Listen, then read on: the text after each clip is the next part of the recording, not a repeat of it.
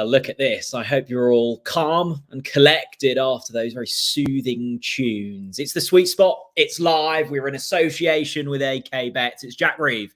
It's Steve Palmer with coverage of round 4 of the Masters. Mr. Palmer, you're looking incredibly smart. I feel somewhat underdressed. You are a man in form and clearly ready for what should be a spectacular evening. That's very kind of you, Jack. Yeah, have you not got a spare blazer in the cupboard? I thought you'd be a blazer man. I think, I might get one out later. I think for the moment, could get a bit warm, I think, if I have one on at the moment. Have a little dig around. This is my green jacket, which has not been out the wardrobe for 2 years. The last time it was worn was 2 years ago when we were supporting Scottie Scheffler on this very night. So, I'm hoping history repeats itself and we can cheer Scottie Scheffler to victory. But, it's not going to be easy. There's a lot of good players behind him, but we're hopeful.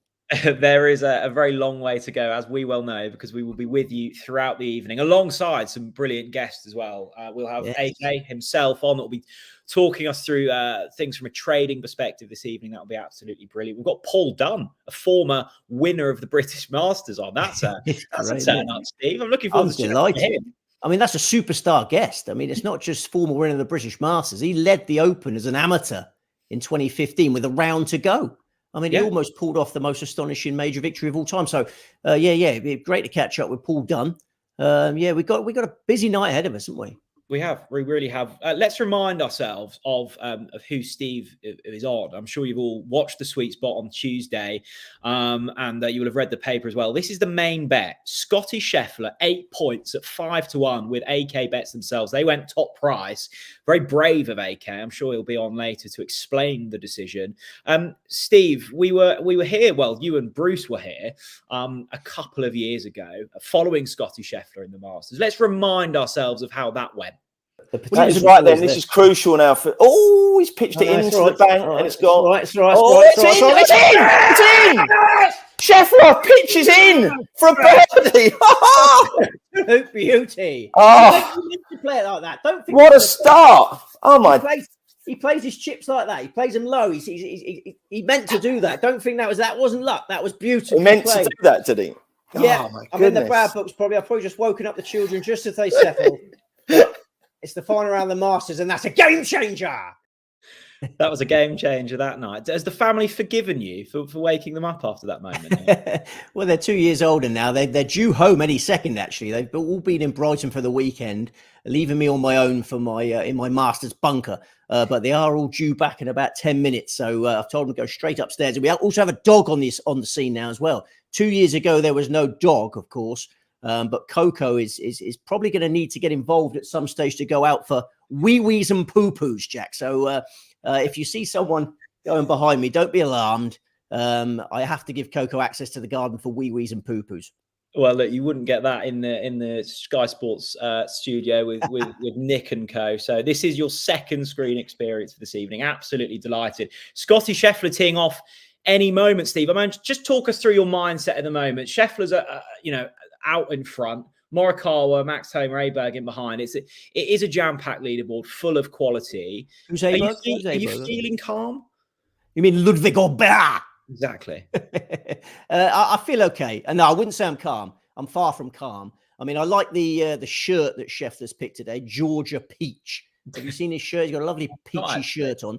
The 2 balls bet's going astonishingly well. I just see Adam Scott holding for birdie there. So Scott and Cameron Smith went for an all Aussie double today. So that's settling me down a little bit because they're both in control. Cameron Smith has made an eagle at the second hole. It's our first bit of reportage. So there's eagles out there today. I think the course is set up a lot more straightforward today. I looked at the pin positions earlier, very generous as always.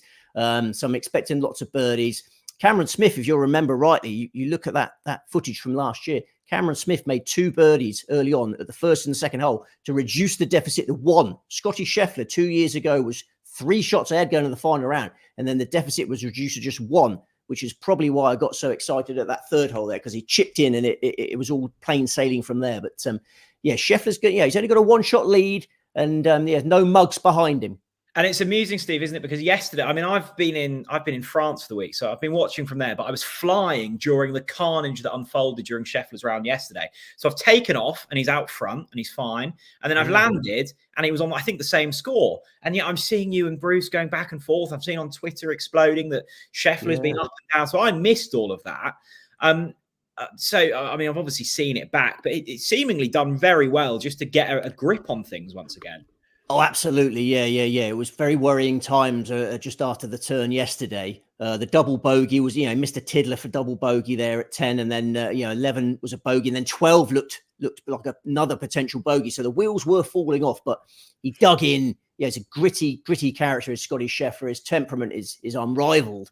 And he settled down nicely. And you saw some rare emotion on the 13th hole. When he eagled the 13th hole, there was a little fist pump. He doesn't give much away, does our Scotty. But he knew how important that was, because from that eagle onwards, regained control of the tournament. Brilliant on the 18th hole. The 18th hole, the hardest hole on the golf course yesterday. Scheffler played it to perfection, and he's given him that little buffer. And here he is now in his peach shirt, looking as cool as a cucumber. Meredith is keeping her legs crossed for us. No baby is emerging, and he's all ready for action. Hopefully, if Meredith does go into labour now, she just won't tell him.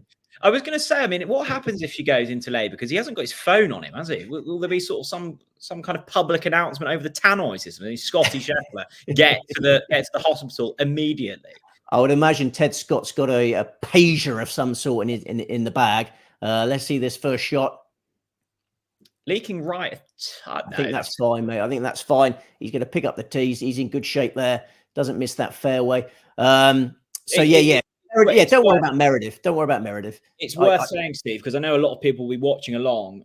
We should probably do a little sync for everyone. So let's say when Morikawa makes contact with the golf ball, what should our signal be? A clap of the hands, a nod of the head? Let's get some visuals in as well. What about a slap of the head? So then you've got the visual and the audio. Yeah, so slap your head as hard as you can when Collin Morikawa makes contact with his golf ball. Not too hard, because we've still got 5 hours of broadcasting left. So if you're watching, don't worry about Meredith. Don't worry about Meredith, because we'll slap our head when Morikawa strikes the golf ball. There we go.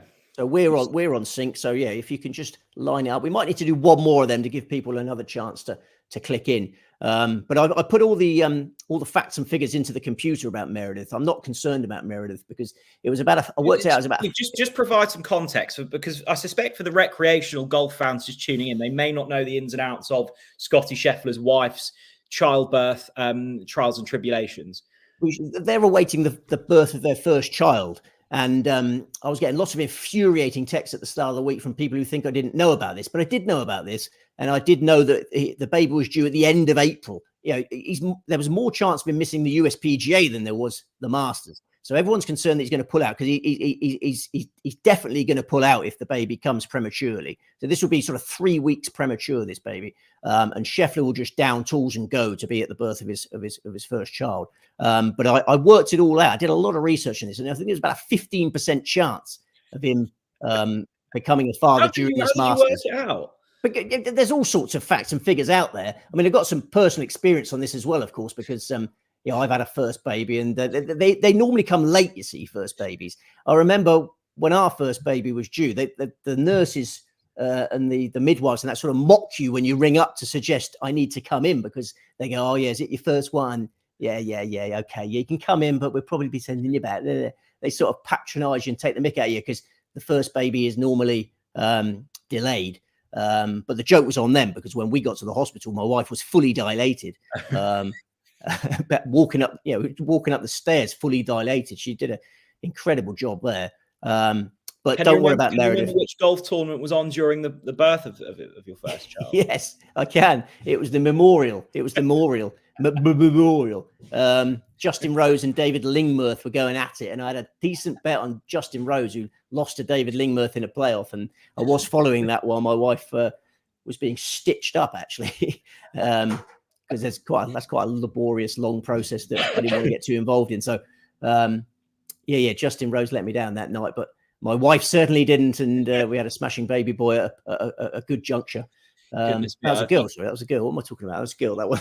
I fear we may have peaked slightly early. So all the players are out. Steve, I must say it started relatively well. I've seen Berg, and I think Homer missed relatively makeable putts. Yeah, he pulled it, didn't he? Pulled it. Yeah, sorry. I mean, we probably should be providing some sort of commentary, but we've got so many guests. It's hard not to get excited about all these guests, isn't it? But yeah, Homer missed a good chance there. DeChambeau's made a poor start. I'm very disappointed with that. I'm really hoping DeChambeau can finish in the top 8. How's Straka getting on? You're the leaderboard man. I'm just focusing on the pictures. Look, we'll get the prices with AK shortly. Obviously, Scottie Scheffler is still resounding favourite, but he's a tightly bunched pack in behind. Let's take a look. I mean, the 2 balls going well, Steve. You advised Cam Smith and Adam Scott, didn't you? And yes, it was going horribly wrong after the first hole for Adam Scott, but that soon turned around. Yes, marathon, not a sprint. Yeah, the all-Aussie double, as far as I know, is going extremely well. Is Scheffler's approach shot to the first. Prime position, 9-iron, 161 to the pin. It's just a remarkable swing that Scottie Scheffler's got. He's eyeing it up. He's holding the pose. No, stop. Spinning off the green, is it? Yeah, that's disappointing. This has been the weakness. Incredibly, this has been the weak department of his game this week. His approach play has been a bit scratchy. That was a really poor golf shot. He was eyeing it up. He looked like he liked it, Steve, but that's landed probably 20 yards short of his landing zone, I would have thought there. I agree with you, but the good news is, Jack, that his scrambling has been amazing. The best department of his game this week has been his scrambling. He's been chipping superbly, but his putting's been average. He's not been putting very well, really, but he never really needs to. But his approach play's been a bit scratchy. His driving's been great. Don't worry. He'll chip and putt that, and we'll be on our way. Oh, look, Bobby Evans is on the scene. Yeah, Bobby Evans, great to see you. And thanks to everyone tuning in. And we must say, please do get in touch with us via the comment sections. We will read out, hopefully. Oh, he's having a baby. Yeah, Bobby says, essential viewing on a Sunday. Let's go, fellas. Come on, the chef, having a baby this week. If he wins, don't know whether to call it Steve or Scotty. Wow. Yeah, you got 2. You could have a middle name, couldn't you? Yeah, you could go Scotty Palmer Evans. That would be a good one. Scotty Scotty Evans. Yeah, both got nice Steve Evans reminds me of the old Leeds boss. Kind of Steve Evans, can you? Well, we've got to see if it's a boy or a girl first, haven't we, Bobby? So, yeah, let us know if you already know that, and then we'll confirm. I would have hoped if he's naming either Scotty or Steve, it won't be a girl. But you never know. Wow. You never know. 50-50. What's the forecast that Augusta saying today, Steve? Because by the look at things on one, the pin is not moving at all. No, it's set fair. There's hardly any wind in this forecast, and sunshine, blazing sunshine, a high of 29 C. Now, there's no excuses. It's just that, and they've watered the course, of course, overnight. We must mention that they watered the course. The Augusta bigwigs like to see birdies on Masters Sunday. Saturday's traditionally the day when they make things tough, and they did yesterday. Despite the good weather, it was firm, fast, and difficult, wasn't it? Hardly any rounds in the 60s yesterday. But today they want to see birdies. We want to see birdies, and it looks like everyone apart from Bryson DeChambeau on that leaderboard is making birdies, much to my chagrin. That was a lovely link, Steve, because of course, it's not just Scottie Scheffler on. You advised a bet on Bryson DeChambeau, hit the front early on. He's got these new irons in play that everyone's talking about. It's faltered slightly until 18 yesterday and kind of got himself back into the mix, holding out from the fairway. I mean, he's just, love him or hate him, you can't take your eyes off him, can you? He's just a fascinating character. He's definitely more mature now. He turned 30 not that long ago, and he seems a much more balanced, well-rounded character. In the media conferences, there's even some self-deprecation at times. And when he first came onto the scene, he was quite difficult to like, wasn't he? Yeah, he's a very, very, very brash character, cocksure. But he's mellowed a bit, and I like him a lot more now. But yesterday was disappointing, but he kept himself in it with that hold shot at 18. He's still got potential to win this tournament, but he's got to get something out of the second, and I'm not sure how he's getting on the second. Can you tell me, is he teed off on the second? Not sure. I mean, how Scheffler's at 7, Steve. What's the kind of minimum score at the moment you have to be in with a chance? Scheffler maybe at 2. Is he still in with a sniff? I didn't think so. No. I made it a 5-runner race before play commenced today. I'll stand by that despite Cameron Smith's fast start. I think Scheffler will get to 10 under par, and I think Scheffler gets to 10 under par, and that wins the golf tournament. I think that'll be enough. And that'll also get AK bets a little bit twitchy because we tipped the winning score to be -10 or -11, didn't we, pre-tournament? So I'm hoping that'll be a double whammy for our sponsors. AK may well be regretting the sponsorship of Sweet Spot if Scheffler does go in this week. Morikawa in second, Steve's an interesting one, isn't he? Just seems to time his runs in majors really nicely. Of course, he's won a couple already, kind of goes into the wilderness a bit, and then the Masters comes and back he is again. Well, all the slam talk, all the career Grand Slam talk, of course, this week centered around Rory McIlroy, who's been disappointing again. But if Colin Morikawa wins tonight, then he'd be one leg away from the career Grand Slam. Here's DeChambeau, third shot to the par 5. Okay, we could be in business here. Not one of his strengths, though. It's funny My watching eyesight is poor, and I'm not. Here it comes. It's not going to get there, though, is it? He's so stiff, isn't he? Around on his kind of chipping. I love watching Shane Lowry. He's quite floppy, Shane, and he kind of just maneuvers the ball. But you like a floppy chipper, don't you? You like a floppy chipper. Here we go. This man knows how to chip. Oh, this looks good, Steve. Well, it's an early tester, isn't it? My word, that's an important golf putt. That is an important golf putt. I think he's put that. I mean, on that camera angle, I've just seen. It's very missable. It's very missable. I mean, that is an early tester. I mean, that will settle everything. I mean, that's a crucial part. We'll come to that. What are we talking about? Colin Morikawa. I mean, let's say we've got DeChambeau and Scheffler, two chips close to each other. Then Scheffler with what would you say that is, about 5 foot, 6 foot on the first for par? I mean, it was the approach shot that let him down, wasn't it? Scheffler for eagle. We could do without this. I still don't think he's in this, but I could do without this going in just to take him out of my mind. Second hole, that's okay. Yeah, that's weak. That's weak. Yeah, Morikawa was really poor last week in the Texas Open, wasn't he? He didn't give any clues coming into this that he was going to be a huge factor, because approach play obviously is his great strength, but this year it's been poor. Yesterday, when he got a chance to really take a stranglehold of the event, you mentioned the Scheffler wobble. Morikawa had a great chance to press on, and the putter let him down. I'm pretty confident. Here we go. This will tell us how Morikawa was feeling with the blade. Yes, that was wishy-washy. It was pathetic, in fairness. And I think that'll be the club that lets Colin Morikawa down today. And he changed putters after round 1, we must mention. He's got that's poor as well. I mean, DeChambeau putted abysmally yesterday. He's going to be fuming to not birdie the second hole there, because there's not that many great birdie chances. The second is one of them. The 8th would be his next one, unfortunately. Well, the third. No, he can make a birdie at the third. He can almost drive that green. Sorry, Jack, I'm rambling. It's funny, isn't it? Because we've seen parts there from DeChambeau, Morikawa, and a couple of others that just leaving them slightly short. You described it as pathetic.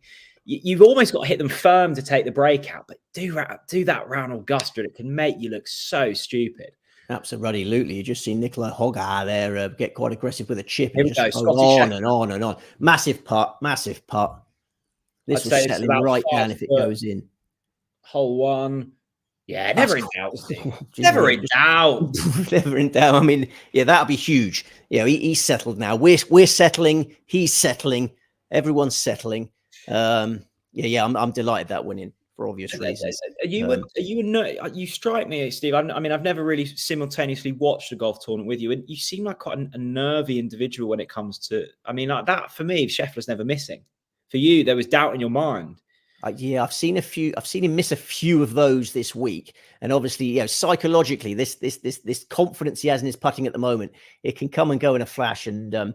That honestly, that was so important that he got that one in. If he missed that, we could have had issues. It could have sent Meredith into labour through the nervous tension going through her body. That was absolutely huge. And here he is on the second tee. Steve, let's bring in a dear friend of ours and the sponsor of the show, AK. He's going to be updating us with the prices throughout the evening. AK, I think you're on mute at the moment, and I will tee you up by saying there were two. You're on mute. Oh, Scheffler's in the bunker. AK, I suspect you were hoping Scheffler may miss that one. A nervy start for him.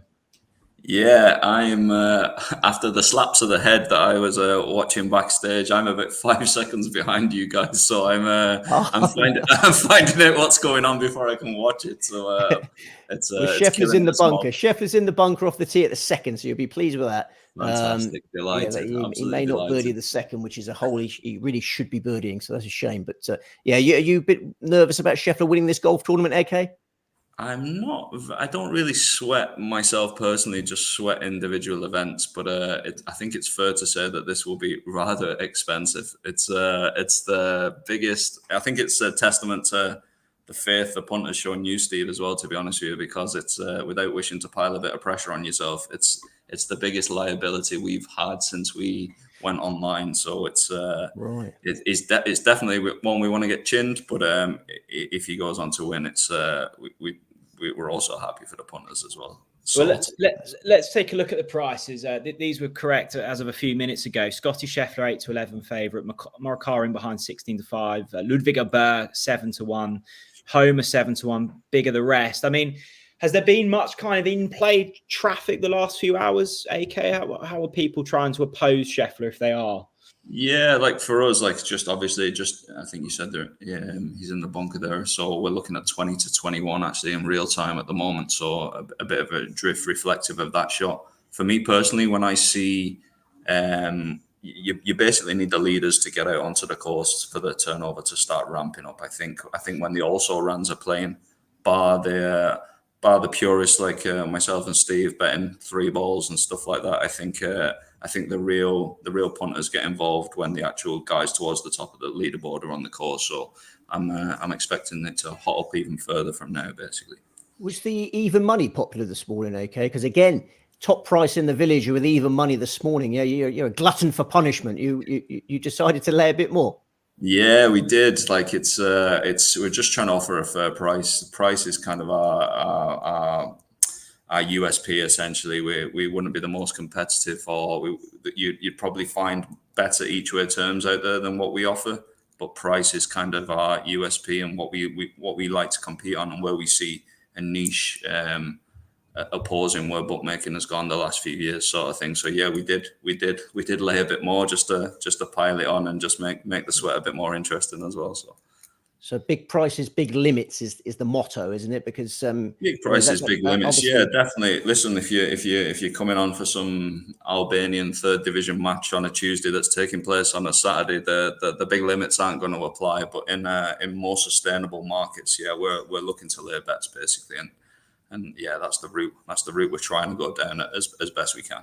Do you bet Russian table tennis? I've got a good source on Russian table tennis.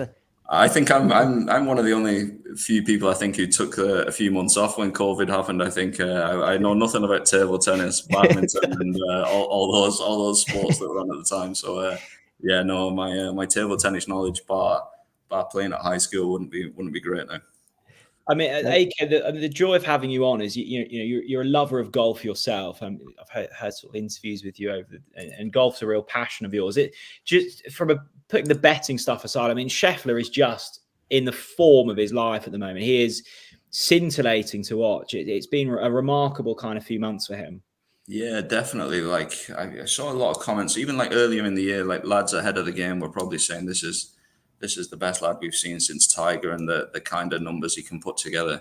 And I just kind of wasn't a believer at that stage. And like Tiger is God as far as I'm concerned.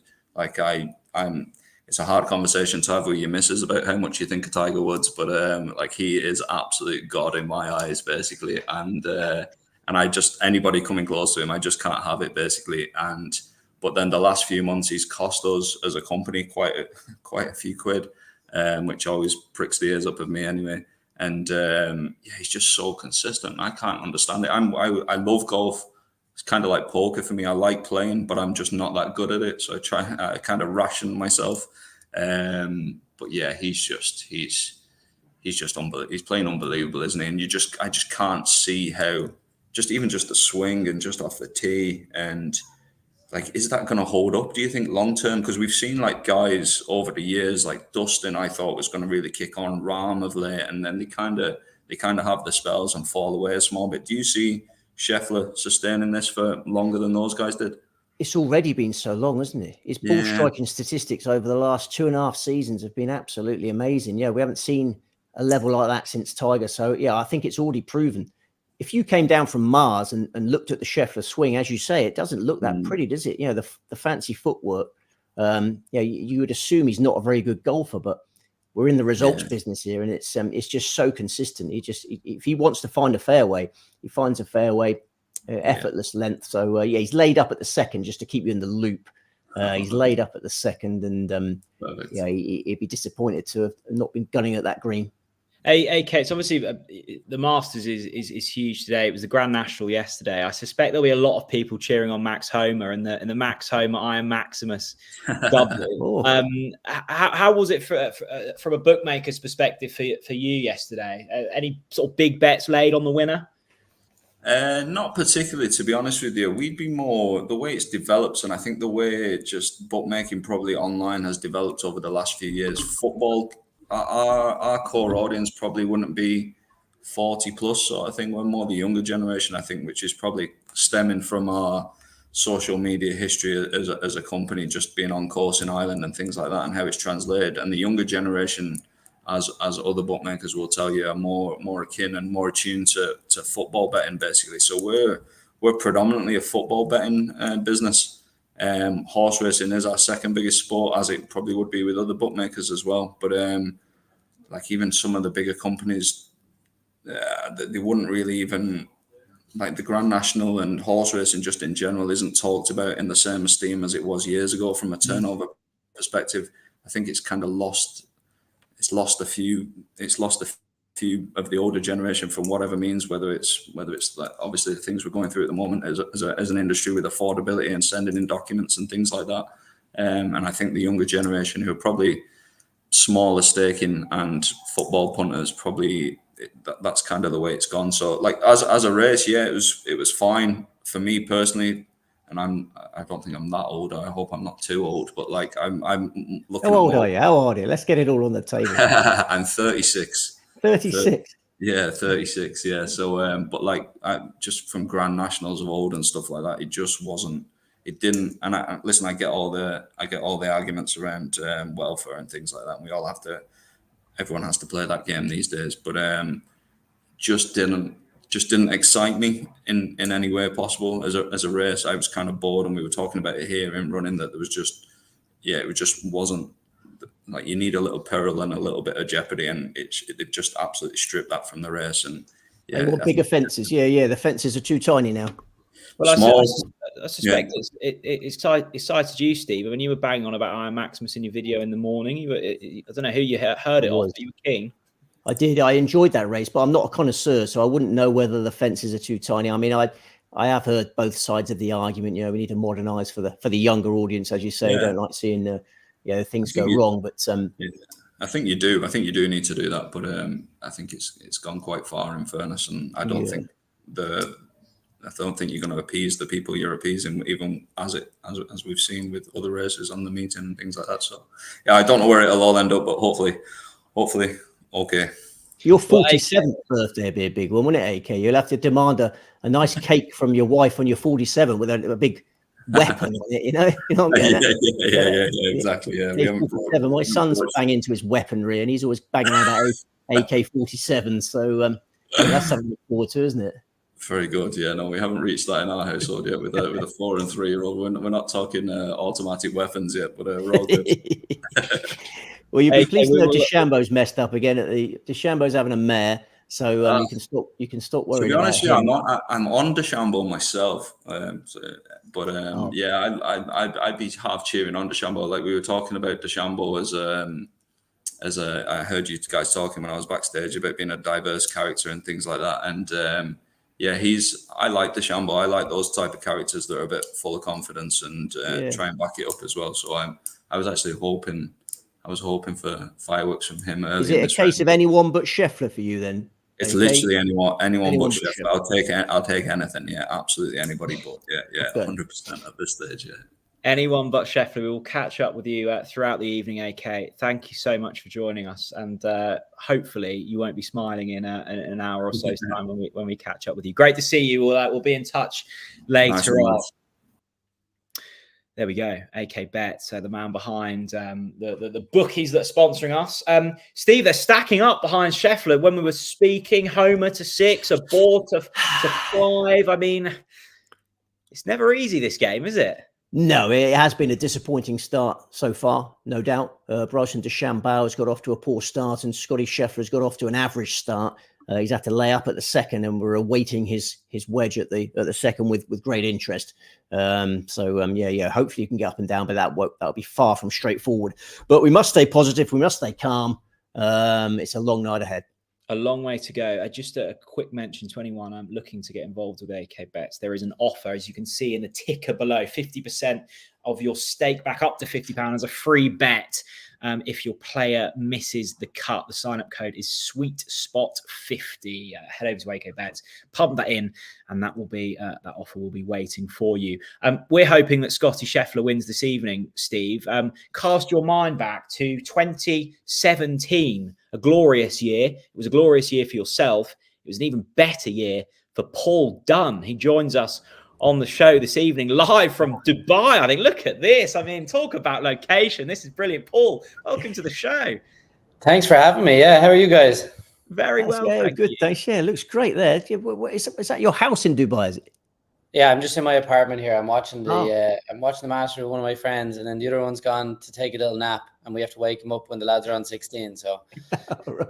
That's a long nap then. That's a long nap. Yeah. How are you? Yeah. The 2017 British Masters. Let's talk about that, Jack, because that was wonderful, wasn't it? We enjoyed that one. Well, let's pull up some graphics as we've gone back through the. I mean, there's the man himself swinging freely. I was watching back just to remind myself that final round today. It was an incredible round. And Steve, I mean, you predicted it in the paper, 66-1. There you go. You can see down there, Paul Dunne, 66-1, and went on to win the British Masters. I mean, it'll be nice to get the two sides of this story, one from a betting perspective and one from the man who was in the moment. It still must be so fresh in the memory, Paul. It was a huge win. Just talk us through that day and what was going through your mind at that time. Yeah, I think you'd be doing well to get me at 66-1 for the monthly medal at the minute. But yeah, no, Joe, it does feel like quite a long time ago. But my game was obviously good, and I was going into it. I was confident.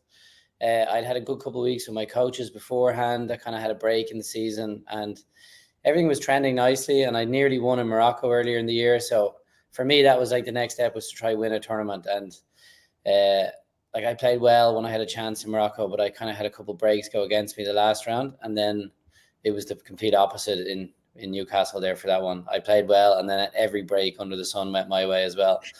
So yeah, it was pretty cool. Yeah, paid for the apartment. You get those breaks when you got the short game. You had an amazing short game. You probably still have got an amazing short game. But I remember Paul Dunne, rising star of the game. And your short game, your chipping and putting was absolutely mustard, wasn't it? And it probably still is. Yeah, it's always been a strength for me. Short game's never really been anything I have had to worry about, and I never really had to put too much time into it practicing. Either it was just one of those things that came quite naturally.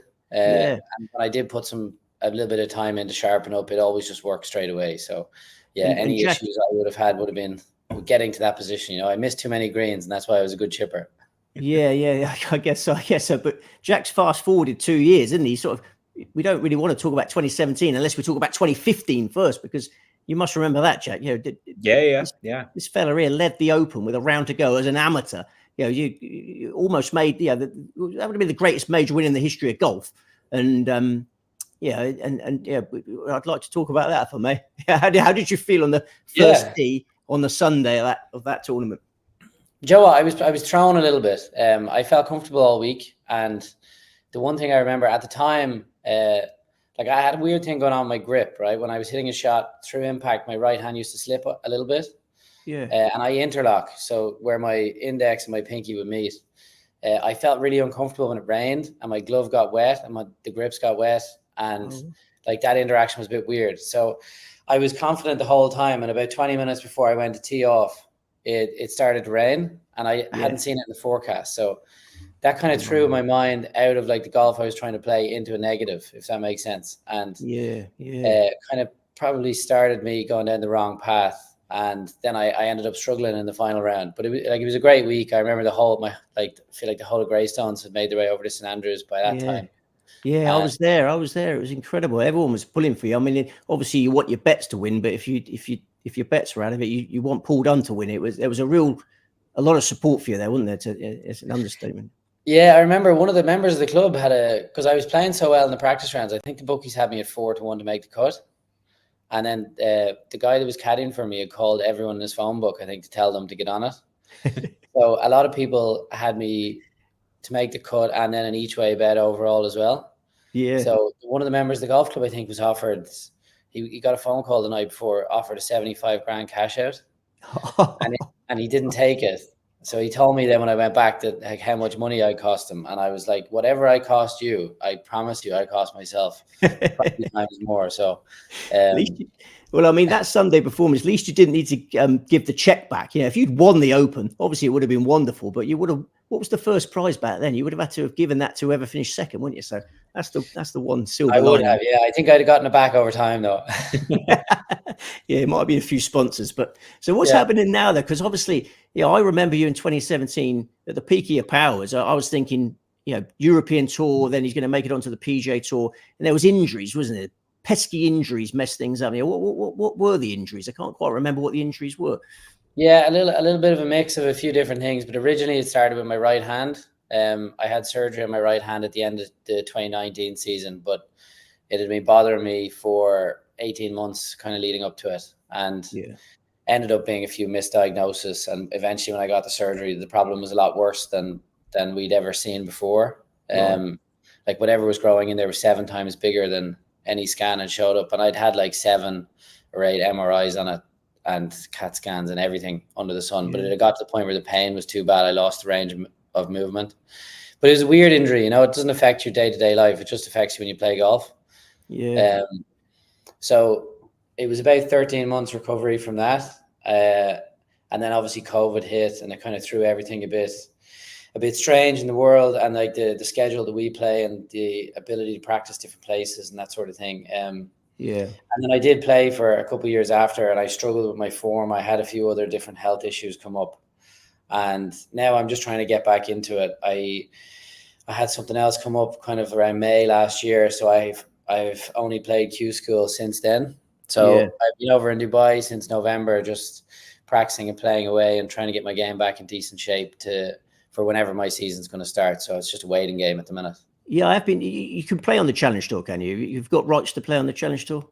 Yeah, kind of conditional, and I've got a little bit of conditional main tour status I still have that past winners category, so I'll get in a few events, but be very spotty here and there. So I'll kind of have to choose and then play some qualifiers, and that sort of thing. So it's very up in the air on exactly what I'll get into. So that's why I'm healthy over here where the weather's good. I'm healthy. I'm ready to go. My game's actually in pretty good shape. So nice one. We will keep an eye on Paul Dunne. We will keep an eye on Paul. Ready to go. Okay, no. We'll look out for you. And have you still got massive thighs? Because whenever you were on tour, you definitely won the award for the biggest legs. They're still there. I think I got to 14. I just started to grow out instead of up. So yeah, they're genetic. The biggest legs on tour, Jack. You'll know what I'm talking about when check it out on the Google. Well, I mean, Steve and I often sit here. We're previewing tournaments week in, week out, and we often giggle when sort of referred to as low grade, European Tour events or DP World Tour events, and then you look through the field and you go, oh my goodness, like the quality of some of these players that are, struggling to make cuts in the lower grade events. I mean, the depth now in the game is just ridiculous. Yeah, absolutely. Like the standard of golf is always improving, I think. Like as technology improves and then people's awareness of what's going on, coaching is improving. And then just being able to watch it, when you see people do well, it kind of ups everyone else's game around them, especially if you know the person. But there's also like golf it's such a roller coaster sport. There's so many highs and lows that you see big names and they go through difficult patches, and then it almost looks like everybody else is better because the people coming through are beating them, and they're just in kind of one of their dips in form. So it's an interesting watch, but it's the ultimate carrot at the end of the stick sport, because so many people can shoot 64, 65, but the ones that get paid are the ones that do it every week, and they do it on Sunday as well. Absolutely. So you're based out in Dubai now. I mean, just the weather and the courses out there are so good. Is that kind of where you're basing yourself nowadays? Yeah, I kind of go between here and Ireland. Okay. Depending on, I never really have a plan of exactly when I'm going to come here and then when I'm going to go home. Usually when it starts to hit about 40 degrees here, it gets a little bit unbearable. So then I make my way home. Or when our schedule is more back in Europe and the travel is easier from Dublin. But I've been here since November. I've been here about 6 months now this year, and I'll probably come home in the next few weeks. My brother just had a baby, and they're moving back to Ireland, so I've got to go meet her for the first time, and then see my family again, and kind of get the season going back in Ireland. But I'm not exactly sure when. Maybe kind of the end of April, start of May. Brilliant. There's still plenty of time to get this career going again, there isn't there, Paul? How old are you? 31. 31. Yeah. 31. Yeah. And you look at Max Homer, what Max Homer's doing there now. He didn't really do anything in his 20s, did he? So take inspiration from Max Homer. Yeah, it's an interesting game. And you see it with Matteo as well. Matteo Manacero in Europe. Yeah. Good fell off the radar for a few years. So I'm trying to pull a bit of inspiration from those guys. Yeah. But it's a long career. If you stick at it, it's a long career, right? 31 is like, I'm by no means young anymore, but I've got another 15 years of good golf in me. If I stay healthy and stay motivated to put the work in. So there's plenty of fields ahead. Yeah. Health is the key, isn't it, Jack? So if you stay healthy, Steve, in the olden days, it used to be mid-30s when you peaked, isn't it? You're probably too young to remember that, Jack. But when I was a boy, it's starting a lot younger now. Yeah, it does seem massively younger now, doesn't it? But in the olden days, 35 was your peak, so you've still got your peak to come.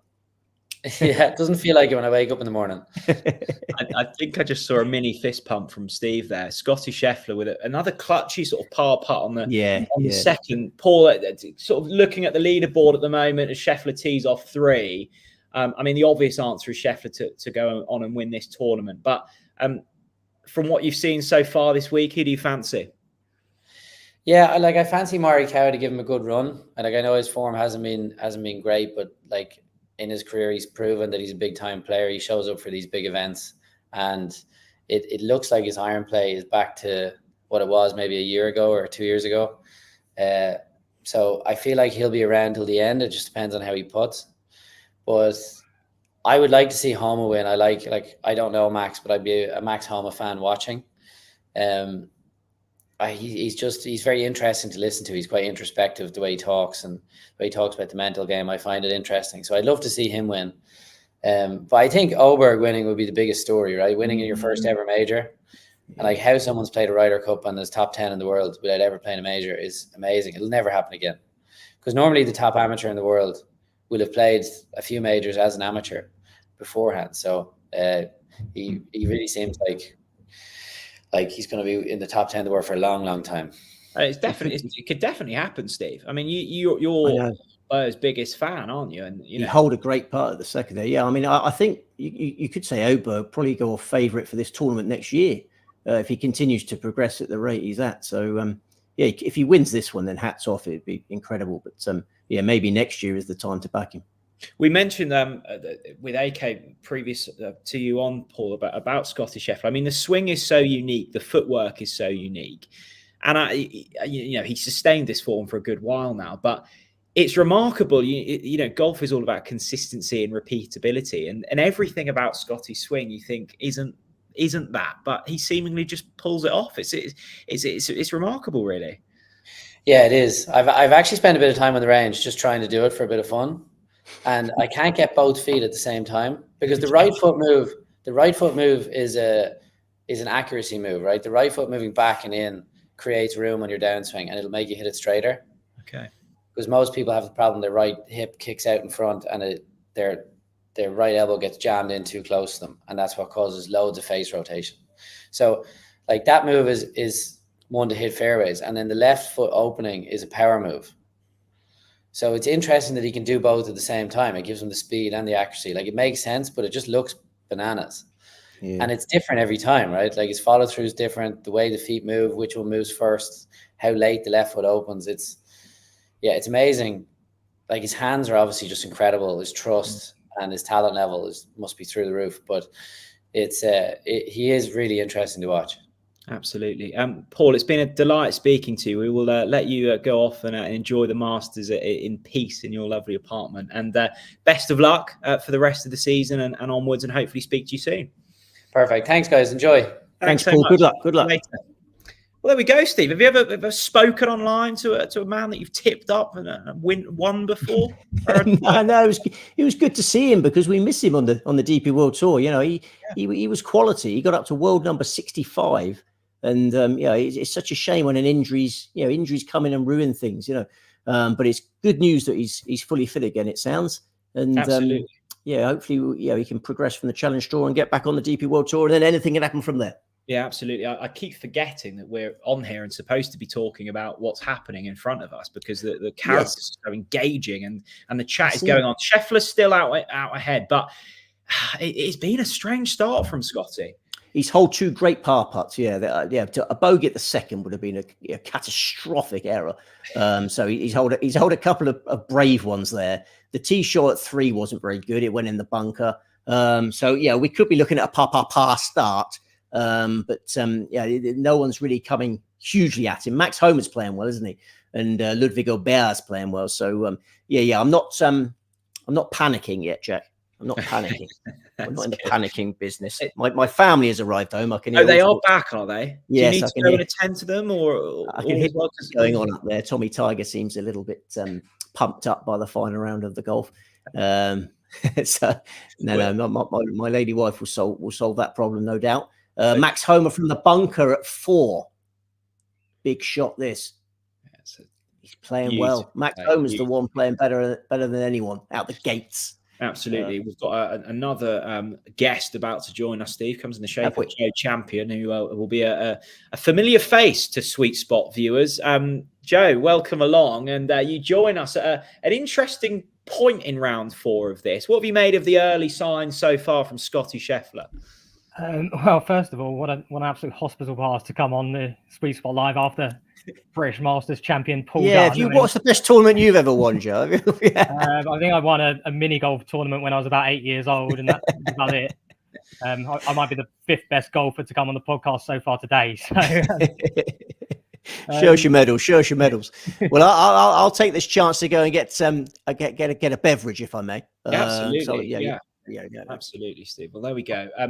Joe, what have you made of the week so far? I mean, Scottie went off favourite. I mean, he's been unbelievable last few months. Round 1, you go, okay, this is going to be almost an inevitability. But there have been signs of weaknesses from our leader so far.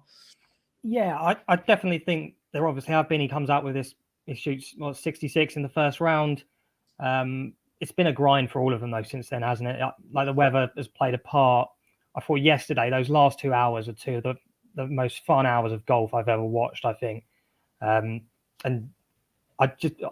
when Scottie made that double bogey on 10, you just thought he's going to grind his way back into it. I didn't think he was going to go away. I was having a chat with a friend of mine who said, he's bottled it, he's gone. I just thought that's not him. I mean, and now we're going to see again what a test of his mettle is today. But I think he's got it in him. Now, he might not go and win from the front. I mean, I'm on him as well. I put him up in my Racing and Football Outlook column. I know, obviously, Steve's been really keen on him for a long time.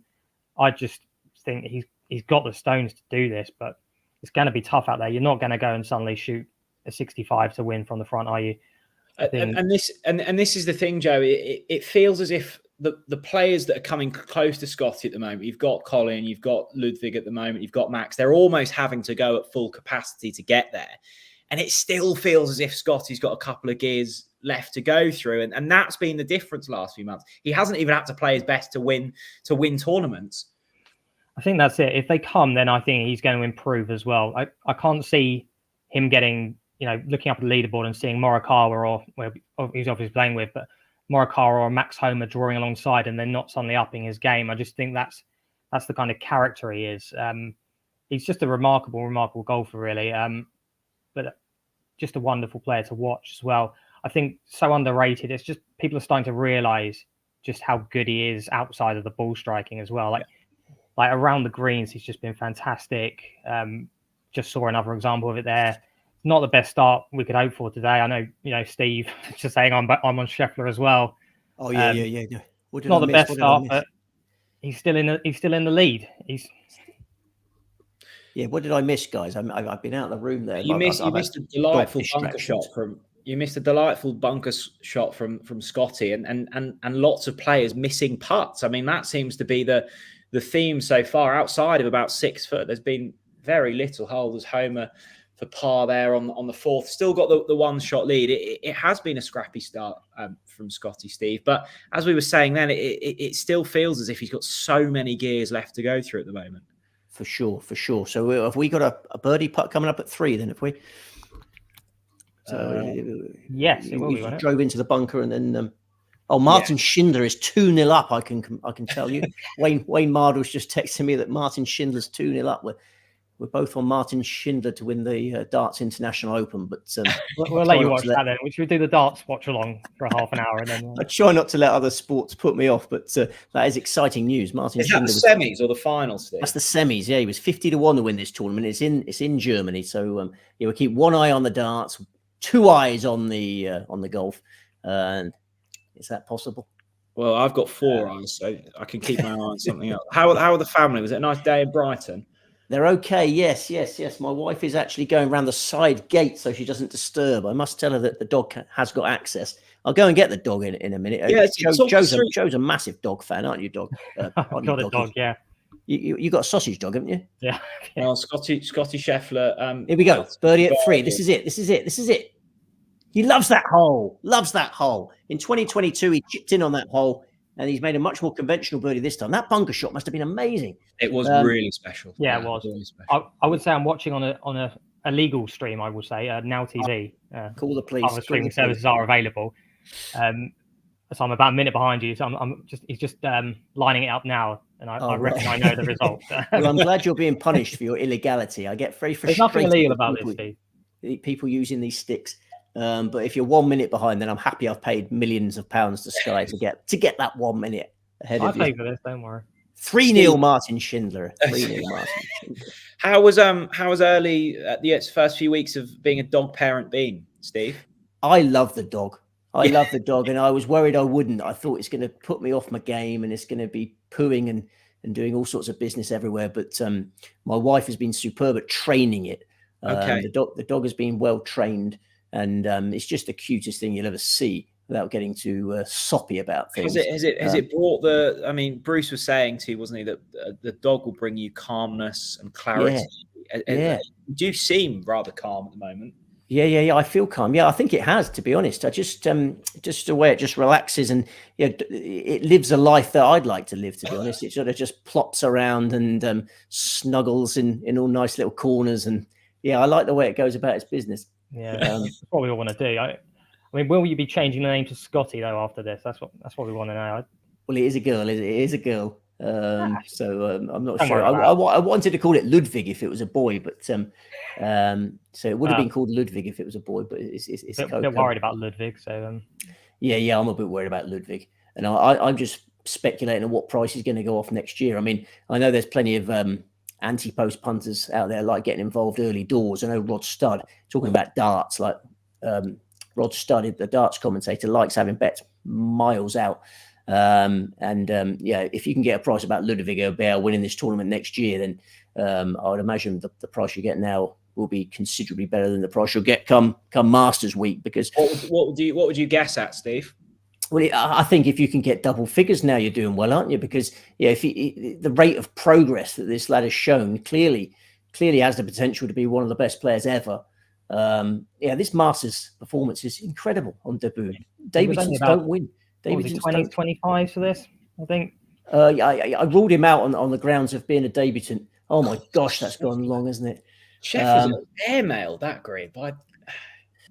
We haven't had a debutant winner since Fuzzy Zeller 1979. I was 1 year old the last time we had a debutant win the Masters, and I don't remember that. You might. Fuzzy Zeller must be absolutely.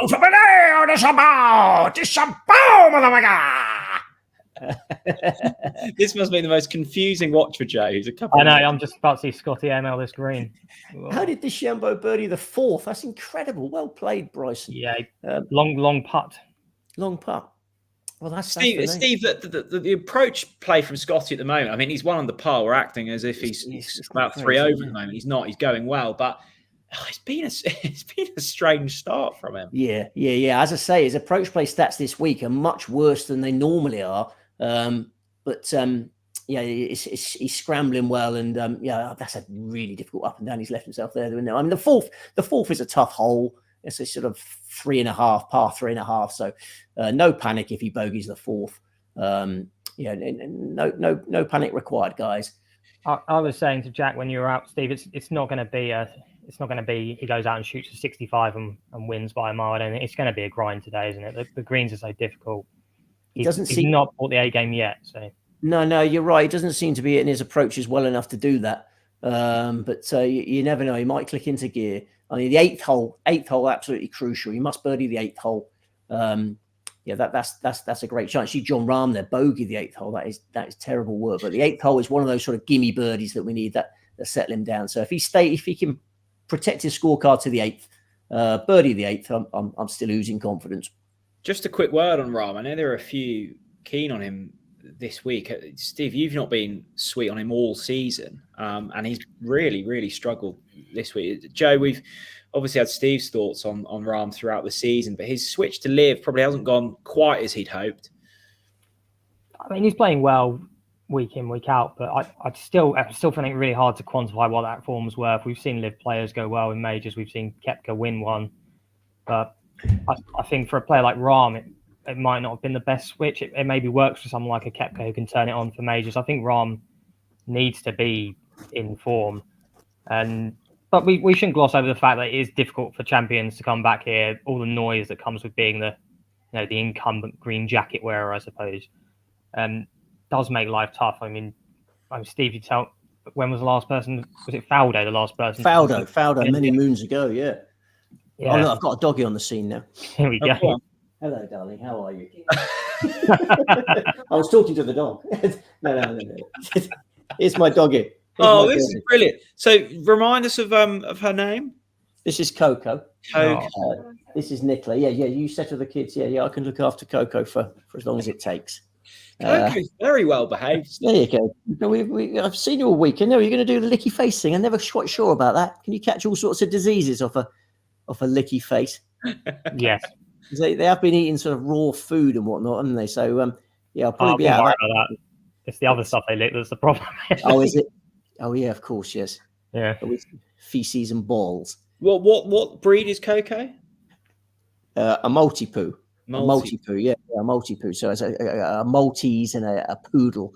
We're talking about you. Is she as soft and fluffy as she looks? Yeah, very soft and fluffy and very tiny.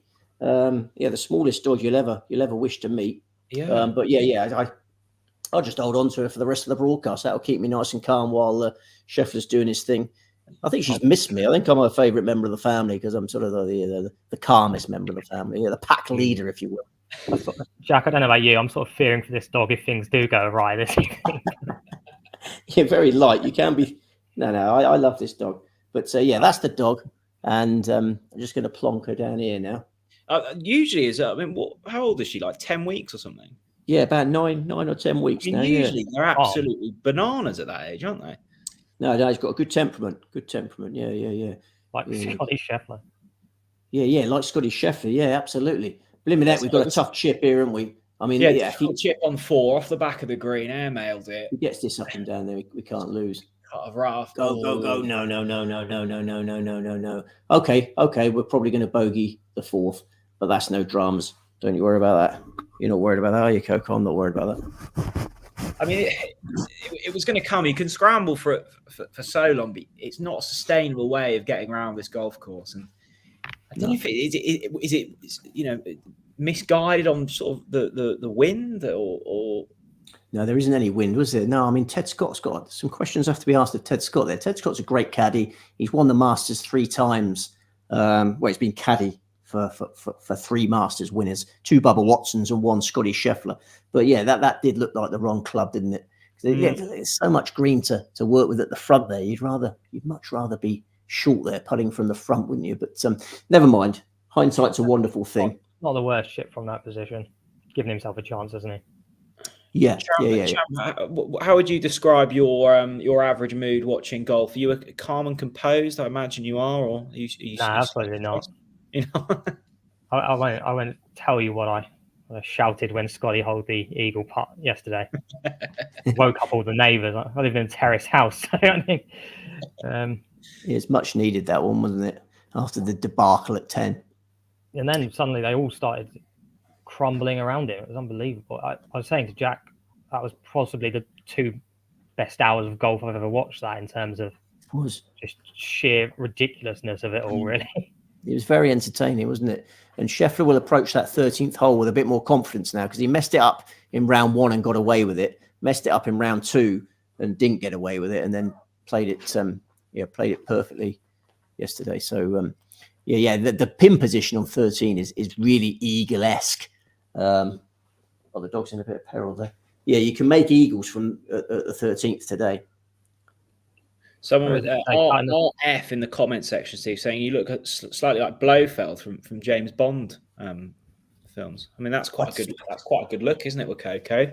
I'm not. I see. Yeah, I know the character he means now. Yeah, absolutely. Yeah, that's a baddie, though, isn't it? If I remember right, is that a baddie? Yeah, but it could be an intimidating look if you're trying to fend off. Come, Mr. Bond. We've been expecting you. Yeah. Come, Mr. Aubert. Here he is again, putting for birdie.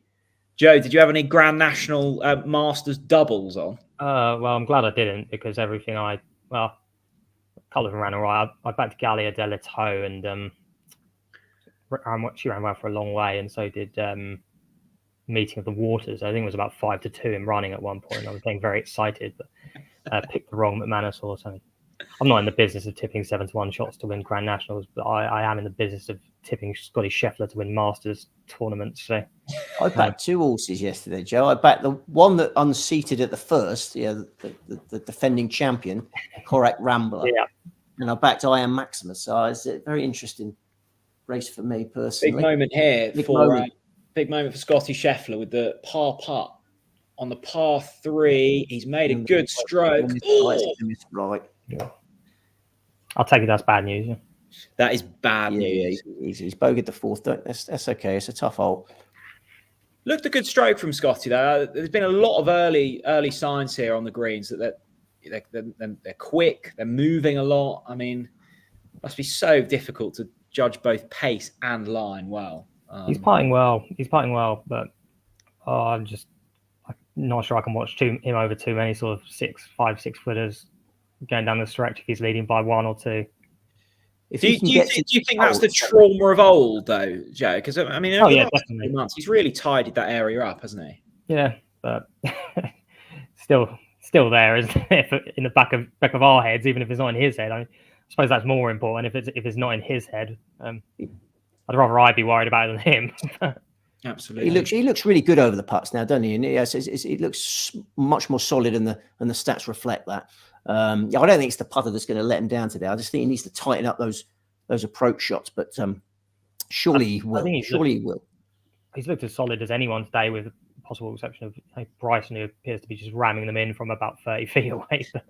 Very strange round from Bryson, isn't it? Poor start, but he's come good on the last 2. So, yeah, Scottie Scheffler's in the lead. I mean, if you're Ted Scott now, you're just saying, okay, we've bogeyed a really tough hole. We're in the lead. We're content, aren't we? We're very content. Yeah, lead is still the same. Joe, we will let you watch the final round of the Masters in peace. Thanks so much for joining us. Try not to wake the neighbours up, and best of luck. We're all cheering on Scottie here. Thanks for coming on, mate. Cheers, Joe. There we go. How's the dog, Steve? Just double check that she's still well and okay. Hasn't entirely settled, if I'm honest. Yeah, she seems to be looking for an escape route. I think probably all this is freaking her out a little bit. It's not the normal scene on the sofa, is it? So yeah, she seems a little bit unsettled, but I am in charge of the dog for the foreseeable future. So hopefully she'll settle down. We've got a very exciting guest about to come on, Steve. Do you know we've had so many exciting guests, haven't we? Do you know who it is? More of a horsey type. More of a horsey type. A horsey type. Is it one of your colleagues? Is it Isterbrack? Imagine that would be a great watch, wouldn't it? Yeah, well, we've got animals everywhere. We might as well have Isterbrack on if it's still alive. No, not Isterbrack. Let's just get him in, and here we go. Isterbrack. Is that the best you could come up with, Barbara? I'm being put off by a 9-week-old puppy, Tom. Is Isterbrack still alive? He's still alive, yeah, but he's about 40. 40, that's all right. We're not ageist on this show. What about Unsinkable Boxer? That's my other favourite. Is that your other favourite? He's 52. He's dead. Those are only 2 horses you know. Yeah. There's about 5 or 6. So how are you enjoying your Masters? I'm loving it. I'm glued here watching it. I'm hoping for your Scottie to come in. Yeah. You normally have some patriotic punts, don't you? Have you on? No, I'm on Abe Oberg a bit. Oh yes, but not much. But a little bit. He's playing well, isn't he? Oh, one heck of a player, and he one heck of a player. I think I've got 3. I think in the next few years, Steve, there's only 3 that can dominate this sport: Scottie, Oberg, and you. My days are done, but yeah, I think you're right. I think Aubert. I mean, if you're saying who's going to be world number 1 at the end of next year, if I put a gun to your head and said world number 1 at the end of next year, how would you react to that gun? Well, if you were holding it, I'd be extremely worried. But I think Ludwig could be world number 1 by the end of next year. I mean, he's just got no weaknesses, is he? His temperament is as good as Scottie Scheffler, yet he's much younger. So, exciting times ahead for Ludwig fans. But I hope you don't have a winner tonight, then. Well, no, I would much rather Scottie won for you boys. That's for sure. But I've got a few quid on him anyway. Tom, I bet you were delighted. You got National Day out of the way. You were hoping for a rest, and then you get the call up for this. I mean, you're constantly on our screens at the moment, aren't you? I was brilliant at the National, wasn't I? I lasted 1 fed. Only 1 horse fell at the first. That was it, wasn't it? Yeah, correct Rambler. Yeah. That was, wasn't it? That was impressive. Whose fault was that? The horse or the jockey? Should we start a witch hunt? I don't know who the jockey was. It's nothing. No horse has fallen at the first fence in any of the races this week, apart from 1. And guess which Muppet was on that one? Oh, blimey. Yeah. So that I Am Maximus looks a good horse, though, isn't it? He won that in the style of a good horse, would you say?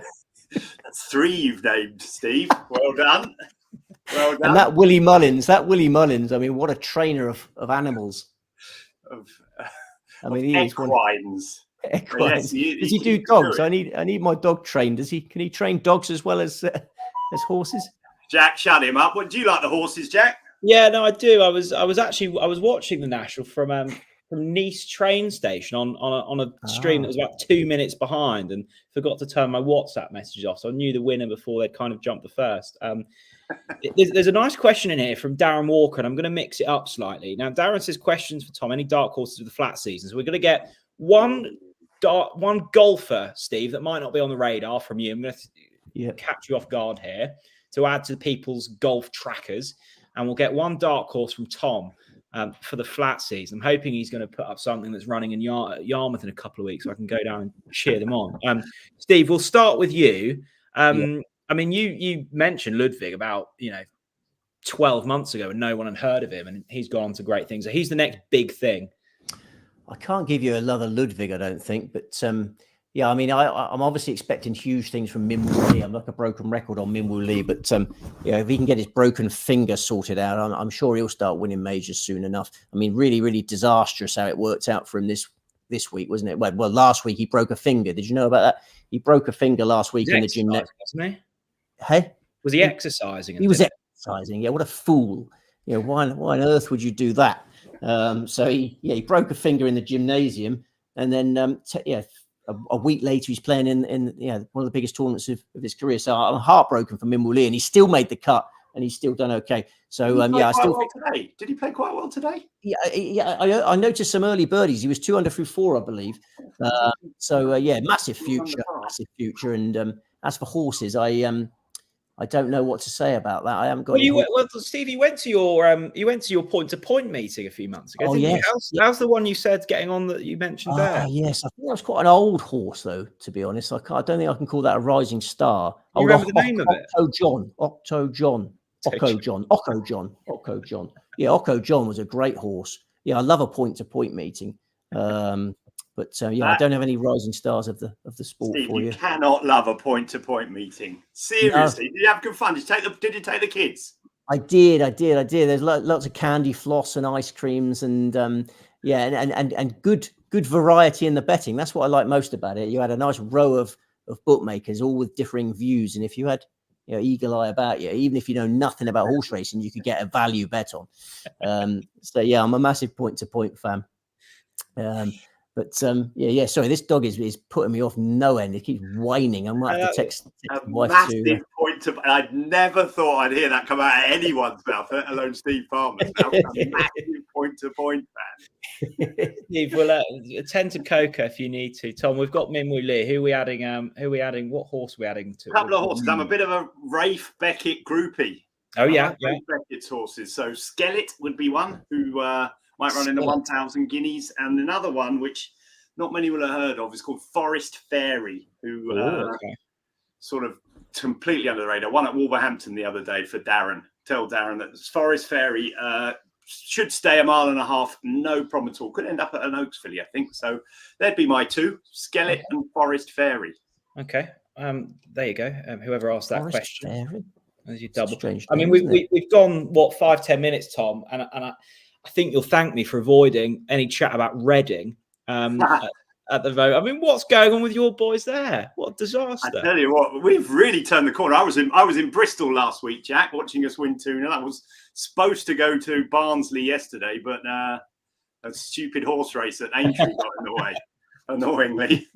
But I'm absolutely loving it at the moment. It's funny because when you're really bad and everything's going wrong, the fans really get together. It's really a great atmosphere at the moment. It's the best it's been for.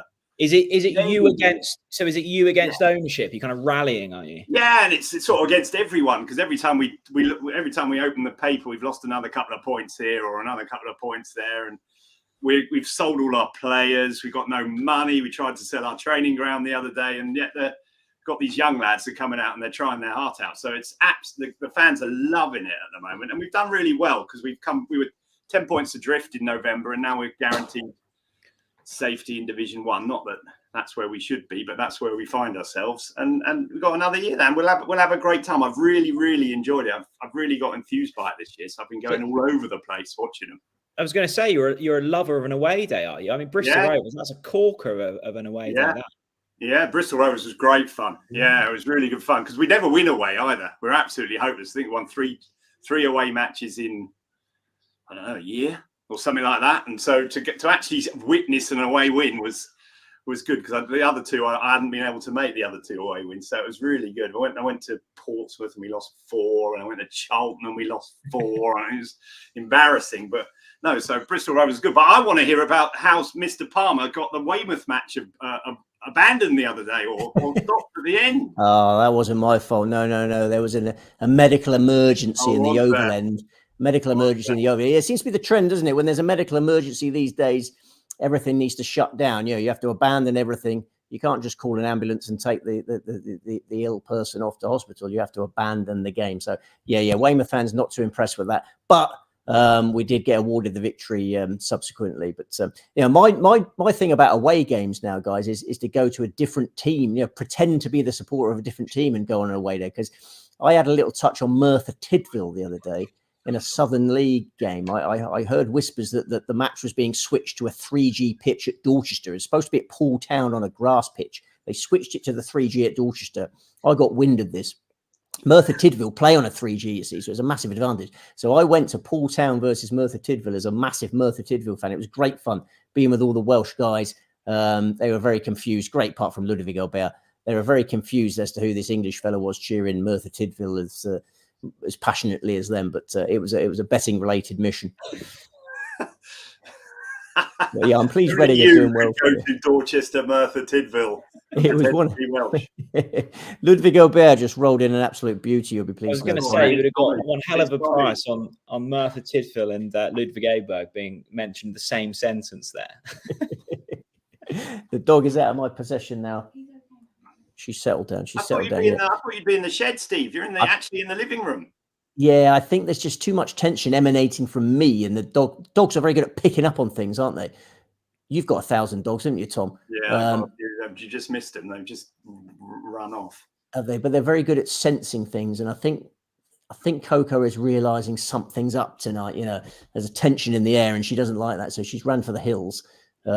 Max Homer's unlucky there, Max Homer.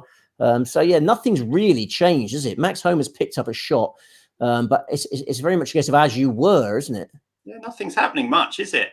No, it's a very static leaderboard, which is. Tom, who would you say has got the most chance out of this pack? I mean, Tommy Fleetwood's lurking. I mean, he'd be a popular winner. He just missed a little one. He just missed a short one, didn't he? But I don't know. I'm hoping Oberg comes, is the man. But deep down, I think Scottie will get his irons dialed in a minute, won't he? And he's putting quite well, isn't he, Steve?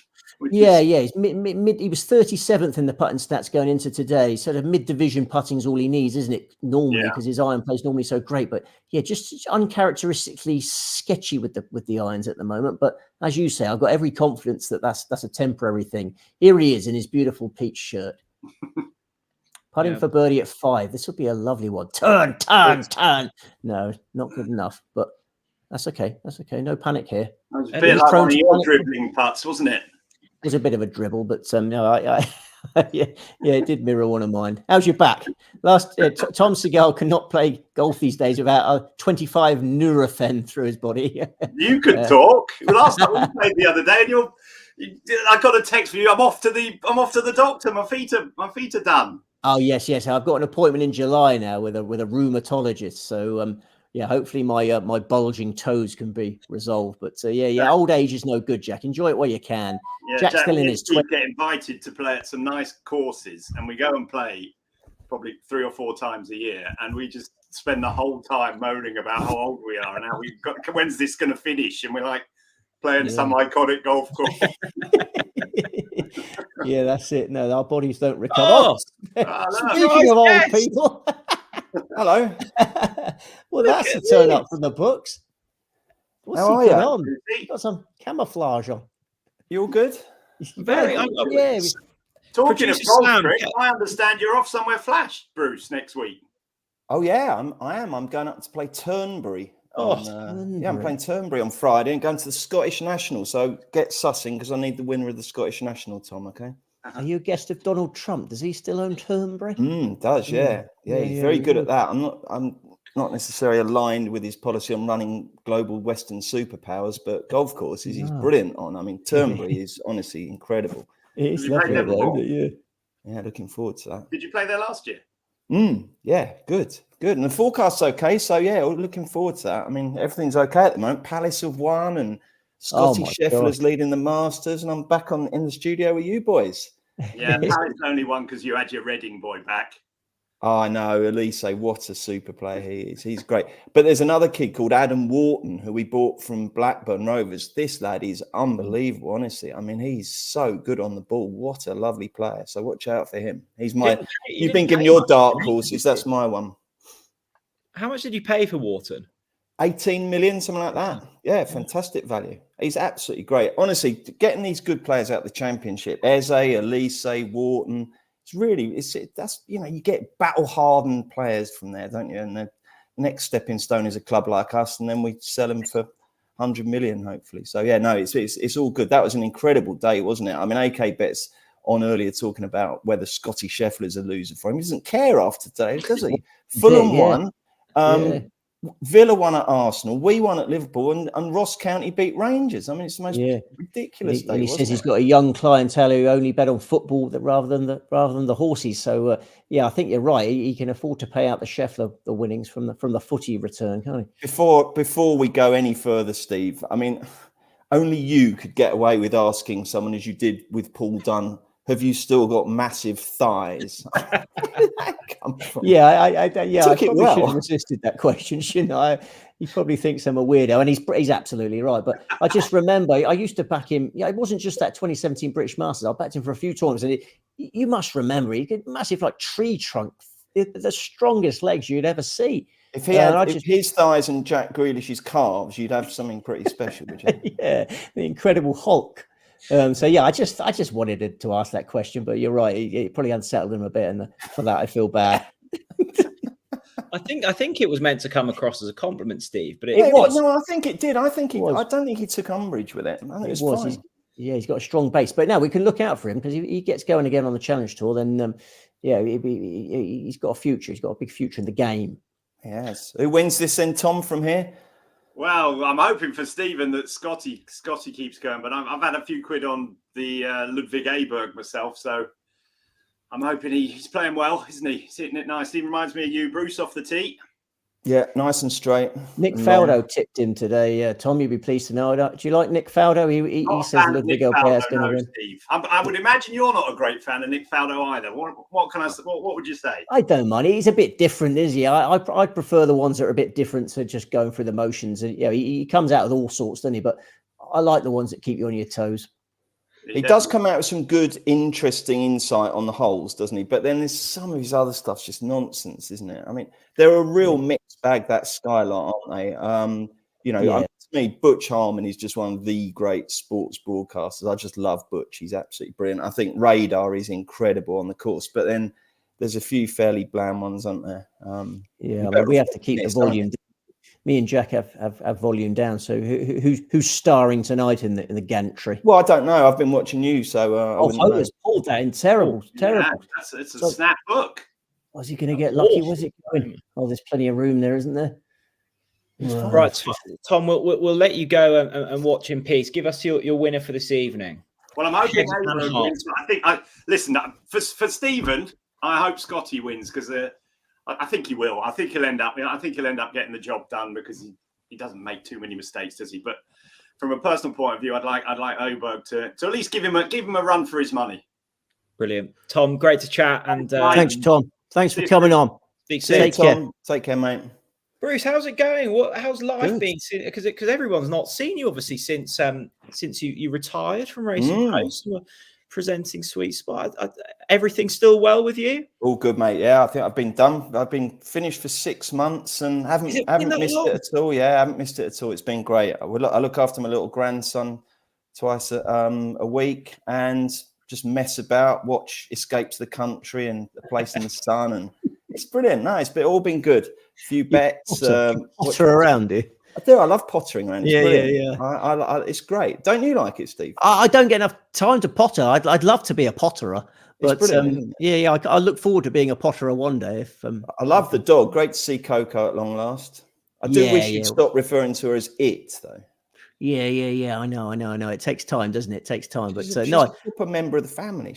I know. I love Coco. She was just a bit unsettled by the environment here. There's a lot of lights and sounds and strange people on the screen. Absolutely. And are you calm, Steve? Are you all right? Where are your confidence levels? I feel good. I mean, Scheffler's started in the lead. He's still in the lead. Nothing's really changed, isn't it? And I mean, Bryson DeChambeau's rallied. So I feel good. Yeah, if I can get Scheffler and DeChambeau, Scheffler winning a DeChambeau place, I'm as happy as a sandboy. I'll tell you what, this is, it's always brilliant. It's very rarely a crap Masters, but this is just a beauty, isn't it? I don't know. The course is great. The weather's provided some different tests. You've got really an interesting range of top players up there. I've found this absolutely compelling. I've been glued to it all these last 4 days. Last night was brilliant, wasn't it? So dramatic, ups and downs. I got through about 5 pizzas last night. Oh, did you? Yeah. Are you still doing your old Sweet Spot Live trick, Steve, of getting the biggest mug you can in the house and filling it with Heineken? Yes, I am. But, the secret's gone. The secret. Well, you might have ruined us, but there's something nice in here. I tell you who we haven't spoken about. It's a shame we haven't really. Is Rory McIlroy, because it wasn't really coming into this with form, but everyone's still begging that he gets that Masters over the line. And Steve, it's just not happening for him. No. And if you saw his putt on the second today, that's a short for Scottie. Rory hit an amazing shot to the second to set up a short putt for eagle and missed that, then missed the return birdie. I mean, there's just something about this place just unsettles the boy. Will he ever win at the Cathedral of Pines? He's had so many goes now. He just gets so nervous. I said it so way I couldn't see. if he got in contention, if he was in contention now, I wouldn't be able to see it in my mind, him getting the job done, but just because it means so much to him. So I don't know. I wrote in my famous book, Born to Punt, available in all good bookshops for 1p, that he would win the Masters as the final leg of the career Grand Slam in his 40s. So I stand by those comments. I think he's got to go into the Masters unfancied, and then it'll shock the world then. But when he's one of the fancied runners and he's got to do half-hour media conferences talking about the career Grand Slam, I don't think it's going to happen. Do either of you two need to go to the lavatory? I might go now, actually. Yeah, why don't we rerun the fun of old times, and you two can have a chat for a little bit? Should we do that? Yeah. I don't need the lavatory. You bursting, Steve? No, I'm okay. I'm okay. You two reminisce on old times. I think lots of dry pizza has sucked all the juice out of me. I've eaten way too many pizzas in the last 48 hours. I woke up in real pain. You can't have more than like one pizza, can you? No. You when you're home Scottie's alone, got it wrong. Oh no, you are not synced up to me. Where am I? Oh no, no, really? you're behind. You're not using a stick, are you? No, I'm All not. of these illegal I'm stick merchants. I'm using Sky Go on my iPad. I'm Oh, behind you, am I? Oh, you're well behind me. Yeah, I would say Well, that's 25 weird. seconds behind me. Oh, it's not that far behind. Blind. No. I So yeah, I was watching Scheffler. Jack Nicklaus. No, yeah, I woke up in crippling pain this morning about 5 o'clock and had to go straight to the bathroom. Oh no, really? Mm. Oh, blimey. Yeah, that's not good, is it? Yeah. I'm watching Cam Smith. Are you? No, I'm watching Ludwig Aubert. Who's Have you already watched Cam drama Smith? there? Oh. Yeah, you will be a bit. Are you on Ludwig Aubert? You're on Scottie Scheffler, aren't you? Of course. Oh yeah, I'm on Scottie Scheffler. Yeah. Ludwig Aubert is playing superbly, and we need him to. He's just so good, isn't he? It's absolutely incredible. Absolutely, what a boy he is. He's just remarkable. Coco and Nicky. Yeah. Oh, lovely to see them both. Yeah, it's all happening, isn't it? Who have you got in your house tonight? Was that none of my business? No, it's all nice and quiet. Me and the dog in here. Everyone else is out of sight. Yeah, we had my grandson's first birthday party today. Oh, so wow. It was slightly inconveniently arranged right across Liverpool versus Crystal Palace, but family come, so you don't mind. Yeah, Lots of balloons. Yeah, absolutely. Yeah. So I've just seen a bear hit a great shot in. Am I still way back? This is really way back. I need to sync up. Yeah. Perfect. I don't know what's happened there. You've come in very casual with your tagline there. Is that what they call it? Bruce. We were told to put our full names in there, but I see. Yeah, God. I forgot that. That's what you have to put in. I was going to put there's no other silly Bruce on there. I didn't realise that actually kind of. Oh, it matters. These things matter. Yeah, I was going to put something silly on there, but thank goodness I didn't. Yeah, I'm glad you didn't. Look at you're the only Bruce in the world. When will the "This Will Not Be Beaten" song come out? We need it early. Do you remember 2 years ago when we did our inaugural Sweet Spot Live? We were singing "This Will Not Be Beaten." Yeah. Kind of, after about this point, wasn't it? We'd already started. Yeah. I'm not prepared to unleash it yet. Oh, I'm sorry, Liam. I'm sorry, Liam. I'm it massively. Yeah, I can't get that out yet, but the night is young. No, I mean, if he's 3 clear, having teed off at the last, we can sing it then, can't we? Or would you go before? Yeah. Well, you remember what happened at the last in 2022, don't you? When he 4-putted the final green. I mean, but it didn't matter. Yeah, he was 5 shots clear going up the last. Yeah, you'd happily sing it at that point, wouldn't you? But no, I'm happy. I'm content. Ludwig Aubert is probably my biggest concern at the moment. Really? I'll be pleased for Morikawa was just plodding along, isn't he? He hasn't really caught fire, but he hasn't done anything wrong. Likewise, Homer. It's a slow burner, this, isn't it? The final day hasn't really caught fire, I wouldn't say. No. But the tournament hasn't started yet, has it, Bruce? No, as we always, the tournament doesn't start till the back 9 Sunday. And it will be interesting to see how Scheffler copes with 10 and 11 having struggled there yesterday. Was it 10, 11 or 11 and 12 he struggled? It was 10 and 11, absolutely. Now, that will be jolly interesting. And Max Homer's just alleviated a bit of pressure there by missing a par putt at the 7th. So he will drop back to 5 under. You will see that in approximately 1 minute. Oh, it's doing my head in this. I need to, I don't know what to do there. Scheffler's hit a very poor drive at the 7th. It's going into trouble. Oh, is it? Oh, are we going to get any luck out of these trees? No, I don't think we are. There's been some massively lucky bounces, hasn't there? There's been people going into land that the course doesn't even own, and then all of a sudden just gets spat out onto the fairway. Ridiculous. Well, this is it. But there was no spitting involved there, unfortunately. Ludwig Bauer for birdie at the 7th. Oh, talking of spitting, wasn't there a spitting controversy earlier with Tiger's partner? What was his name? Neil Shipley. He used to play for Palace. Do you remember him? Yeah, he did. Palace and Chelsea. He played for Chelsea as well. He did play with Chelsea. Yeah, Southampton, I think. Centre forward. Yeah. Mm. I mean, he's been spitting. Yeah. There is almost well, not really, but you can almost accept it in maybe the odd spit in football when you've got a collection of saliva in your mouth. But golf, I mean, you're hardly running around the course. There's no need for it. No. It's just a bit grim. He was playing with Tiger today, wasn't he? But Tiger likes to spit as well. Yeah, he does. I think it's more common in America. Funny enough, my daughter and I often discuss, like, whenever she watches football and she sees footballers spitting on the pitch, she just thinks it's absolutely revolting. And she just thinks blokes spitting is disgusting. She says you never see a female athlete spit. But yesterday I was doing my park run around at Riddlesdown, which you'll know very well, Jack, of course. Yeah. And there was a woman in front of me going quite well because she was in front of me. She had to be going well, given how quick I am. And all of a sudden she just spat. And I was just really taken aback because you don't see women spit, do you? Blimey. Would you agree with that? Yeah. I hope she wasn't sort of spitting into the breeze and you were behind. No. She did it perfectly socially, as in the context of these things, into the brambles or whatever. But I was just very surprised. That was all. But golfers spitting, I mean, I think, if you're in the undergrowth, I suppose it's semi-acceptable. It's a very dry course, isn't it? It needs a bit of watering. So who's the king of the spitters? It's cut him some slack. Mated by Taylor Gooch, isn't it? Oh, Gucci, yeah. I mean, he looks like he's vomiting when he spits. It's revolting. Yeah. Well, Neil Shipley, I mean, all credit to him for winning the top amateur, but it sounds like he's blotted his copybook a bit with the spitting, doesn't it? It does, yeah. I don't know when I'm supposed to get off, by the way. How am I? I don't think you were on the running order. This is a surprise. This is a surprise. I wanted to surprise you, lads. I wanted to give you... No.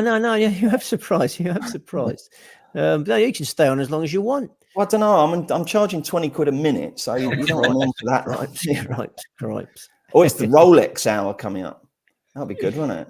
We just had a comment actually from a viewer saying it's great to have Bruce back, but I'm sure he's still just as annoyed about the Rolex adverts. Is that oh yeah, no. This year's one, for some reason, it hasn't irked me as much as they usually do. I don't. Whether I'm becoming immune to their like ludicrous, pretentious guff or what, I don't know. But no, not too much has annoyed me about this Masters. I've loved it. I've loved the coverage. I've loved the action. The weather delay wasn't too long, was it? We made up time, so that was good. And I mean, times have changed, Bruce and Steve, because Steve's got his dog and is really calm. Bruce, you're retired and tranquil. I mean, where are we going to find the? Give it 15 minutes, mate. Scheffler goes bogey. Steve won't be tranquil at all, nor will I. But this every time we think Steve's matured and grown up and calmed down and everything, something goes wrong, and I just hope it doesn't happen in the next 2 hours, because I hope, Steve, I know how hard you work on this and how confident you were about Scheffler, but hopefully it'll be fine. Yeah, I think it's going to be a long night. He's in the bunker there at 7, so we could be tied for the lead in a minute with Ludwig Bauer and Colin Morikawa. So it's going to be an interesting. You've timed your run well, Bruce, because as you say, later on tension levels could be through the roof, quite literally through the roof. Well, I'll be watching you guys. Always do a fantastic job, Jack. I told you, you know how much I love what you're doing, and thank you for taking our baby, the Sweet Spot, every Tuesday and nurturing it and making it even better. And Steve, keep doing what you do, and hopefully we'll get a result tonight. Good luck, lads. Lovely to speak to you, and enjoy the rest of the night. Great to see you. Happy pottering. See you later. Oh, that was a nice surprise, Steve. We were trying to convince Bruce to come on. He's a man, he said, no, I'm nothing to do with it anymore. You two do what you need to do. I'm not being a part. So have Bruce like that. It was absolutely lovely. I thought it was a definite no, wasn't it? Because I think he was a bit worried about being like Dave Brent. Do you remember when Dave Brent used to come back to the office after he'd left? Bruce, I know Bruce didn't want to do a Dave Brent, but a nice little cameo there. Well, I suspect what's happened is he's seen Coco and has come on. Here we go, AK. Now, I suspect there's a little bit of joy in this man's tone at the moment. Scheffler Still ahead, AK, but it's been far from routine so far. It has. Obviously, Ludwig is coming into contention, but I think just from flagfall, basically, you're just basically putting a line through the outsiders, and the field is narrowing and narrowing. But there's not much happening and not much changing with the prices. So, yeah, Scheffler is still very solid. I think he's even money on site, probably reflective of that ball being in the bunker. But yeah, it's still to catch light, isn't it, today? I've been told, on just as an aside, one of my friends has told me I was in the dark a little bit. Apparently, everyone else's lighting is good, and I'm a little bit in the dark. So I've been upstairs to the lady who has the flat above our office, and she's given me a light, but it's not very good. So. There we go. Yeah, I might have some interesting thoughts like Edison or something, but I don't know if that's going to do the job. So I'll improve lighting for our next effort. Saving the electric bill if Scottie does go on. So that's the office there, is it? Okay, I thought you were at home. You're in the office. No, it's to be honest, it's bigger than it looks. There's only a couple of desks behind me, but there's a good few in front of me as well. But you're all on your Todd, or you got some pals there with you? We've people here. The main man, Peter Kingston, is our horse racing guru, so he's here, and golf degenerate as well, so he's here with me as well. So all good. Golf degenerates all over the shop. There's a nice question coming in from Kens. He says, "AK, what's the biggest liability this year? It doesn't have to be just on golf." Oh, biggest liability this year? Jesus, that's thrown me. We like to keep you 100%. The Scheffler for this is the biggest single individual liability. Just the way it is when you're a bookmaker like Cheltenham, all the favourites winning and stuff like that, you'll be laying all the multiples rolling up and stuff. Technically, they'd be the biggest liabilities, but single individual event, it's Scottie here for sure. It's not even close, to be honest with you. I'd say Scottie's probably twice the liability of probably anything else we've ever had. So yeah, would the European Championship be your next big? It'd be lots of action on that. Close to the time you'll be attacking that.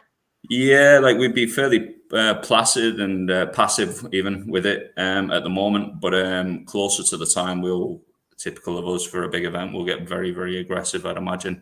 We've also got an advert lined up. I don't know if it's going to be a social media advert, but a potential TV advert with an England player of past being filmed at the end of April, which I'm particularly looking forward to, because I was a fan of his growing up, but he wouldn't be everybody's cup of tea, you might say. What kind of era are we talking? Can Steve and I have one guess each on who it is, or are you not allowed to reveal? He hasn't put pen to paper yet, but I'm expecting him to. So I better not give it away too much. But he would have been around the turn of the century.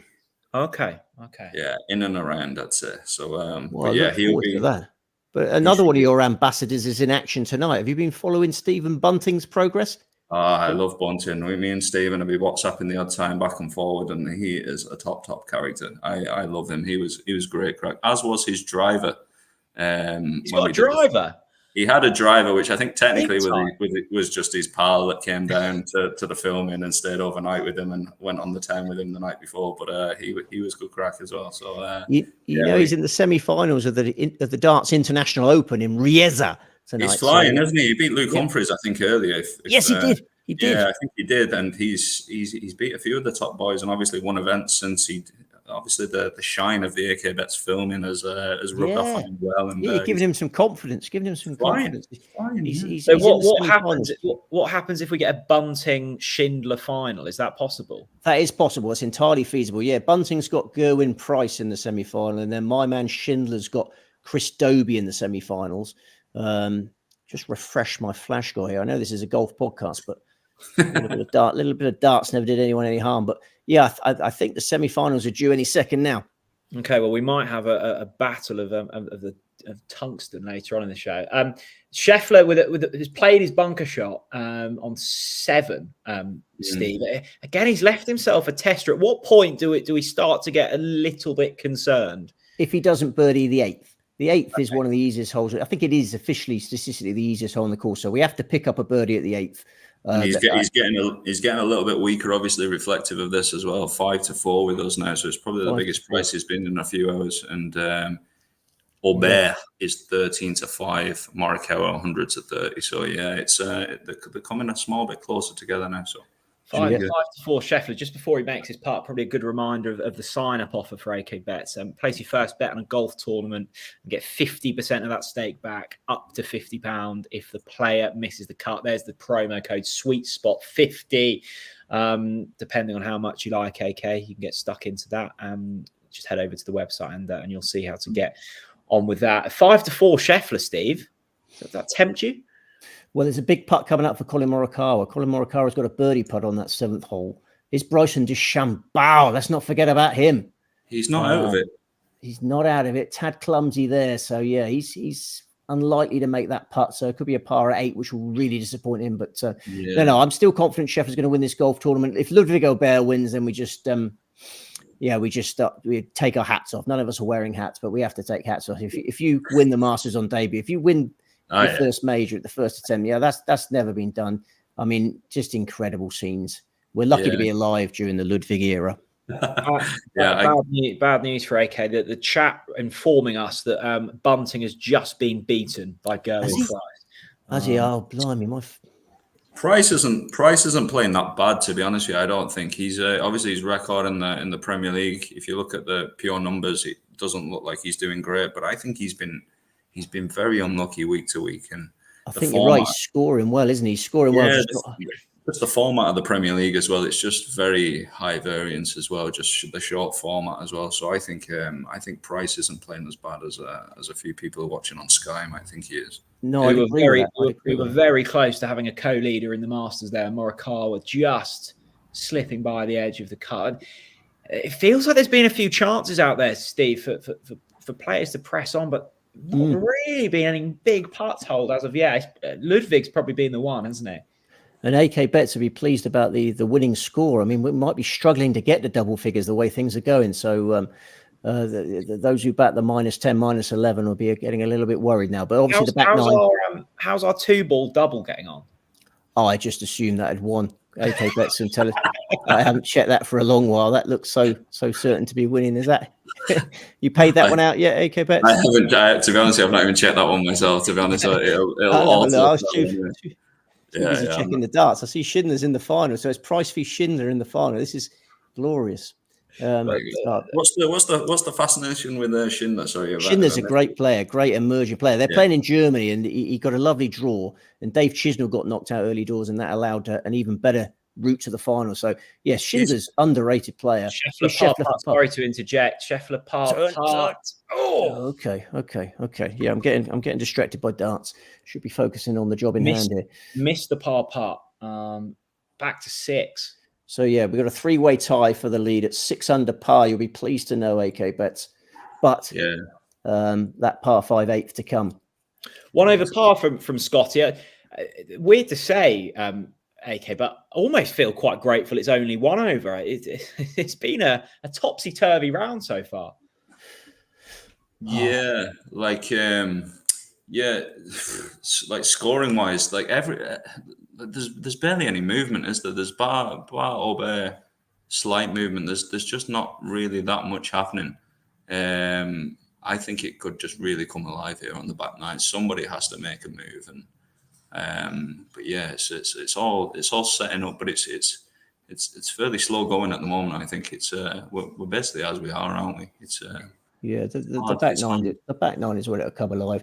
The 13th hole is set up for eagles. The pin's right at the back. You just slide it in left to right on that 13th, and you can set up an eagle. The 15th's in range. So yeah, the scoring 9 to come. I think we're going to see plenty of birdies on the back nine. And DeChambeau's just parred the 8th hole there. Really disappointed. Yeah. His putting has been so poor over the last 2 rounds, so the last 1.5 rounds. But he's only 3 shots behind. Yeah, I still don't think he's out of it, to be honest with you. Like, I know that's disappointing, and I know the start he's had's disappointing. And I think he was the only player on the leaderboard at the top of the leaderboard yesterday that was over par as well. So I think it's been a disappointing, whatever it is, 27 holes for him. But he's just somebody that could really put a little run together and get involved. I think I'm not in the line to him yet. Yeah, absolutely. There is the leaderboard. 3 at the top at 6, Homer at 5, Fleetwood at 3 alongside DeChambeau. I mean, it is tightly packed, but the lead is coming closer to the chasing pack. AK, when we catch up with you in sort of 45 minutes, are you expecting Scheffler still to be the favourite in play, or do you think someone will emerge and go clear? Yeah, I really hope not. But yeah, I think like we've been fairly downbeat about him. He's obviously the best player around at the moment. Steve was saying he thought Aubert could be far for next year's Masters. I can't see that over Scheffler. I can't see him progressing to that level so quickly. So yeah, I'm hoping somebody comes in and gives it a welly and gets a shot or two ahead. But I was out for dinner last night around the turn last night, and he was 3 shots behind, and I went to the toilet and I came back and he was bloody joint leader again. So I was absolutely head in hands at that stage. I don't know how long I was in the toilet. Yeah, I was going to say you have the same problem I've had with my too many pizzas. So yeah, say a pro. There we go. AK, catch up with you later on, and hopefully he can put another 50p in the electric meter and light up the office. We've got another guest coming in very shortly, Steve. But let's just reconvene as a pair. It's been a busy hour or so. Tied lead. Scheffler, I guess, in the grand scheme of things, has dropped one back.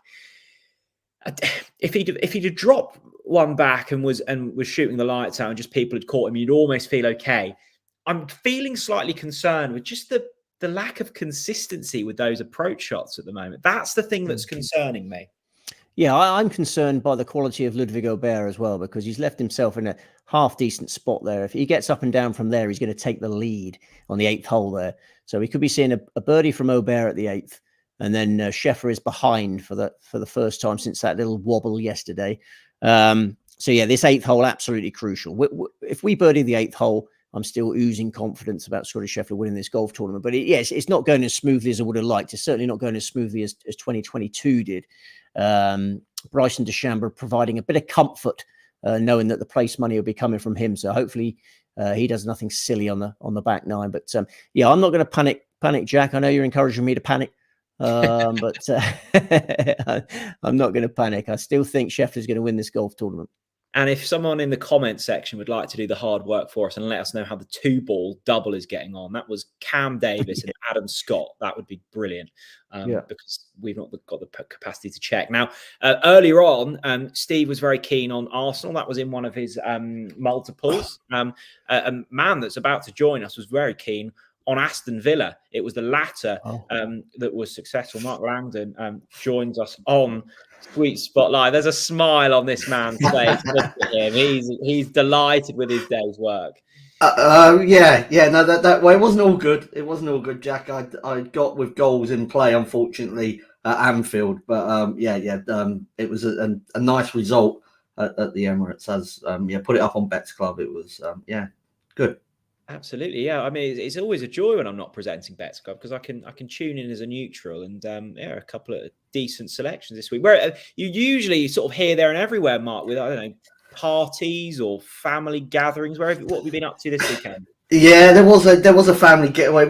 It was my mum's friend's birthday party, 65th birthday party on Saturday night. So Steve was texting me, throughout the night on various, various sporting activities. So I was at a party. It feels like if it's not like one of my nieces or nephews' birthday parties, then it's my mum's mate's birthday party that we're invited to. It must be a good thing, at least, that I'm seen as your whole life's a party. Party boy. Exactly, yeah, exactly. And then it was, I suppose, slightly disconcerting for my wife earlier on tonight when she went, "Is that Bruce I can hear?" Because I was upstairs watching Sweet Spot, and Bruce's voice just sort of boomed through the house. First time in about 6 months that she'd heard Bruce's voice. So, was that a concern for her or excitement? I'd say it was just maybe a mixture of both. She thought you were getting a bollocking. Yeah, exactly. Yeah, I must have done something wrong, or something like that. But no. I was just amazed that Bruce's son sort of organised a birthday party during a Crystal Palace game. That's outrageous, isn't it? Outrageous. You're not starting well there. Steve, you're a big fan of sort of Scott. I love. Was it when who was the Dutch fella we got? Darius van Drill. Darius van Drill. Was your someone running a marathon or something, and you had Sky Go on the? Oh on yes. the My sister-in-law was running a marathon in Brighton. Yeah. I had a bit of Sky Go watching Darius van Drill. Yeah. Sky Go comes in handy, doesn't it? But yeah. Is that the one that's a little bit behind then? So Bruce was a little bit behind. Yeah, Bruce was suffering there, wasn't it? Ludwig Aubert's just hit a horrific chip at the 8th. So that is a nice bit of pressure relief for Scheffler backers there. Maybe we won't be going behind. And we've hit a nice tee shot 8 ourselves. So, I don't want to go behind. Oh, Alex Fellis thinks we need Scheffler to go behind. That's where he'll wake up like yesterday. Thoughts?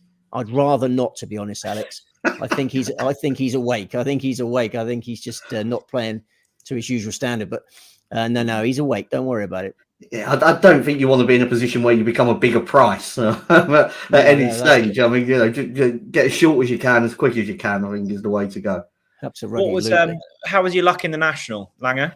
Well, I just not after timing. I put it up in Saturday's column. I gave Sir Jim Ratcliffe 2 pieces of advice. One was to sack Eric Ten Hag immediately, and the second was to back I Am Maximus and Minella Indo. So it was it was quite nice. So I thought I was going to have to 1-2 at one stage. But you can't be too greedy. But like I said, I gave a fair amount of it back, unfortunately, Anfield this afternoon. But then Villa did the business as well. You told him to sack him, did you? What, Ten Hag? Yeah, I mean, he's absolutely useless. Yeah, I know. He's so open at the back, isn't there? Yeah, I mean, it's sort of. I mean, it was probably an easier sort of a target than your sort of new dog, really. I mean, it felt a bit harsh to sort of go after a puppy like that. But yeah. I mean, the stats on United are abysmal. I did in Bets Club, I put Bournemouth to win 3-2 against Manchester United. And when they got that penalty in the 120th minute or whatever it was, and then VAR overturned it, that was a bit of a gut wrench. It was a penalty, wasn't it? I mean, the offence started outside the box, but it continued inside the box. And if you check your laws, and I think that was a penalty. I mean, I backed the goals. I backed overs. I mean, there might be some, through some biased eyes potentially. If I was being completely honest, I don't think it was a penalty. No, okay. I mean, so you found the winner of the National. You had a nice winner with Villa today. I mean, who's winning the Masters? People associate you as being a football judge. No, there's a lot of losers as well. You've caught me just in a sort of unlikely hot spell at the moment. I won't call him Adberg because I think it's quite difficult. I think unfortunately, Steve, I hope. For you guys that Scottie Scheffler does it, but he'd be the biggest threat, I think, for me, more rather than Morikawa. Yeah, we're gonna have a 4-way go in a minute, Jack. Sorry to interject, but Max Homo is joining the leader, so we're gonna have a 4-way go. It's certainly hotting up. Apologies earlier, I said that the 2-ball double. I got my Aussies confused. I said Cam Davis, not Cam. It was Cam. Smith. No, Cam Smith. Yeah, absolutely. Yeah. Adam Scott's winning by a couple of shots. So someone let us know how Cam Smith is faring in his 2-ball. Mark, in terms of stumbling over the line, Ipswich Town, one of those. Liam McLaughlin in the comment section says, do you think Ipswich can get over the line? I mean, no top 3 in the Championship. No one wants to win it. This is I barely want to speak about this. Have I got to? So the sort of those that kind of followed the big kickoff will know that it was Man City to win the Premier League.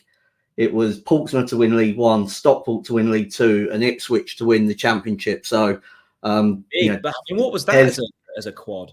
There's enough riding on it for it to for me to refer to Ipswich as we and us now. So I gave the game away a bit to the wife the other week when they scored that last minute goal against Southampton. I sort of went absolutely mental, and she couldn't understand why. So I had to sort of fess up to there was a few quid riding on it for the Langdon family. But I don't think the Ipswich will go over the line. Now, that's not me sort of being sort of too pessimistic. They've got 2 really hard away games now.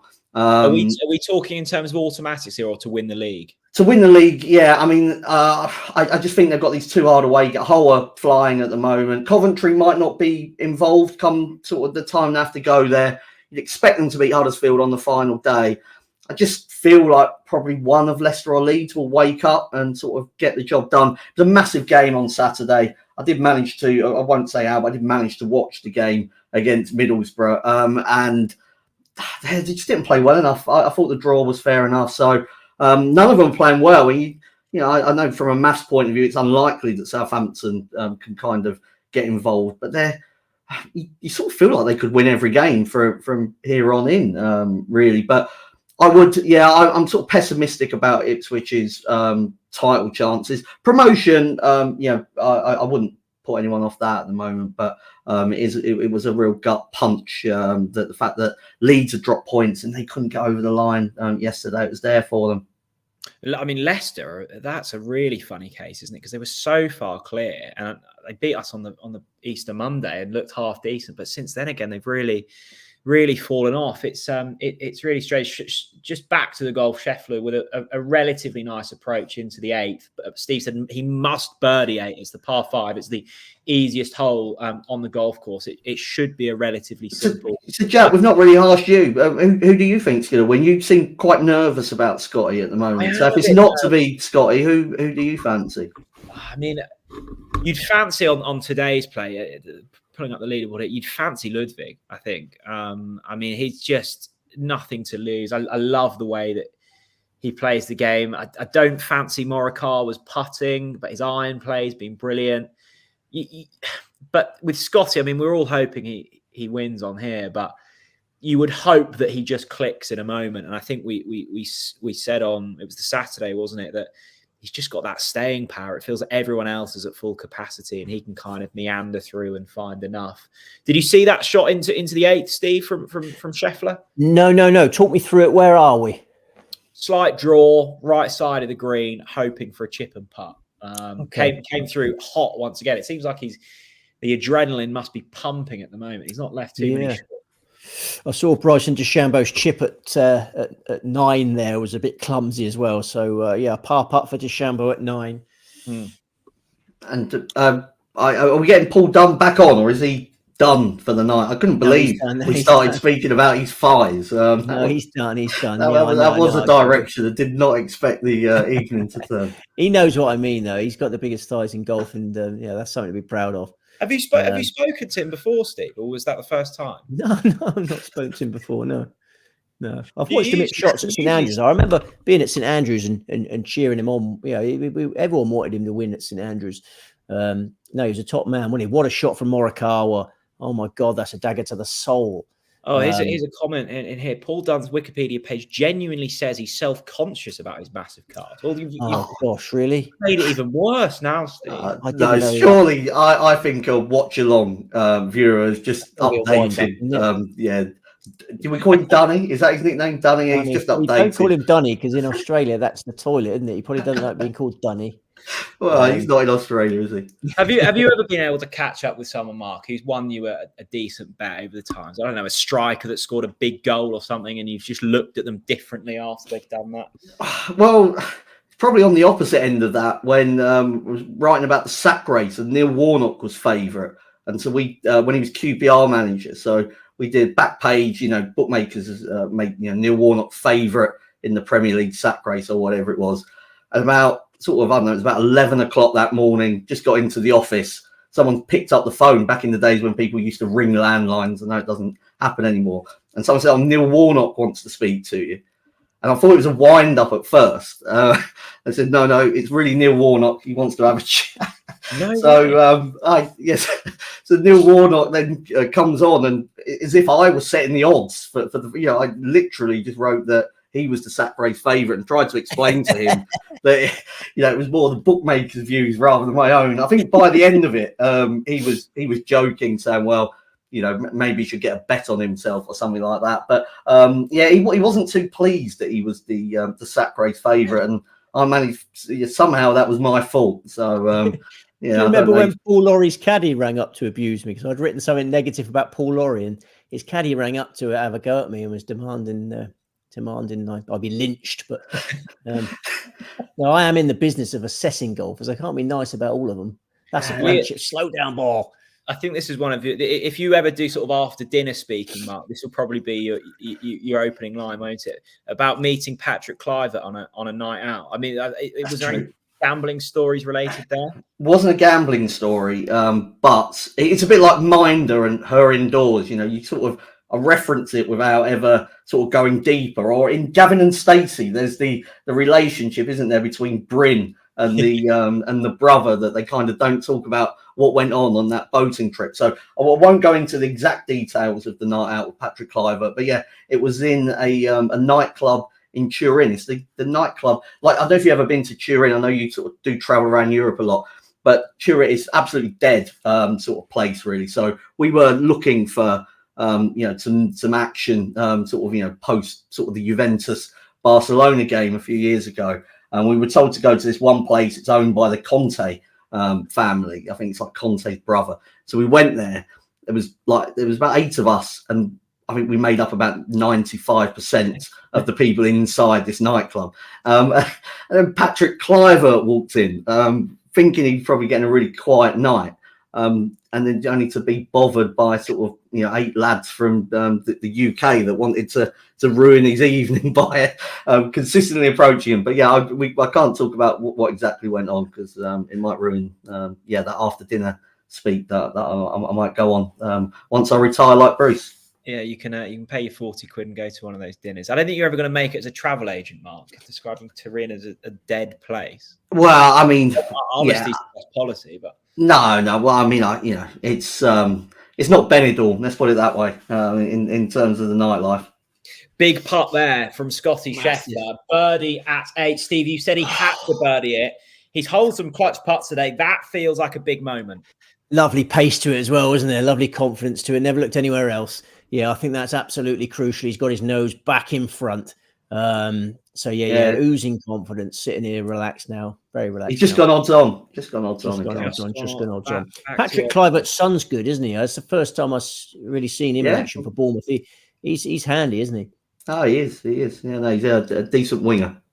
Much travelled. Is he much travelled? Is he? Yeah.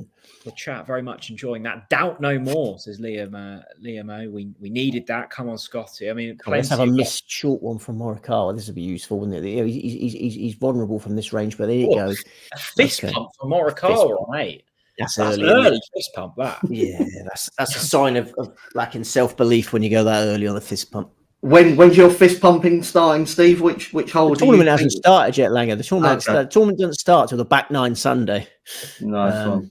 So yeah, I'll start pumping soon. But yeah, DeChambeau's in 5th place. Scottie Scheffler's joint leader. We have to be happy with this situation.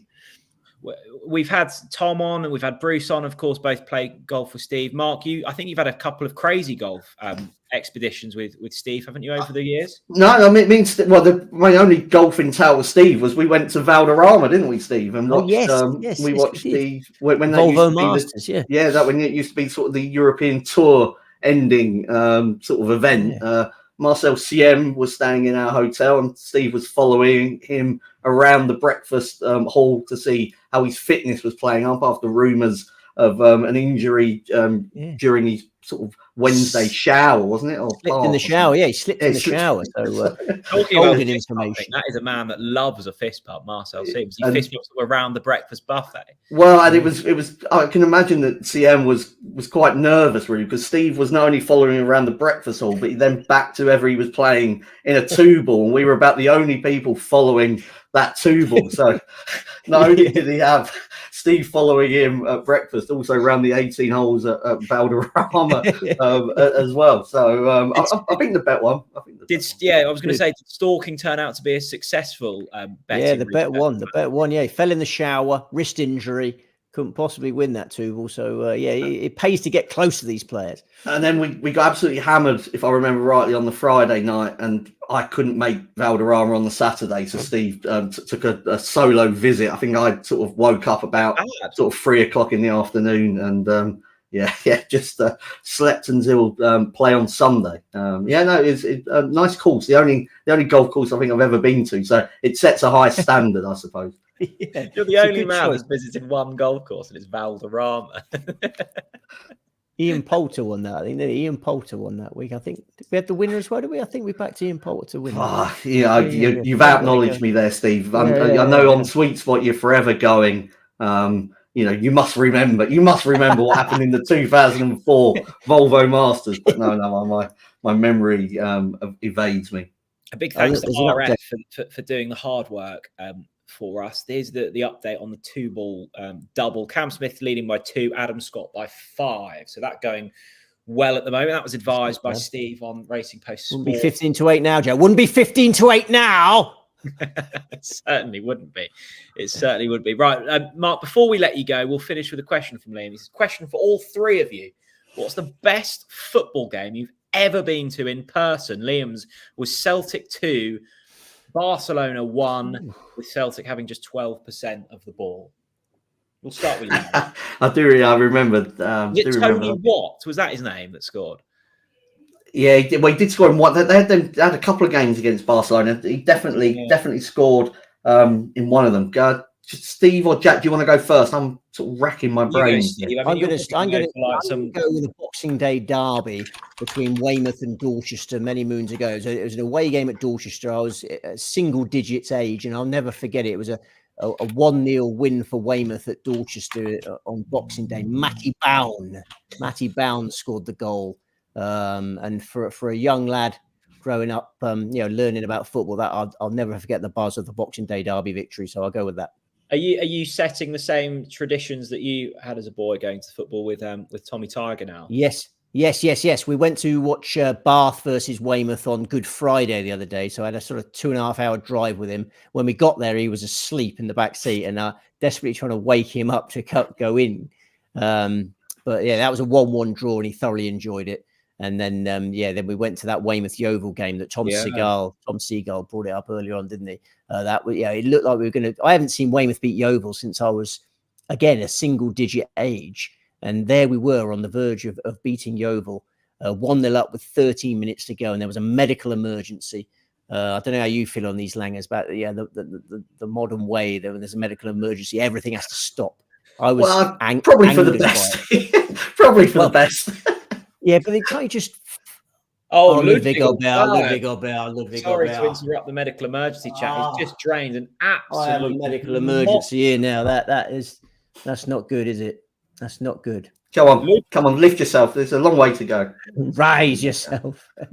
Yeah, Ludwig 3 under par front 9, 33. There's been a couple of monster putts. He just gave the look to his caddy, going.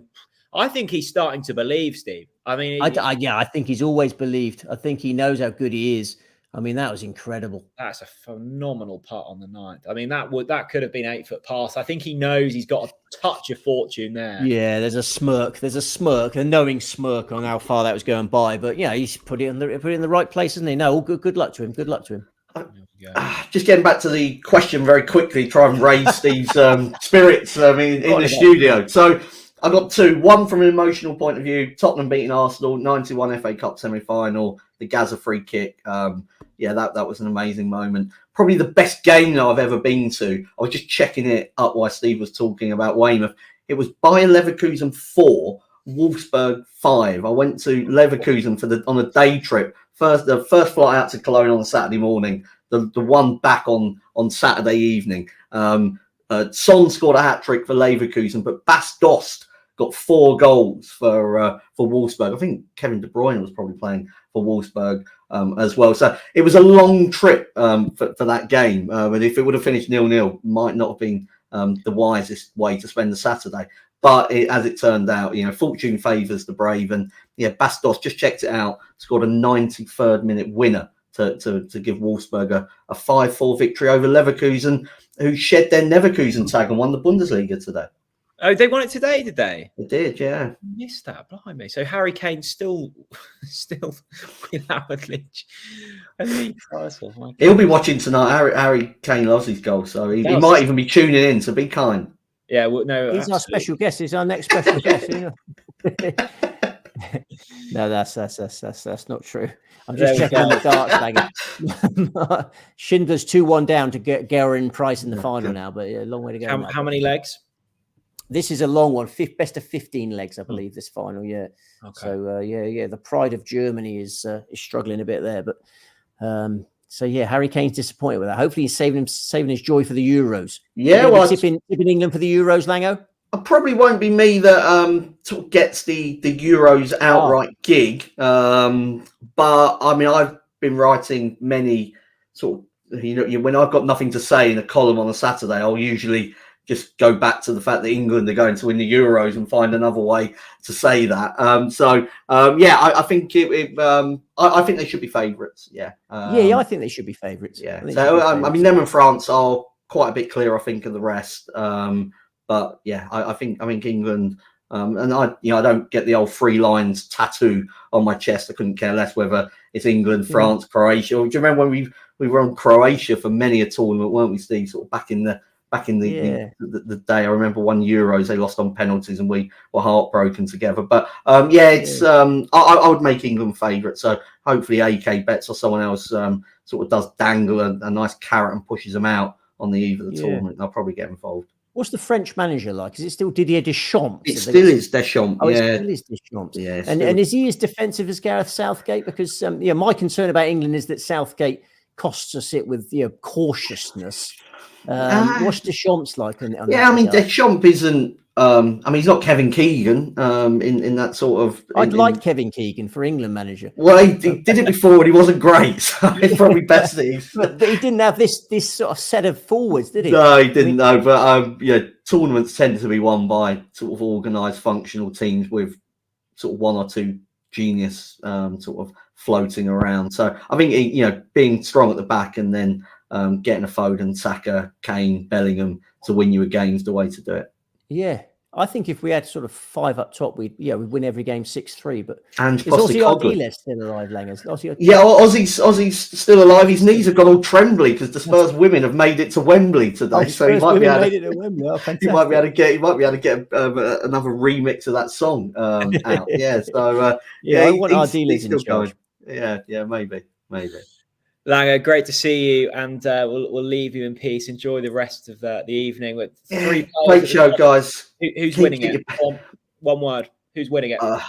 Aberg. No, don't be silly, Langer. Don't be silly. See you later. See ya. Hello. Langer back on. What are you talking about, Aber? If you open the dictionary and go to bounce back, that's what you see. Scottie Scheffler with 140 in, or was it a bit closer than that? Stiffed it to 2 inches, tapping birdie. And it almost went in. And I mean, he's come to the party with the approach play that we expected there. It's been a bit scratchy, a bit sketchy. Any other various other words that start with sk. But now look at that. Look at that. We're back when it matters most. We're back in the league, going into the back 9. Everyone just needs to relax. There's all this Ludwig Bear chat. Save it for next year. Yeah, that's a stunning wedge shot from Scottie Scheffler. So close to holding out for eagle. Just detoured at the last second. Weeks 54. Thank you so much for tuning in this evening, mate. Steve, The Sweet Spot is the only show I religiously tune into each week, regardless of having a bet. You're naturally entertaining and so very relatable. I agree. Higo. Thanks, Higo. I can tell Higo and the rest of our darts fans that Martin Schindler is 3-2 up in the final. Wayne Mardle sending me updates now. Well, it's been a brilliant few minutes for you then, Steve. I mean, Scott sitting that wedge. Martin Schindler taking the lead. This could be one heck of a night. I'm on Schindler at 50-1. Comment from our off-plan Dubai, and this is probably the concern at this stage. Biggest meltdown ever from Steve Penley if Meredith demands him off the course. So into the back 9. I mean, imagine it. Would that be the worst beat of all time? Would you say? Well, Scotty's good lady gives birth. They were talking to him in the media conference yesterday about it, and they were saying they were sort of suggesting she wouldn't tell him. And then he got quite angry about that suggestion, said she better had, sort of thing. So, they're not going to be able to hide it from her. Yeah, Phil Mickelson went through this with his firstborn. He was contending in a US Open, I believe, 1999-ish. And, he had a similar scenario here where and I think there was talk of not telling Phil. So obviously, I'd be delighted if they don't tell Scottie. I mean, Labours can take a long old time. I mean, I've had Trifle Face's wife was in labour for about a day, 24 hours or something crazy. What was he doing during that? Probably eating. Eating. He would have eaten about 25. Is Trifle Face okay? He's okay. Yeah, he's okay. Yeah. His daughter's grown up now, but when she was coming out, I know that the labour was really long. So there's not a lot of point getting Scottie Scheffler involved because he wants to. Oh, Morikawa's had a mare there. That's glorious. He's tried to get a little bit cute with that one, hasn't he? He's tried to play an uber spinny one, and he's left it in the bunker by the looks of it in a little depression. Morikawa mistake. Scheffler hitting the front. They've got to start chasing now. This is where the mistakes will come. And this is a lovely, lovely link from Higgs54. And I think if there's one man who you want to calm the nerves and get you excited in equal measure, he goes by the name of Brendan Duke. And here he comes. He does. Is he here? Is he here? The Duke is here. There he is. Bow down to the Duke. Yeah, thanks, lads. An absolute honor. Thanks for having me on. You're doing Trojan work. I'm not sure if I'm necessarily going to be able to calm down the situation because I've just left the pub, and there were two men in my company, and one is waiting on the chef for 5 figures, and one is waiting on the chef for 4 figures. So I was happy enough to step out of that situation, but now out of the frying pan into the fire with Steve waiting on the chef, and we won't discuss figures, obviously that would be crass, but also on Schindler. I was shocked to hear you'd back Schindler because I know you're a slave to the aesthetic when it comes to actions, and it's not the prettiest action in the world, is it? He's a lovely little fella. No, he's a 180 machine. The wall. What about this? What about this forehead stuff? What's going on there? Yeah. You throw darts from your forehead, don't you? No, don't worry about the wall. Your nickname's the Duke. His nickname is the Wall. And let's just have a check. Let's have a check. I was trying to forget about Schindler because I know it's unprofessional to talk about darts on a golf podcast. No, I love it. This is a 4-hour broadcast. I think you could do whatever you want. If you want to do it live from your bed, I think that's fine. Who broadcasts for 4 hours? Like basically the Sky Sports guys are getting away with murder compared to you boys. This is a Herculean effort. It is grueling. I've been sweating for a long time, to be honest with you, Brendan. This jacket I've got on is quite hot. Yeah, but there's a lot of moisture in parts that you don't want moisture at the moment, I must admit. But such is your commitment to aesthetics, though, and I, for one, respect it. I'm wearing a hoodie because of Tyrrell Hatton. Let's go with that. Yeah.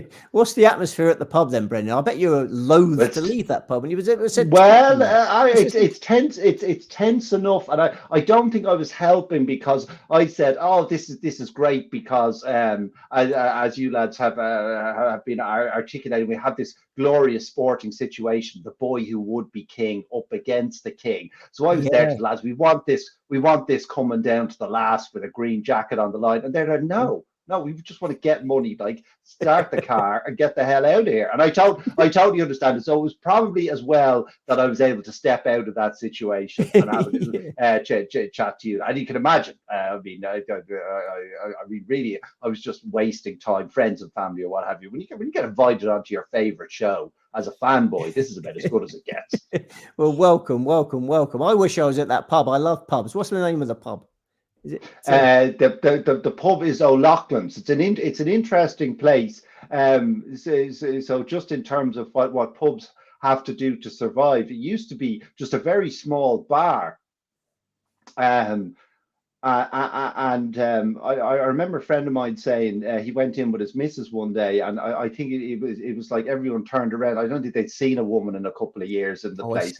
But then over spitting like sawdust on the floor, John. But then they realised they had a big yard out the back. And they've done things out the back with the yard, and there's potted plants and what have you, and they've attracted a young crowd. So in many ways, have they hit the sweet spot of pubs where they have the old boys with their sawdust in the front, and they have the youth out the back doing whatever the youth get up to. Yeah. So if Scottie does go on and win, and your friends win a load, I assume you're heading back down for a few free drinks, are you, Brendan? Yeah, well, I'm going back over after this, so I'll probably get the last 8 holes. And as Steve said, the tournament doesn't start till the back nine on Sunday. And this is why I was saying to them, as a sports fan, we want to hear those cheers echoing through the pines. This is what we grew up with. I understand, like, we've all got to eat and what have you, but I mean, we need a really competitive Masters. And I mean, Ludwig Aubert. I mean, I don't want to, because this is such a sick situation, because I know how much Steve loves him. No one could possibly have missed that. But debutantes don't win in the Masters. We know that, right? Except this young fella who they broke the mold. They broke the Swedish mold. You're absolutely right. I haven't eaten today, Brendan. You talk about we have to eat. I haven't eaten today due to some issues downstairs. I'm not so worried about that, but I am worried about Ludwig Aubert. He's just hit another solid shot there. Just a quick update to make you slightly happy, Steve. Schindler breaks 4-4. It's 4-4. 4-4. Well done. It's 5-4. 5-4 now. 5-4 Schindler. 5-4 yeah, it's not a break. It's not a break unless you hold. That's good work from the wall. Good work. Yeah, I do apologise to anyone who doesn't like darts, but I mean, this could be wonderful. If Schindler wins that and Scheffler wins the Masters, I can dance the night away. I might get a jet straight to that pub in Dublin. No, it's not Dublin. It's the Sligo Roscommon border, isn't it? No! I live in Dublin. I play Countdown on the Sligo Roscommon border. I was there last week, actually. Your timing is impeccable. Another gathering of the Countdown Ultras on the Sligo Roscommon border. Very, very enjoyable weekend. But I'm back. Just on this, Brendan, I mean, you came on the show, I think, was it during the US Open, I think, and you made us a promise. I don't know if you can remember. 2025 next year, we're going to play the clip of the promise you made. Take a look at this. Have you applied to go on the actual show? Oh, I've been on twice. You've been on twice. I didn't realize. I'm a two-time loser, 2005 and 2015. So I'm like a vampire chronicle. I rise every 10 years. You can only go on every 10 years, and no one's actually ever been a three-time loser. But what I'm going to do is, if they say no to me, I'll tell them I have a terminal illness, and they'll have to let me on.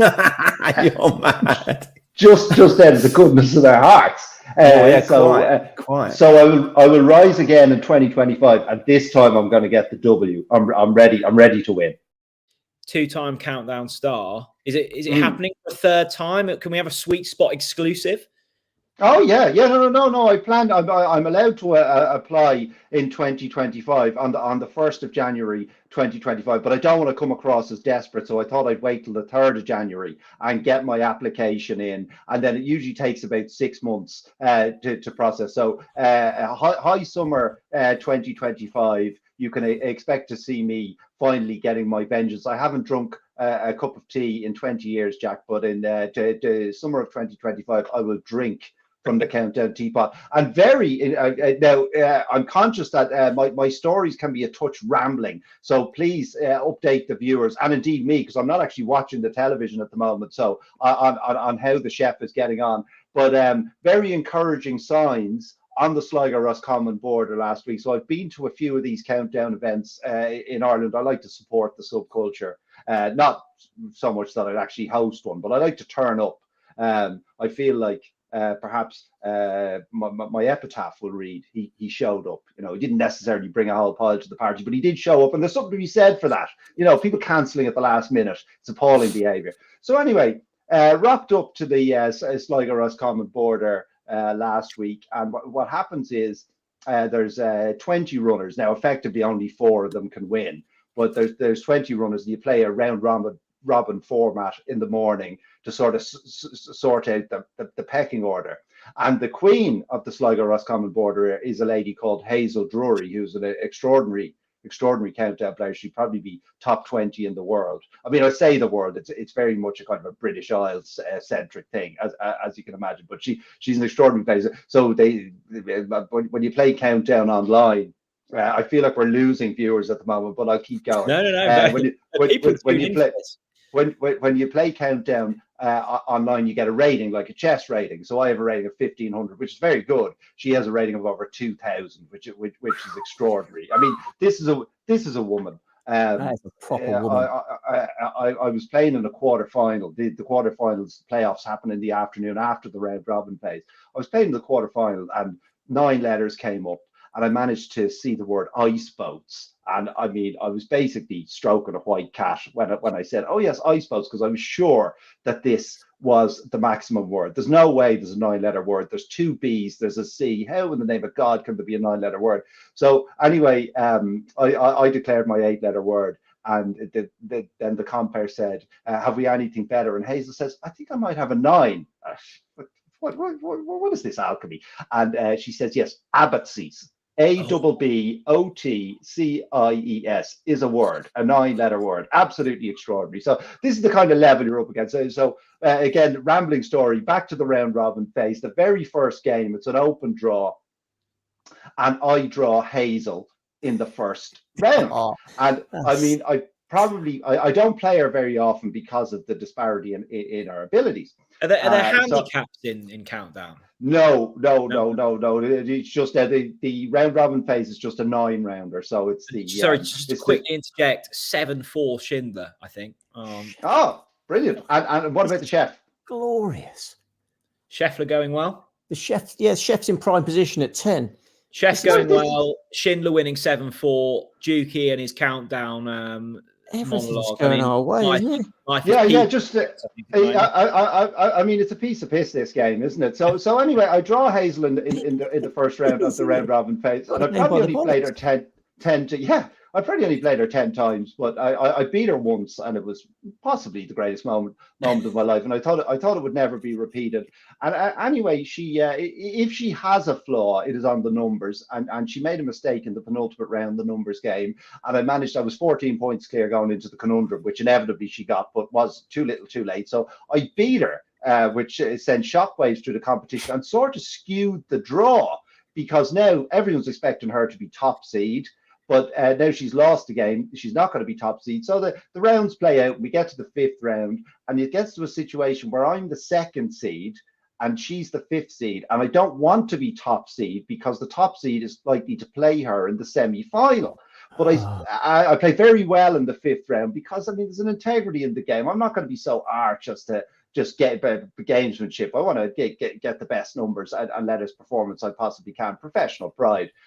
So I end up being the top seed. So I've drawn Hazel in the semi-final, and you think, well, I mean, it's all over. I beat her once, and I was delighted with that. That was enough to have a successful weekend. And the game starts off as you'd expect. After 3 rounds, I'm 14 points behind. How can I possibly pull this out of the fire? Anyway. By the 10th round, a few various things had happened. I won't go into the details. I'm 11 points clear. Go into the details, Dukey.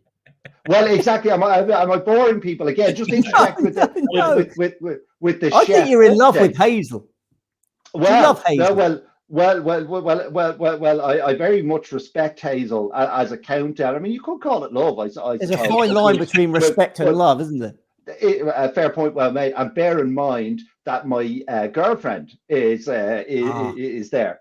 So anyway, after 10 rounds, I'm somehow 11 points ahead, which is very much, dare I say it, the sweet spot, because that means that you can't be pipped at the post on the conundrum. So I need to sort of tie the next 3 letters rounds to preserve my 11-point lead. So I somehow managed to do that. And then the way it works is everyone's playing there's competitions going on between 2 people, but we're all playing off the same pick. They just one of the 20 people will decide what letters appear, what numbers appear. So the last round, the penultimate round is a numbers round, as you will well know.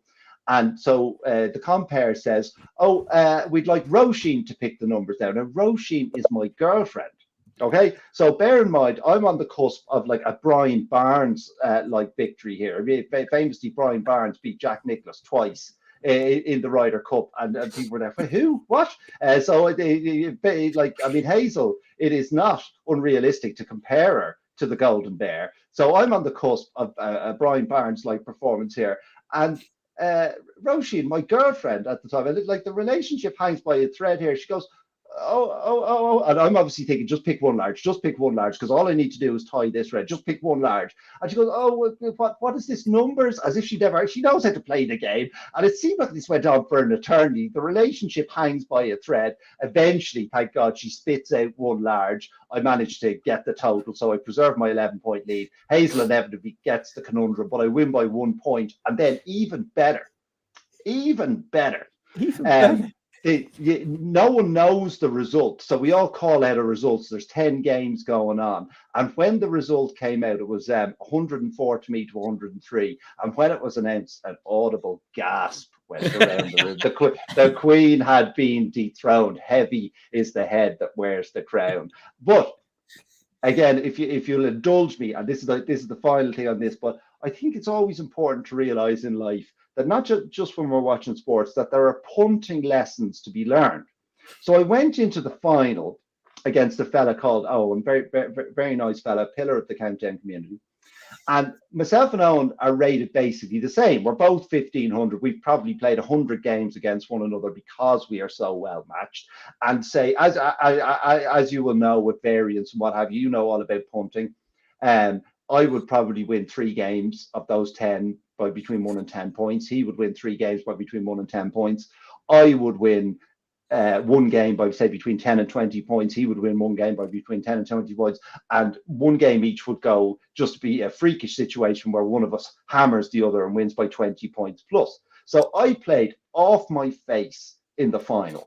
I think I maxed 11 of the rounds, which is way over expectation. And I beat him by 60 points. So I want to ask you two boys, and indeed the wider Sweet Spot community, what price, if we played tonight, what price would you make that matchup? Bearing in mind, I won the last game by 60 points. Sorry, just you against Hazel. No, me against Owen. You against Owen? Scottie for birdie. Don't bother me. Scotty's in control of this golf tournament. Yeah. Scottie to 9, 2 shots clear of Homer. That's 3 birdies in a row. Just beast the king. I'd probably give Owen the edge, to be honest, Dukey, because I think you were distracted by Hazel and the tension between Hazel and Rasheen. You've got your loyalties to Rasheen, but your loves for Hazel. I think Owen sounds more focused, so I probably would have gone with Owen. Is this true? We're seeing I didn't even realize until this is what you get when you come on with Steve. I didn't even realize there was so much erotic tension in that room until I talked to him. Absolutely incredible what's going on beneath the Countdown community. But let's take that room out of it. It's just myself and Owen in a room, a neutral venue. What price do you make that matchup? Well, Steve can name the prices, and then I'll tell you who I'll back. Okay, I'm gonna. With all due respect, I'm gonna go 4-7 Owen, 5-4 Dukey. I'd be a backer of Dukey at that price. I think. Of course you would. Yeah, because it's a pick 'em, Jack. It doesn't matter that I won the last game by 60 points. What matters is the 100 games before that, where we've proven we are well matched. So forget about, and this is a lesson for us all in terms of recency bias and variance. Don't pay too much attention to the last result, even if it's a crushing victory. Look back into the past to find out what the right price is. And if you see people pay too much attention to recency bias, back the other side. Well done, Jack. That was one of the most beautiful roundabout ways of reaching a punting lesson I've ever heard. That was absolutely majestic. What do you win for one of these meetups if you come out victorious? Hold on. Do you want to see my trophy? I tell people like I'm like Roy Keane. I throw my trophies in the bin or what have you, but I don't. Hang on, one second. Yeah, let's see the trophy. While Dukey goes and gets his trophy, I suspect there's a bulging cabinet. So here it is. Hold it up a bit. More central. Right in front of your face. Oh, that's brilliant. Like Schindler. That's glorious. It's brilliant. Yeah. So yes, and that was the first event I've ever won. I had a couple of runner-up finishes, but just stick at it. Just stick at it like the chef. What about the chef becoming a scrambling machine? Aberg mistake. I think he's throwing one into the water there, Steve. I think he has. I think the party's close to starting. I'm just going to book here we go. Here's the up-to-date prices. Border. here are the up-to-date prices as of 2 Oh, I minutes ago. love that 4-11. Ooh. Scottie Scheffler 4-11, Aberg 9-2. That was probably before he put it in the water. 5-1 Homer. Are we approaching a this will not be beaten chant, Steve Palmer? I am feeling very confident now. I just see him through the 12th. I mean, many a Jordan Spieth has triple bogeyed the 12th. So yeah, I just see him through the 12th, and then we'll start loosening our vocal cords. There we go.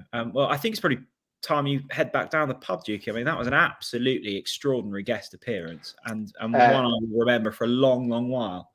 Are you still with the machine, Dukey? Yes, yes, I am. She assures me that on the 1st of May it will be our 2-year anniversary. Wow. I mean, you just wouldn't see 2 years going, would you? But yeah, no. I mean, going well. Her friends liken us to Mia Farrow and Woody Allen. Mo Farah.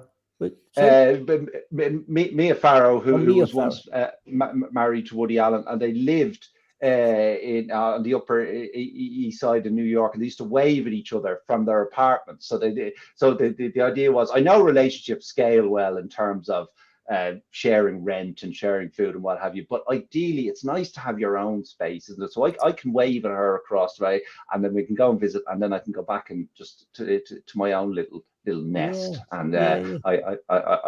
quite enjoy. But anyway, I don't want to promote you too much. It looks great for the chef. I'm going to go back into this pub. It's going to be a celebratory situation, and I just want to say, keep up the good work, lads. I absolutely love the show. Cheers, Dukey. We love you. We love you so much, and so does our community. Always a journey with Brendan Duke, Steve, isn't it? It is. I mean, we've learned a lot there, haven't we? About Countdown. Well, I was almost expecting producer Sam to say we've got a surprise guest and Hazel appearing. Yeah. Hazel sounds pretty special. But we've taken our eye off the golf a little bit, haven't we? We have. I'm just going to go and get some refreshments before the next. I'm in celebratory mood because Schindler has won that final. Oh, he's won. Yeah. I didn't. Brilliant. I didn't drop that. I didn't want to get Dukey off course there because he was in full flow, wasn't he? But yeah, Schindler has won that. So this has turned into a night to remember. And Scheffler's gone clear. Yeah, I've had a really good 5 minutes there. So I'm going to go and get some refreshment. You're in a brilliant mood. I suspect a man that isn't in a great mood at the moment is Mr. AK himself. We are live. That's been an interesting 10 minutes, AK, and probably a 10 minutes you'd like to forget.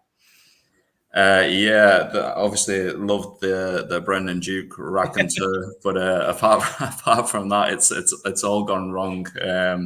That trophy was interesting, wasn't it? That trophy, I think I won one of those trophies for most improved player at an under-6 soccer school when I was a kid. So it did look like one of those, and they've kind of just printed a Countdown logo off and stuck it on. You're a bit of a countdown man, are you? Okay. To be honest with you, the letters side of it just does not go in for me. Like I'm one of these guys that plays countdown, and it's like the 30 seconds are up, and it's like cat, dog sort of thing. But the numbers, I'm okay with the numbers. So the numbers round was always strong for me. But Brendan, I remember being in a pub with Brendan once. I don't know if he told the story. I missed the start of what he was saying, but did he tell you the story about when he went on Countdown for the very first time? Have you heard this one? No. Very, very good. I think he was scheduled to be on Countdown for the first time with Richard Whiteley, and then Richard Whiteley's demise was about a month prior. So it got delayed for about 5 or 6 months, and he appeared with Des O'Connor as the host about 5 or 6 months later. And the story goes that Des O'Connor's doing the intro, and now we've got Brendan from Ireland. How are you, Brendan? Oh, all good. And it says here that you're a professional gambler. How's that going? And Dukey just went, not very well, as he's opening Gambit. So that was that's typical of Brendan. But good crack. Right, let's see the live prices on screen now. How are we looking at? Got the leaderboard here. Scotty 2 clear now. Max, they looked a moment in there with that putt on 9 from Ludwig. Scottie Scheffler 3-10, 4-1 Homer, 12-1.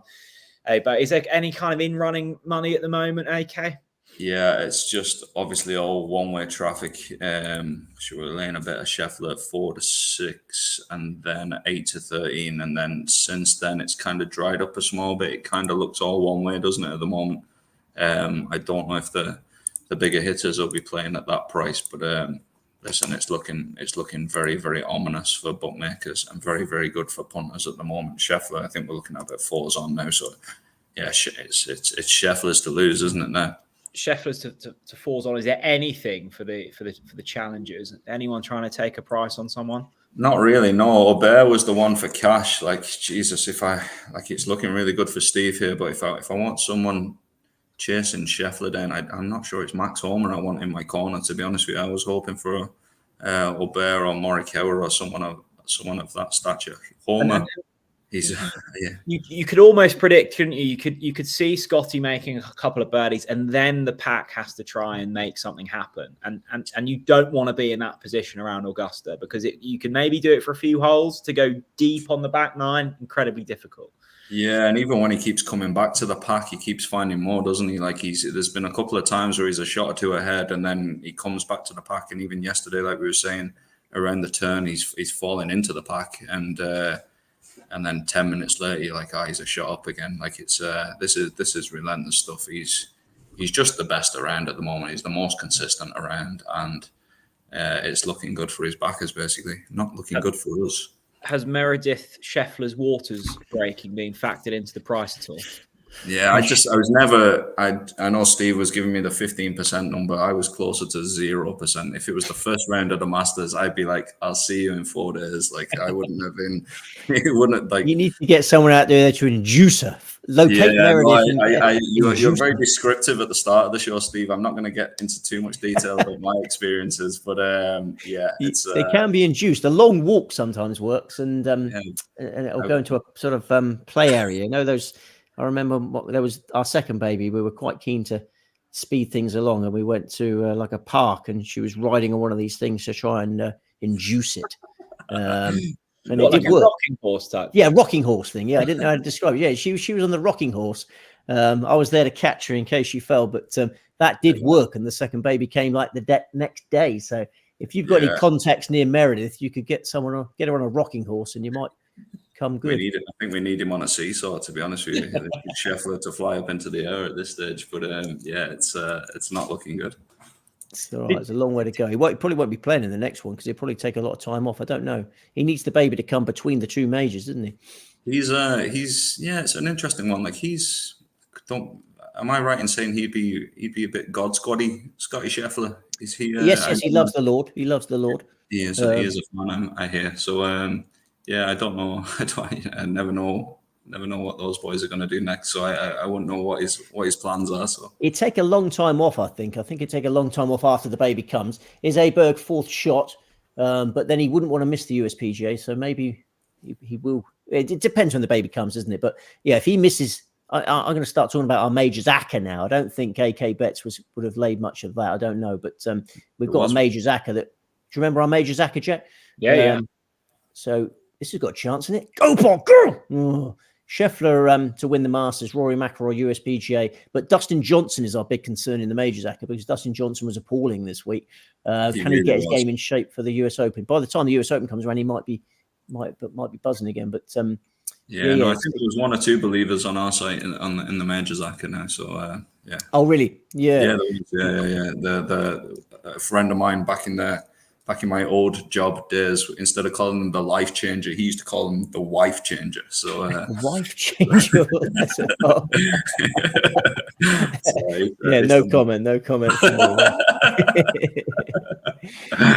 But so I would go short on Rory McIlroy. I shouldn't be giving bookmakers advice, but I would go short on Rory McIlroy for the USPGA because obviously Scheffler, there's a chance he might not be there, but we shall see. Well, Bergson part here. This would be for bogey, wouldn't it? Yeah. It's not looking good, is it? And that's gone a fairway pass as well. You could probably say that's his race run. Just a quick reminder, if anyone is wanting to sign up to AK Bets, it's a great time to do so and place your first bet on a golf tournament and get 50% of your stake back as a free bet, up to 50 quid if your player misses the cut. Just head over to the website. The code is Sweet Spot 50. Yeah, Berg seemed to be the popular one to challenge. We had Mark Langdon on, Steve. He felt confident. We've had a few people pass through Sweet Spot Live this evening, and it feels like his momentum has gone somewhat now. Yeah, you can't win the Masters on debut. Can't be done, even when you're as good as this lad. So I think he's going to fall just short. But yeah, I'll monitor his progress over the next 12 months, and I'll be surprised if he's not in my staking plan next year, because I think if he continues to progress and improve, we're talking about a world beater here. Good putt from Max Homa there for par.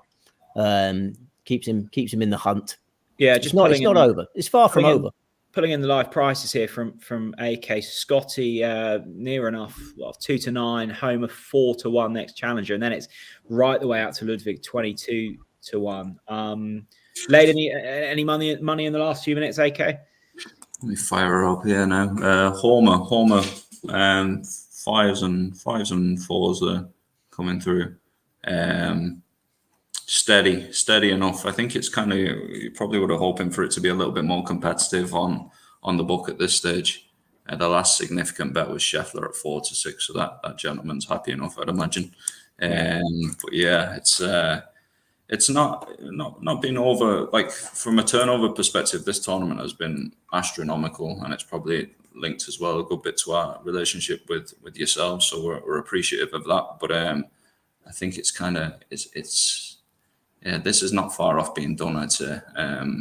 You'd hope some of the contenders can move towards Scheffler here rather than him. I would anyway. Than him getting away scot-free. Absolutely. Still a long way to go. We'll catch up with you in about 45 minutes. AK, great to see you once more. Steve, the man himself there, saying it's pretty much good as done. Do you agree? Well, we got Max Homa to beat, haven't we? Yeah, this morning in Golf Wise Extra, I thought Max Homa and Bryson DeChambeau would be the biggest challenges to Scottie Scheffler, and Morikawa's just dumped it in the water at 11 there, blimey. So we tipped the Scheffler Homa straight forecast this morning at 5-1. So that is looking extremely good now. I think Homa's going to finish runner up to Scheffler, and that one will land. Morikawa's just surrendered there. Big shot here, dangerous hole, but Scheffler's course management is typically peerless. He'll hit this on the right side of the green, two putt for par, and we move on. Yeah, Scheffler coming into a hole that has caused some absolute chaos in the last couple of moments for Oberg. Might have played too safe there, is he? Yeah, he's left that way right, hasn't he? He was never dicing with the water. The relentless train of guests continue. Really excited to be able to welcome Wilco from the Racing Post Sport Desk. Here he is. Is that a smile? Are you a Scottie backer? No, I did fancy him, but obviously he was going to be, the player who was most likely, and I shied away from the price. Not being the sort of person who sort of like looks at 5-1 for golf punts and things like that. I'm on DeChambeau, which looks like the place might cop. I mean, it's been it's just been a slide, isn't it? It was going great, and it's just slid down and down. And I'm glad to find another DeChambeau backer, Wilco. I didn't find one on the whole planet. I thought I was the only person in the world who had backed DeChambeau. It's really difficult to find the DeChambeau backers, and I'm pleased I found one. Thank you for joining my team. I mean, he's been playing well on the other tour and everything. Really well, doing it okay.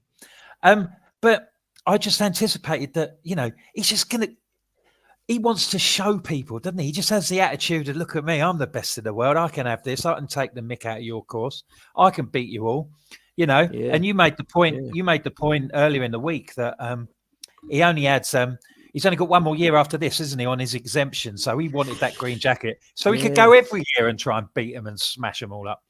So I thought I thought he'd be really charged for it, and obviously on Thursday he was, and he played really well. It's been hugely talented. It's been a mad tournament, though, isn't it? It's been a fantastic tournament. Yeah, it's been absolutely. A brilliant tournament. It's been like Friday we had all the wind, people had to play in that, and then yesterday. Yeah. They were all putting on glass, weren't they? Nobody could hole anything.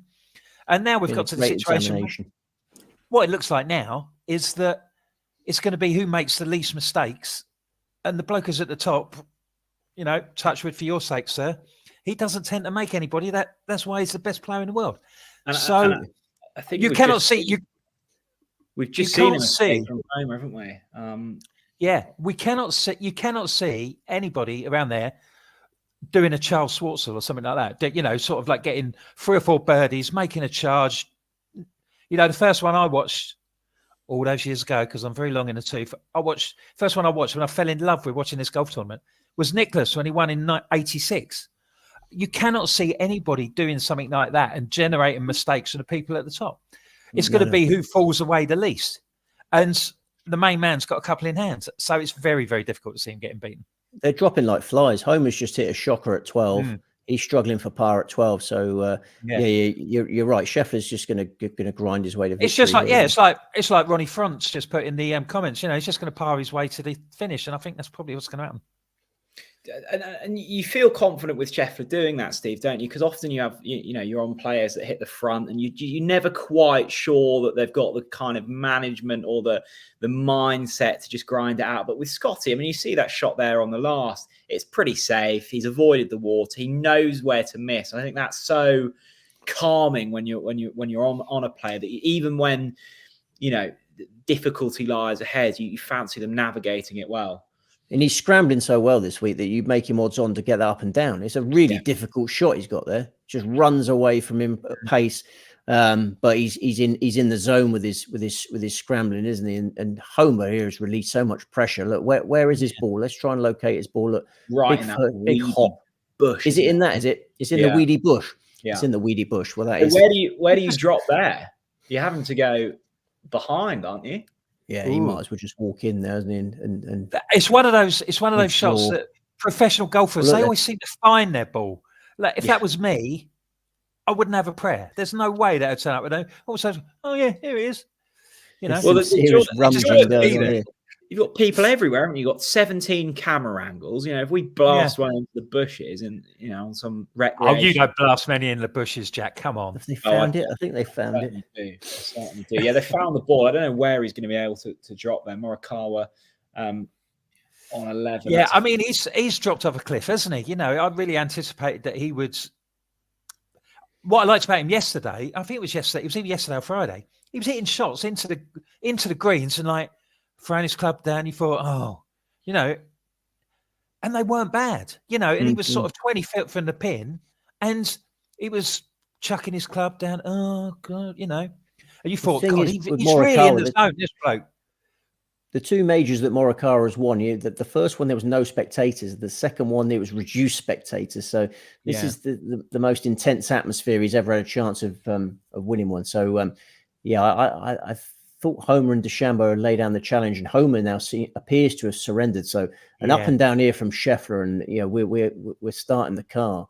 Do you think we're at that stage now though, where the rest of no one's played particularly bad, but Scheffler's just settle so far ahead of everyone else at the moment, isn't he? Slightly heavy-handed there on a. I mean, I don't think it's got to the stage where like the Tiger fear that people think, oh God, what's he doing? He's catching up. He's going too ahead and all that sort of thing. I don't think it's quite at that stage. Just that, I was looking at, there was times when Tiger used to go off at 6-4 at the start of the Masters and 13-10 a few years ago. We're not quite at that stage yet, but they are all conscious that he's the main man and he's the bloke that they've got to beat. And they're now 2 shots behind. So they're all, well, 4 shots behind. Homer's staring at least a 4 here, isn't he? I'm just trying to work out where he's dropping. I'm trying to work out where he's dropping. So he's going to get 2 club lengths, no nearer the hole. I mean, to me, it looks like where he's dropping is a lot closer to the hole. It's difficult to say without commentary on what exactly is happening. But I'm just working on my posture at the moment, Jag. I've got posture issues, but I mean, he's going to drop 1, if not 2. But Scheffler's going to drop 1, so I think Scheffler's likely to miss that one. I don't know, a difficult putt, but we shall see. But we're close to success, but there's such a long way to go. Fleetwood only just got over the water there.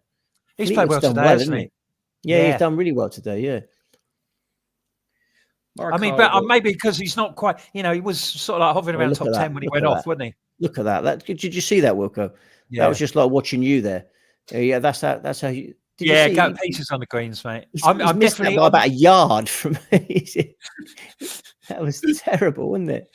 Yeah, I'm definitely an A, not a P or a T, mate. Let's take a look at the prices with AK bets. Scheffler now 1 to 6. Oh, blimey, DeChambeau from the Pine Straw.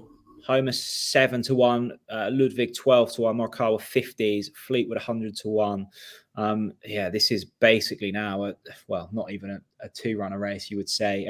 Scheffler, the shortest price he's been all day. Remember, he went off even money with AK bets at the start, which did seem a big price, but they were happy to lay it. It seems mad that when I was sat there listening to the Duke's countdown reminiscence, I'm thinking, cool, could be it could be a late night. We could be, there's quite a decent chance that we could be going to extra holes, and it's just the way it all changes, doesn't it? It just flips like a coin, doesn't it?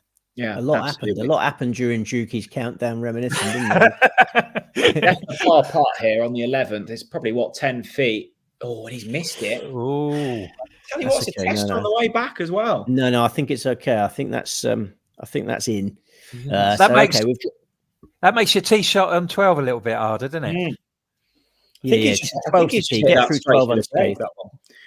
If we par 12, we can start singing our songs, but that's far from straightforward. Yeah, maybe he's thinking about the baby. Maybe he's sort of drifting away a little bit.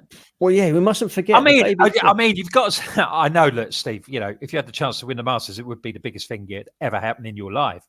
But having a baby is actually more important than winning the Masters.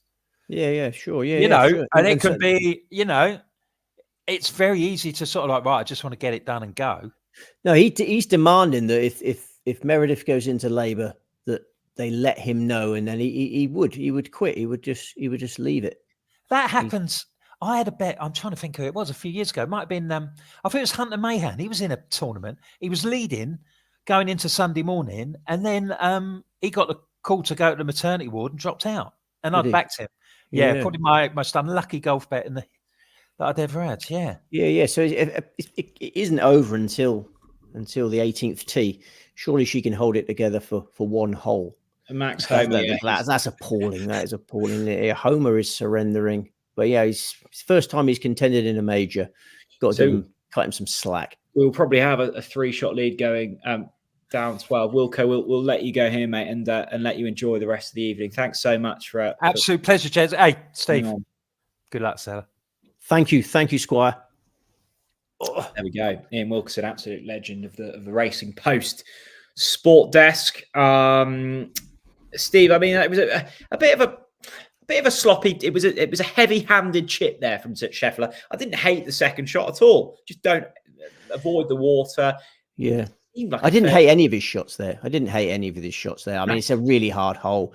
It's a sort of professional 5, isn't it? The key there was avoiding the water, avoid the 6 in their position he's in. Ludwig and Colin were, can I call him Colin? They were chasing, and they made huge course management errors.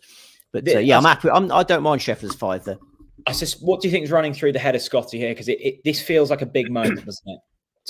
We've all seen Augusta, Masters victory attempts go wrong at this 12th hole. Yeah, you only have to go back to when Tiger Woods won in 2019, probably the second best major ever, behind his 2008 US Open win. Brooks Koepka put it in the water on this hole. Francesco Molinari put it in the water on this hole. Yeah, this was the key moment in that 2019 event. Jordan Spieth, we mentioned earlier, I think he took a triple bogey on this hole in 2016. So this hole is one of the toughest par 3s in the world. Just the shape of the green. You miss right, you're in the water. You miss left, as Homer's done, you're in some sort of bush and all sorts of trouble. So this is the key shot. If Scheffler makes par here, if Scheffler finds the green here, he's got one hand on the jacket. Take a 4 at this stage, wouldn't you, for Sheff? He wouldn't, and I wouldn't. But I know what you're saying. Yeah, there we go. That needs to go a bit. Go on, Bryson, get that down by the. That could get nice and snug. No, it's just drifting right, isn't it? So the Bryson place is still on. The Scheffler win's still on. No, I mean, you've had a great day, Steve. Schindler wins. The forecast still looking okay. Bryson going okay. I'm happy. And Scheffler, I mean, you've certainly taken this. If I'd have said to you, Scheffler, what, 2 clear, 3 clear at this stage at the start of the show, you'd have bitten my hand off for that. Yeah. No, I'm happy. I'm happy. No, everything's going well. Everything's going well. The only thing that can stop us now is Meredith, isn't it? So we're on Meredith watch. It's going to be interesting because we obviously don't have the commentary. So if we just see Scottie disappear, we won't know what's happened. No, we'll just have to rely on the comment section. No, surely. Come on, Meredith. Hold it together now. Right. Homer back to 5. So the lead is 3 for Scottie as he tees off 12. This feels like a really big moment. And let us know how you're feeling in the comments section, actually. I hope you've enjoyed the show so far. Still a long way to go in this. And I suspect I might need another caffeine shot in a moment. But here we go. Scottie lining up in that lovely kind of peachy coloured shirt. You can see his shoulder really strapped up, actually, with tape underneath the shirt. But still moving freely and looking good. A couple of deep breaths on this 12th hole. Steve Palmer has promised maybe a song for us if this is a par or better. The green in front of him is cleared. Scheffler top of the leaderboard. You can see the distance between him and the chasing pack. Homer and Aberg on 5 under, Fleetwood on 4, Morikawa on 3. Just taking a couple of moments here over the ball. A couple of practice swings, loosening up. Such a devilish little hole, this one. Yeah, just don't even look at the pin. Just go left and short. Don't AMA it either. We've seen him go. We've seen him go long a couple of times today. We do not want that here. Left and short. Aim for the fat of the green. The fat of the green. The trademark foot movement. He's eyeing it. He looks. I like it. I like the swing. I like the swing. Oh yeah, come on, Scottie Scheffler. That is absolutely brilliant. It's a longish putt, but it's safe. Middle of the green. Talk about distance control with your iron, Steve Palmer. I mean, that is just Scottie Scheffler at his absolute best. That's exactly where he was aiming. But virtually a hole in one that was, because that was his target. Bryson can't putt, I'm afraid. Bryson can't putt, but he can still get in the top 8. We all just want the top 8, don't we? And we get our Bryson returns. I think it's so difficult, isn't it? I mean, imagine that gallery, what's on the line, what's been running through his head. He knows he's hit a couple long today, and to just stand and deliver like that must be so satisfying for him. He's so solid between the ears, isn't he, Jack? I mean, we can only dream of getting a temperament that good. I've been trying for 46 years, and I get very up and down, but Scottie Scheffler doesn't. Absolutely. We had a comment earlier, Steve. We'll get this one first. How difficult is it to make selections for majors now with Liv? I can't make head nor tail of it. I think Champ said earlier that he's really struggling to kind of work out the form lines of Liv. Is it made things a bit more difficult for you coming into these majors? Yeah, it has. I mean, you have to watch it. I mean, I watch loads of Liv golf. It's easy because it's on the phone. I watch it on the app, and I find that I've got a good hand on who's playing well on the Liv circuit and who isn't because I'm watching so much of it. There's no easy way other than that because their stats packages are not very good. There's no way of sort of catching up on it if you don't watch it. But there's not that many tournaments, so I'm happy to immerse myself in those tournaments. And we've had a few winners on Liv. We have had a few winners on Liv, and we'll continue to try. But I knew Bryson DeChambeau was playing well coming into this, and he's the only one of the livers that's done well, really, isn't he? So I know Greg Norman was strutting around Augusta National earlier in the week and trying to stir up a few hornets' nests, but I think he'll be pretty disappointed with how the Liv players have performed. You take DeChambeau out of it, and they haven't really landed a blow, have they? No, absolutely not. We've had a couple of brilliant comments over the evening, Steve, of where people are watching from. A couple of very exotic sounding places. Can you recall a golf tournament that you've maybe jetted away from and watched on a sunbed in some island? I don't know, Barbados or something. Barbados. I have been to Barbados. Yeah, I remember watching Rory McIlroy from a sun lounger in Gran Canaria. I know that's not that exotic, but Gran Canaria is nice. That was the moment actually I decided to completely get away on my holidays because I had significant bet on Rory McIlroy to win this golf tournament, and I was on holiday with my lady wife. I don't think she was my wife at that stage, and we're in Gran Canaria, and I was sort of following the scores, and it was affecting my morale. And I was thinking, this is not wise. This is not wise. I'm supposed to be on holiday here. So my tactic has been to completely get away from golf on my holidays. Like next week I'm on holiday and I won't look at the golf tournaments. I like to cleanse my mind during holidays now. So that is a thing now, because everyone always says, oh, if you're not on an episode of the Sweet Spot or something, people go, oh, I'm sure Steve's still, having a bet on something. You genuinely just put the phone in the safe and say goodbye to it for a week. I think it's very important because the golf season is basically 50 weeks of the year, isn't it? There's a golf tournament running 50 weeks of the year. If you punted on your holidays as well, you would spend 50 weeks going through the sort of emotional ringer that we're going through now. I think it's very important on your holidays to get away from it. So, I don't punt on my holidays. This is a great question coming from Steve. He says, do you ever let personal feelings towards a golfer influence your gambling? I can never bring myself to back Bryson because on a personal level, I'd hate to see him win.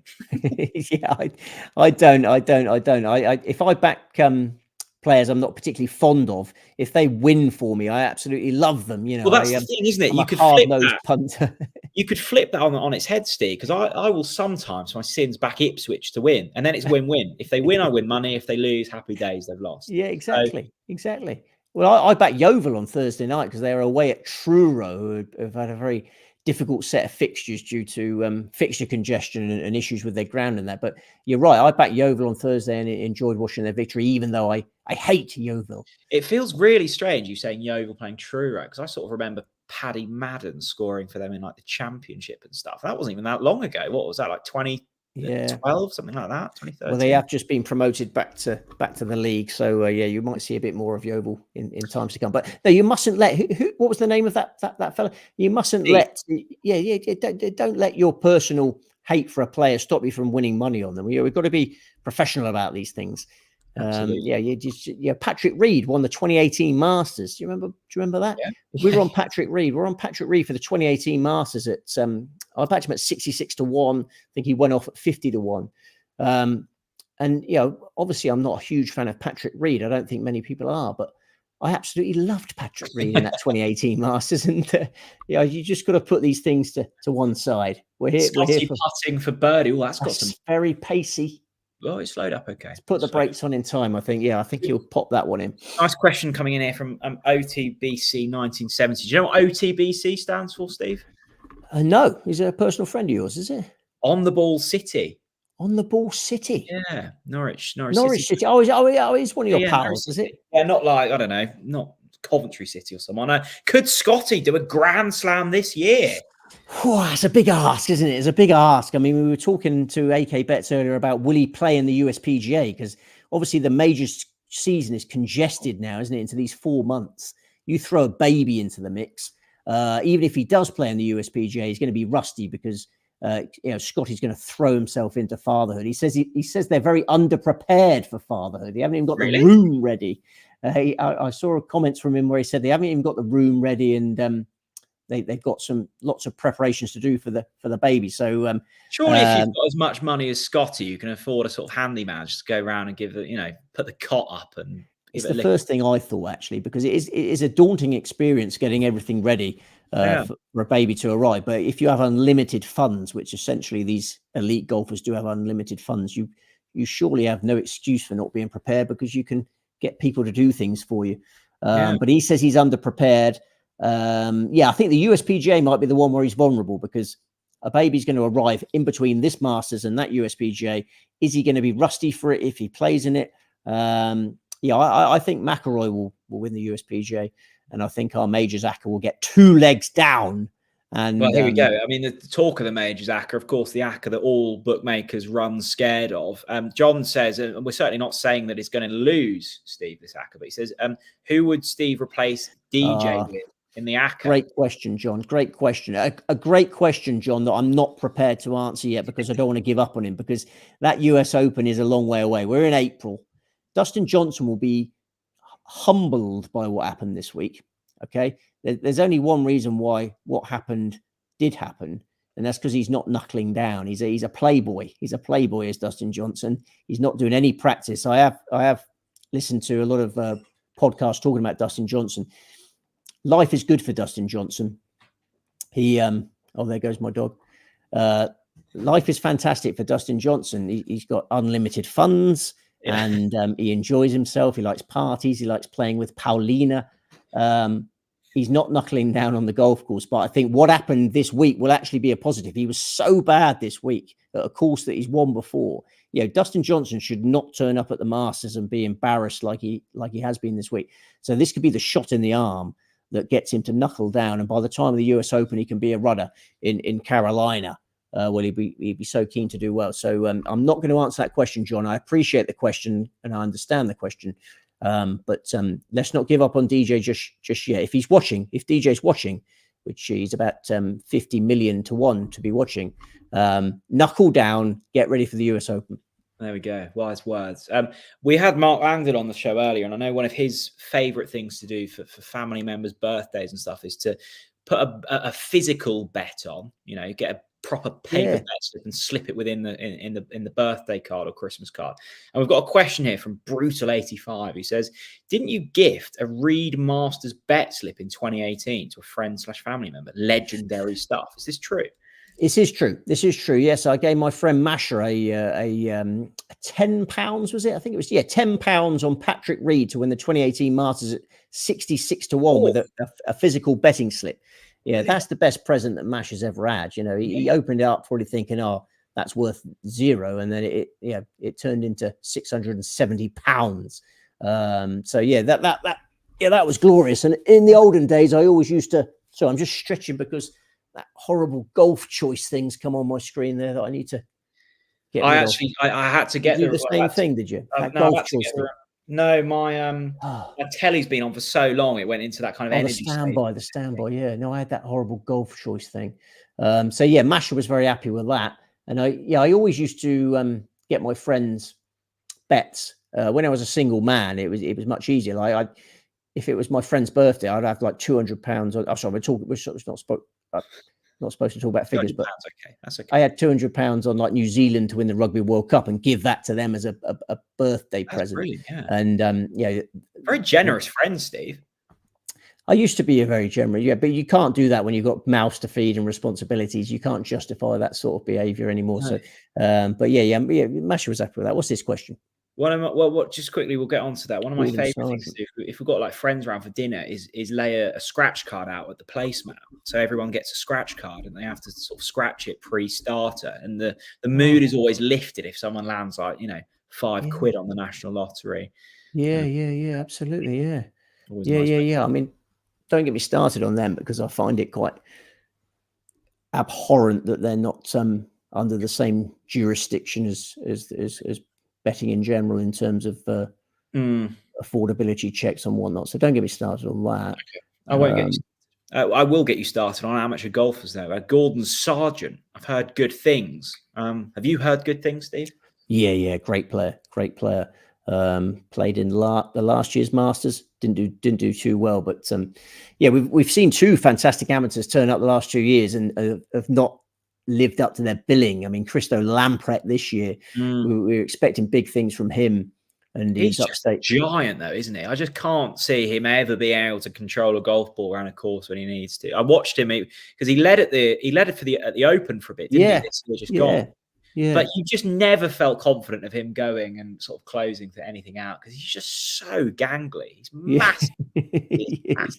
He's a beast of a player, but I think, in years to come, we could be doing this podcast in, 5-10 years, saying we could be talking about Sargent against Lamprecht down the stretch. Scottie Scheffler, are we going to hear a rendition anytime soon? Because he's so much pressure to do songs. Maybe in a couple of holes. Yeah, maybe. I mean, the back door's open at the moment because the dog's gone out for some busy. So I certainly don't want to wake up the neighbours with any. No, please don't do that. Jim says, will Steve be doing any previews of the women's major next week? Are you here next week, Steve? Or are you going? No, I am off next week. I am off next week, recovering from the Masters. I like to have my schedule similar to a professional golfer. You're very organised, aren't you? Because you sent, and I love this about you, Steve. You print everything off. You're a physical document man. So you sent me a picture of your holidays this year. Nice A4 paper. Clearly done it on Microsoft Word. Went through, and I thought that's organisation to its best level there. I feel more relaxed when things are printed out. I like hard copies in front of me. I know it's not good for the environment, and I know it's not the modern way, but I like a piece of paper in my hand. And until the world runs out of trees completely, I will keep pieces of paper in my hand. A-Bug, decent eagle chance to get within one, so not over yet. Yeah, certainly not over. I mean, three clear, but you just never know around this track, do you? You never know. Well, that is a good little reminder to keep us up to our work there, because we're sort of talking as if the game is over here, isn't it? So thank you for that commenter to remind us that it's never over until it's over. What I would like to know if it's over is our 2-ball double, Smith and Scott. I mean, I assume that was looking good about an hour or so ago. I assume that's still looking good. I'd be surprised if it's not. Do you want me to check the World Wide Web? Well, I want our commenters to do their work, to pay their rent. They can let us know. Adam Scott, let's know. Cam Smith, not Cam Davis, Aussie double 2-ball. Let us know how that's getting on, people. Everything's going well. If that's one, Schindler's won, Scheffler's essentially won. DeChambeau is going to finish in the places, I think. Not a bad putt at 14 there. Oh, Smith and Scott has won, apparently. That is 3. That's one. And it is done. That's one. Reece Jordan. You've had and this is a great moment, actually, to advertise golf-wise. Is it? What do we call it? Golf-wise extra? Golf-wise extra. Golf-wise extra. If you're not reading that, then you're missing out. Racing Post Sport. And pretty much every day, definitely in the majors, your in-play tipping has been absolutely superb. Steve. We tipped a Super Yankee yesterday. I love bringing a Super Yankee into play. That's 5 selections, 26 bets in a Super Yankee, and that they all won. So things have been going well. And I mean, Albert has just popped his nose in front there for the runner-up spot. We need Homer to finish second if possible, but no, we can't quibble. We can't quibble. Absolutely not. Yeah, Super Yankee, and I saw that on the on site yesterday. I thought, I haven't seen one of those tipped up for I just fancied a Super Yankee. Sometimes you just fancy one, don't you? I was chatting to he's tuning in, actually, my good friend Alex, who is a Steve Palmer follower through thick and thin, and he said he always loves your kind of. I'd said that you were on I Am Maximus, and he loves that you kind of. Most people stake, I don't know, either £20 or £25, 30, and kind of round numbers. You like a sort of a really obscure stake sometimes, don't you? I find it very amusing. I have a target amount to win, you see. So the stake is not relevant, but the target amount to win is, you see. So if you study that wager and I Am Maximus, it was to win a certain amount rather than how much you were staking. But I thoroughly enjoyed that race yesterday. I know a lot of people seem to think the fences need to be bigger, and but I don't know how you feel about it. Will Carey coming back in. Look at this. He's set it off into the bright lights of the YouTube game, and he comes in to check in, see if we're okay. Good old Will. Will was a great producer. He used to produce Sweet Spot behind the scenes, and he was made us what we are, Steve. He did. Big shot here for Scheffler. Yeah, I was going to say, the lie's not ideal, is it? Ooh. That's gone a bit left and safe. But remember what I said, it all feeds to the right. Come on, get a hard bounce. Yeah, that's going to be all right. That's brilliant. That's all you need to do. He just plays the right shots, doesn't he? Difficult stance that as well. Ball above his feet, first cut. Yeah. He just maneuvers things so beautifully. I found it interesting what Paul Dunne said earlier, where that right foot going is an accuracy thing. I just thought it would, but he's obviously worked on the feet. I mean, that's so swing changes in general are difficult. To get the feet moving like that and it be a conscious decision. And he said he couldn't do it. Like Paul Dunne was trying to do it and he couldn't do it.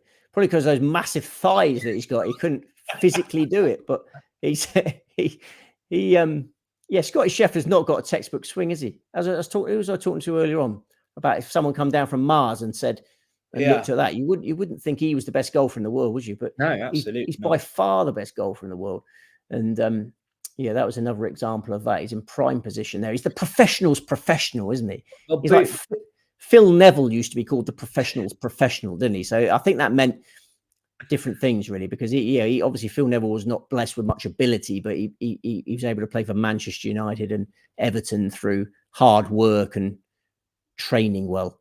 But Scottie Scheffler is the professional because he just plays the right shot every time, the percentage shot.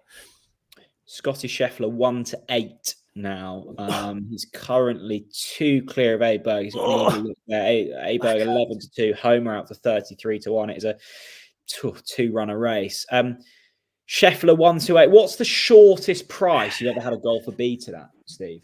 Oh, blimey! Let's bring up some unhealed trauma. Yeah, that's almost an impossible question to answer because I've had so many golf bets in my life. I probably wouldn't get the answers to that right.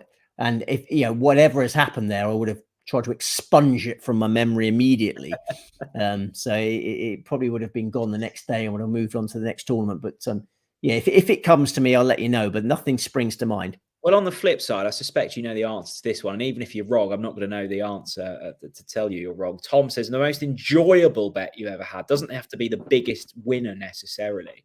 That's a great question. You know, some of those that just stick out for me. And I don't know why, but Siwoo Kim in the Amex for me just really sticks out. It was sort of COVID time, wasn't it? It was a bit of a bleak time for everyone. We had Tyrrell Hatton earlier on the day, Siwoo Kim quaffing some lovely red wine, just seeing him get it done. That one sticks out for me in terms of golf bets. Yeah, I mean, for me, the biggest enjoyment I've got from a bet was the one where I absolutely went for it. I know we're not allowed to talk about figures and that, but we all know what went on in that 2018 Open Championship at Carnoustie.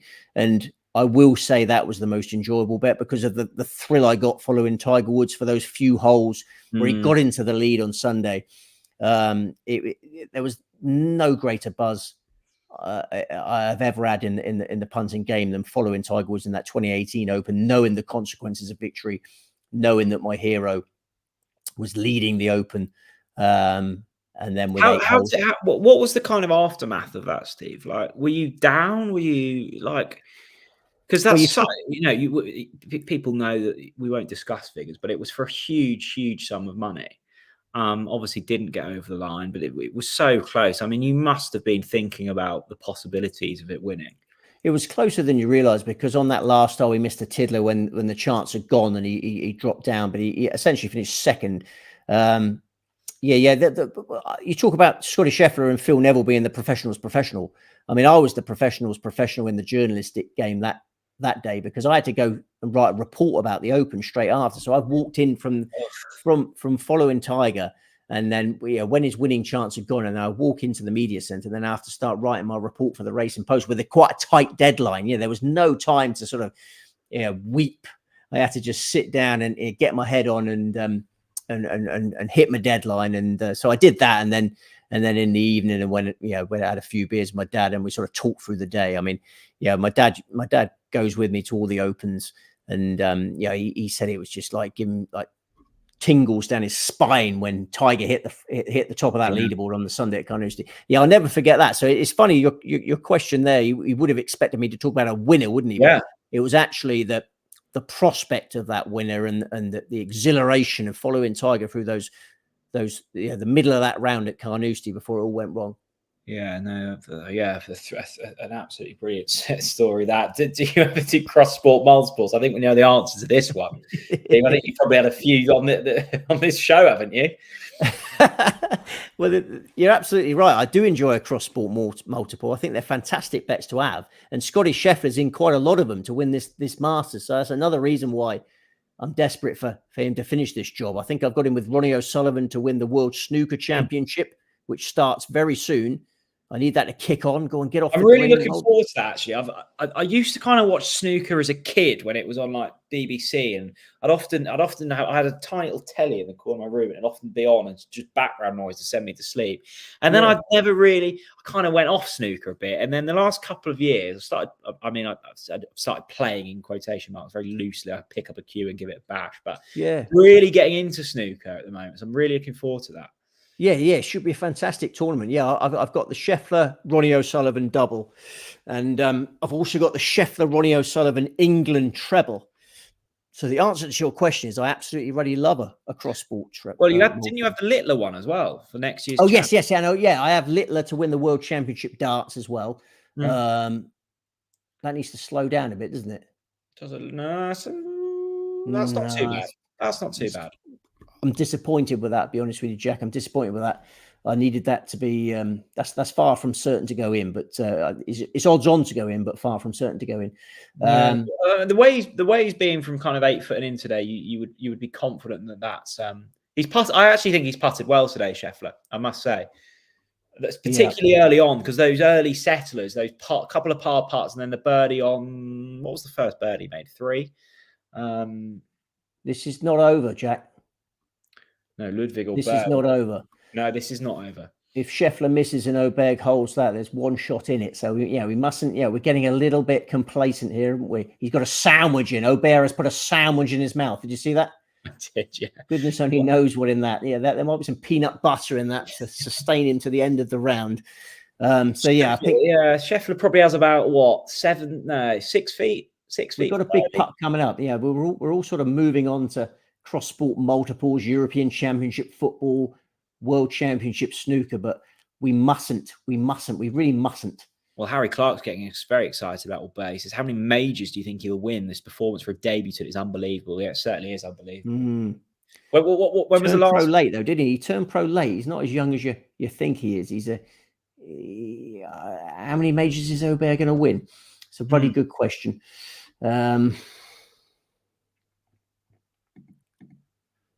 This is radio silence. Can I have 10 seconds? Yeah, I think you're thinking about this Scottie putt more than Ludwig at the moment. I'm thinking about a few things. Let's actually we're going to bring AK in now. He's on the line, and we're going to get him in at a really pivotal moment. 8. There you go. 8.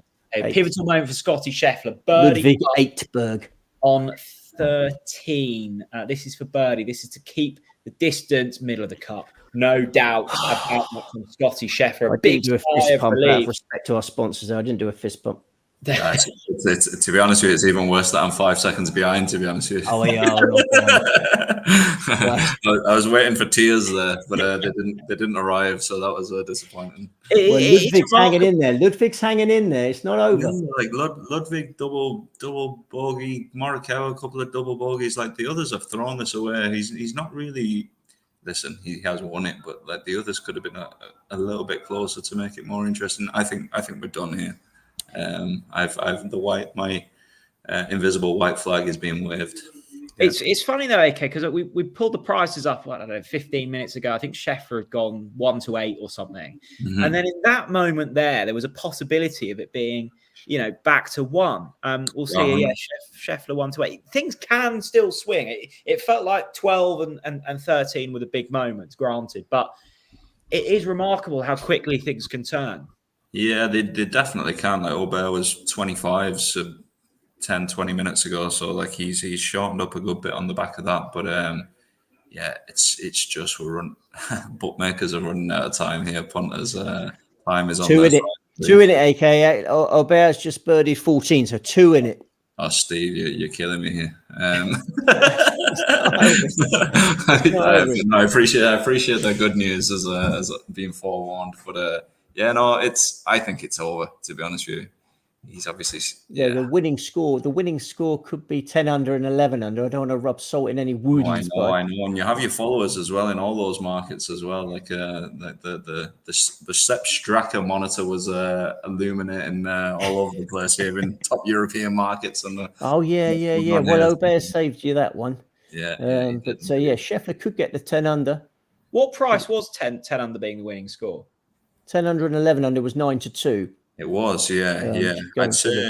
I'd say just from a bookmaking point of view, I'd say there's not the most thought goes into those markets, I'd imagine. So if you are looking at, I'd imagine if you are looking at side markets, they're the ones to concentrate on. I'd imagine just from a tip from a bookmaker to a punter there, I'd have much less confidence in those markets than some of the outright prices we put up. So yeah.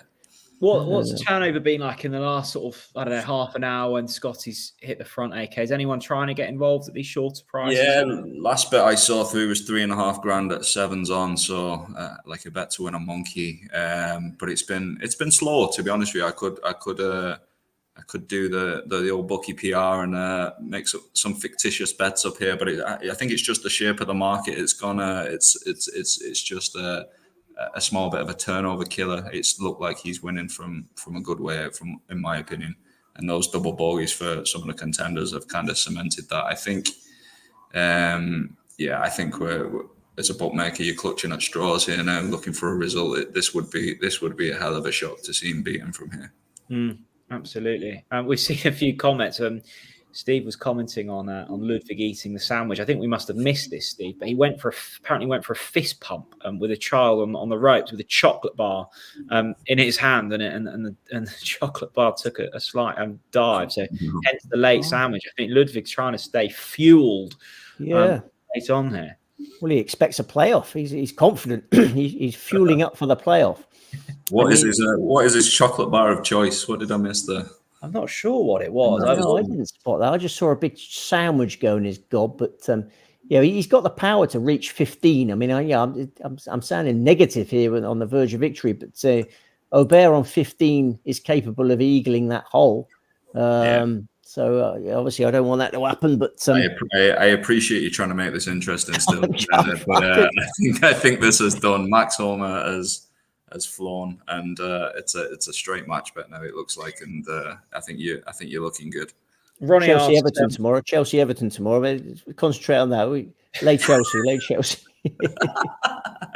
Yeah, please. Yeah. I think you mentioned. Blimey. Oh, Ludwig Whaler. Blimey, O'Reilly. Oh, where the heck has that gone? That's turned out better than it looked, didn't it?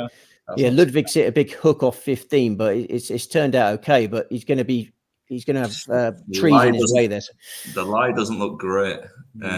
You've caught up now. You're on sync. Yeah, no, I did see that. I saw that. Absolutely, I was gonna wax lyrical about Everton and Chelsea there for a second, but you threw me by a shot happening that I didn't see. So, just before we get on to Monday Night Football, what was the biggest price Scottie went in running today? Yeah, I think 6-4. I think 6-4. You wouldn't have seen bigger than that anywhere. What moment was that? I'm trying to think where he would have really early on, wasn't it? Bogey at fourth, and was it around? Yeah, I was thinking 6, 7, 8 off the top of my head, but yeah, somewhere around there. I think it was. Yeah. He went from. Did he go from 7 back to 6? And what price did he go after the double yesterday? I was eating a 22-ounce ribeye on the bone at that stage, and making a trip to the toilet halfway through proceedings. So I didn't actually to the chef. Compliments to the chef. I didn't see that, I'm afraid. But I like a nice steak. That sounds great. Guessing in around the 3.72 mark would be the guess off the top of my head, but somebody would be able to confirm it too. Okay. Yeah, but that was gutsy the way he fought back from there, wasn't it? I mean, 100%. I couldn't believe it, to be honest with you. I couldn't believe it. There was an eagle putt involved there, because I left as he had 13. That eagle. Yeah, long eagle putt 13. Yeah. So in my head, I boxed a birdie off there and came back, and he was 600 again. I could not believe it. So yeah, he's got one heck of a mind, didn't he? But we can learn from Scottie Scheffler. I mean, in the bookmaking business, you know. It's not easy, is it? But you've got to be the same as Scottie Scheffler, and you've got to go to bed tonight feeling pretty disappointed, but wake up tomorrow and win it all back on. Yeah, I think that's what it is, and I think that should be the same for punters as well. Whatever your threshold is for limits and bets and stuff, I think you should never be one individual result, or a lot of results should never be hurting you emotionally or anything like that. If they are hurting you emotionally, you're playing too big. So this is it's going to be a losing event for us, obviously, and but it's very, very manageable, and that's the way it should be for bookmakers and punters. Yeah. Does it take any enjoyment out of watching it, AK? I guess you're watching in a completely different kind of. Yeah, it's a weird one. The worst bet I ever had from an enjoyment point of view was having a bet on under corners in a match, like under 10.5 corners or something. And every time a shot was in, you're praying there's no one tipping a shot over the bar. And I was like, I'm never having a corner bet again because I just don't like this. It's ruining the game for me. It's like when I tried to do media studies at college and they broke down for an hour the intro to Coronation Street, and I was like, I can't even watch Coronation Street again. It's kind of killed it for me. So no, I try and avoid this stuff is special from Scottie Scheffler on the approach here. I mean, that's going to be another kick-in birdie. This could well be done. Steve Palmer. This is all. It's done now. It's 100% done now. We can talk all night, but this is over now. If you back Scheffler, you're pretty much home and hosed. Like Meredith is going to have to get a serious move on here for there to be any issues. AK bets going 1-50. Scottie Scheffler 14-1 a bet. 40-1 Homer. Meredith, the only person that can stop Scottie at this point. Steve, it's been incredibly impressive this past hour. The birdies around the turn, the sensible play on 12, the really clutch birdie putt on 13, that approach. I mean, he's been in a different class this last hour. There is a golfing class between him and the world number 2 is Rory McIlroy. And we all know how Rory's performed this week. Scottie Scheffler's playing a different game at the moment. And, it's going to be very interesting to see how the rest of this season goes. I mean, you had one commentator earlier on asking about the Grand Slam this year, didn't you? And that's how good he is. You wouldn't rule it out, would you? You wouldn't rule him out winning every major this year. I thought it was really telling as well. Just like it was either the first or the second round, and Scheffler hit a chip from behind the green, right next to the hole, and he's passing McIlroy as he walks past him. And like there was almost a deference, like that you are the number one. Like he just looked at him, and it was like just a real. Obviously, they all respect him, and everyone knows what he can do. But I just thought I'm not in this league and close to this league at the moment. Like it was a real telling look, I thought. Yeah, it was a demoralising draw for McIlroy, wasn't he? Obviously played with Scheffler for the first 2 days, and I don't think that was a good draw for him to compare himself face to face with the main man and see your shortcomings. But Rory's relationship with Augusta is difficult, but his relationship with Valhalla, the next major, is very good. That's the last major that Rory won was at Valhalla. The 2014 USPGA. So he's going back to a course he knows he can conquer in the next major. And hopefully Rory have 1 or 2 decent outings before then. And we can get on the Rory train for the USPGA. Hugh says, hold on, Meredith. Was there any sort of distance betting for Scottie this major? I know you sort of alluded to it slightly in the Sweet Spot Tuesday, Steve. We tipped Scottie to win by 4 shots or more. But AK bets had a market on 6 shots or more. I mean, surely he's not going to get to 6 shots or more. Any player, wasn't it? We tipped winning margin 6 shots or more. Was that a 14-1 or 12-1? That was right. Yeah, I think it was 14s for any player. I think so. I mean, I don't think he's going to quite get to that level, but the 4 shots one's possible. Yeah, we are in this stage now with Scottie. And I don't want to jinx this at all, but that approach up there feels like it's kind of wrapped things up where it is almost by how far rather than if it's going to happen. We are getting to that stage now. Yeah, I think as well, just even this week, like he's obviously played unbelievable, but you feel like there's more there as well. He's not like he's not anywhere near 100% himself there. I don't think. I think his B game is that far ahead of everyone's A game. It feels like to me. Like it feels like he could have genuinely absolutely destroyed this field if he was on tip-top form. So that's the biggest takeaway for me. There's so few members of the elite that are playing well. The players that are just behind Scheffler in the world rankings, none of them are really playing superbly well. So that may change when another major comes around. But at the moment, there's no one that can live with him. Yeah. Homer. So Steve, I guess the other thing we're looking at now is Homer trying to sneak into second, aren't we? Because that would be ideal. Yeah, that would be ideal to get the straight forecast up from this morning. Entirely feasible. Have any of the? I'm just trying to look through now. Have any of the chasing pack gone? DeChambeau's kind of obviously level par for the day. No one's really put it to Scheffler other than Abo, really. And even he's kind of 3 under par. Yeah, Top Fleetwood was probably too far back, wasn't he, at the start of the day? Like, he's played well again, but it's just there's nobody been within any. Well, the 4-shot victory for Scheffler is well on now, isn't it? Well on, because Aubert's in trouble at 15. Here we go. Aubert's chipping out, so it depends. Scheffler's probably not going to go for it at 15, is he? Because he doesn't need to, so he may lay up wherever he hits his tee shot. But it's entirely feasible that Scheffler wins by 4 or more, 6 or more. I don't even want it to happen, because I can see AK's a little bit flat, and I don't want to. It's a definite runner, to be honest with you. I think it's a definite runner still. I don't want that. Yeah, that may happen. DeChambeau, what's he up to on 16? That looks good if it spins. Yeah, that's looking very sweet. That's looking very good.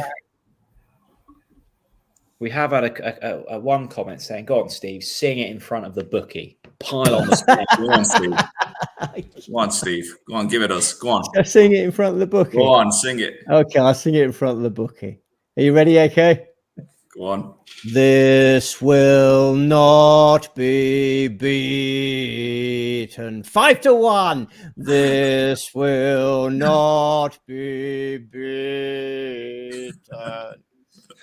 This will not be beaten. This will not be beaten. This will not stay beaten. That's enough. I don't think we're going to hear it's going to get beat at the end of this anyway. So I think that's dog up there. I'm waking the dog up as well as 2 kids now, and possibly a wife. So I'll have to drop it there. But you're dicing with death there. Yeah. Talk about kicking man when he's down, Steve. Lovely drive. I mean, it's going to tempt him to go for it, isn't it? Do you want him to go for it? Do you want him to make eagle and get a 6-shot victory? This is like watching a slow, painful death. So like, I'm ready to go home. Like it's done. It's done. Okay, well, we'll catch up with you. Well, we may well catch up with you later. We'll see if you're hanging in there. But on the bombshell of this will not be beaten. He'd be getting a big price on Chelsea out there, wouldn't he? 4-1 Chelsea. 4-1 Chelsea. It'll be about 1 to 10 in the morning. I'd say. Okay, good sport. Thanks as always, mate. Cheers, man. Career highlight that, Steve. I mean, talking about bashing the bookies. There we go. He's a nice fella, though, isn't he? I feel bad. But I'm delighted for all the punters. I want to hear from punters who have won lots of money on Scheffler. I am prepared to start talking as if it's over now. I was reserving judgment on it, but I think that birdie at 14 was the icing on the cake there. I think. Imagine if Bryson could putt. I know. He's missed so many. He said he was going to spend the night on the practice putting green yesterday, but it hasn't worked, has it? I mean, we as of every week, Steve, I follow you in with your selection, so we're both on him. But I must say, that putting stroke is so ugly; it deserves to miss putts. Yeah, and it's anchored, isn't it? I mean, I don't want to get embroiled in the rules of golf, but it's anchored, and you're not supposed to be anchored anymore. But he's gone. I'm just trying to get in a good position. I'm going to be disabled for this. I got the week off next week, but I'm not going to be able to walk because of the positions I've been in on this sofa. Yeah, what have you got planned? I mean, your good lady, but I assume is in the other room watching. I hope she is. Anyway, she's upstairs with the dog and 2 kids. I think you must be hoping for a little gift maybe next week.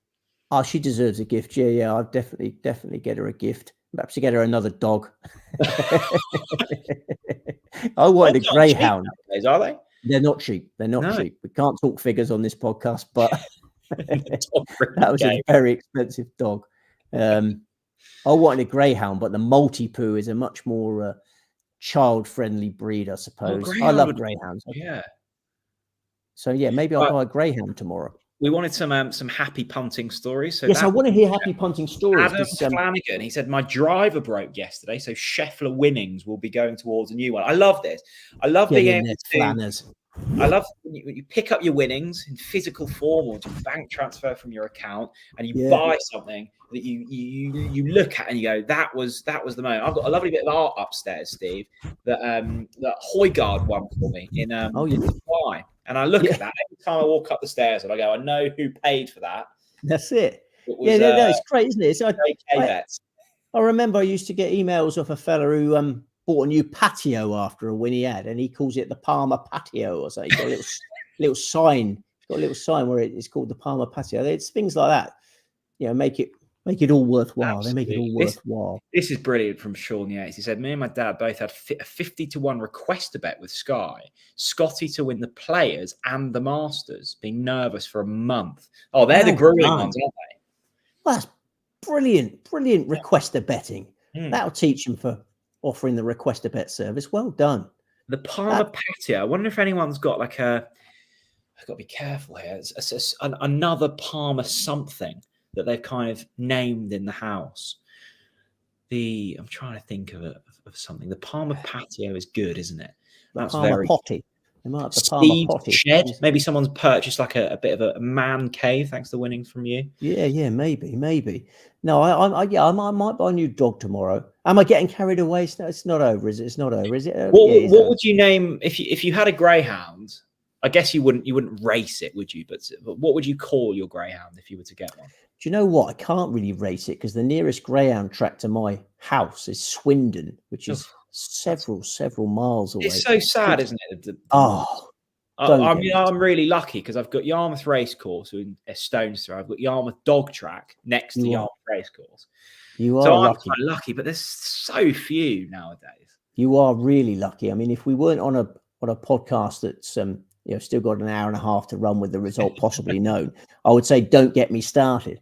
But I'm quite prepared for you to get me started because I still sort of can't sleep at night sometimes because Paul's Greyhound Stadium closed down a few years ago, and Paul was obviously just up the road, half hour up the road. I used to love going to Paul, and then it closed, and then Swindon became my closest one. Yeah. I'd love to have a greyhound and watch it race, but it's just not feasible given how far the greyhound tracks is. What a sport that is. It's one of the greatest sports out there, isn't it? Greyhound racing, but unfortunately, it's a dying sport. It absolutely is. Ronnie says, I bought my driver, now call it Colin after Morikawa won the Open. There we go. I had a Mickelson car. I bought a car after assuming a Mickelson. I like it. This is good from Dale. He said that he's got the Garcia Garden. I see. There's a lovely comment in here from Brutal85. I'm not sure if I'm allowed to swear on here, but he's named something after you, Steve, after Dunne won the British Masters at 66s. Wow. It's there we go.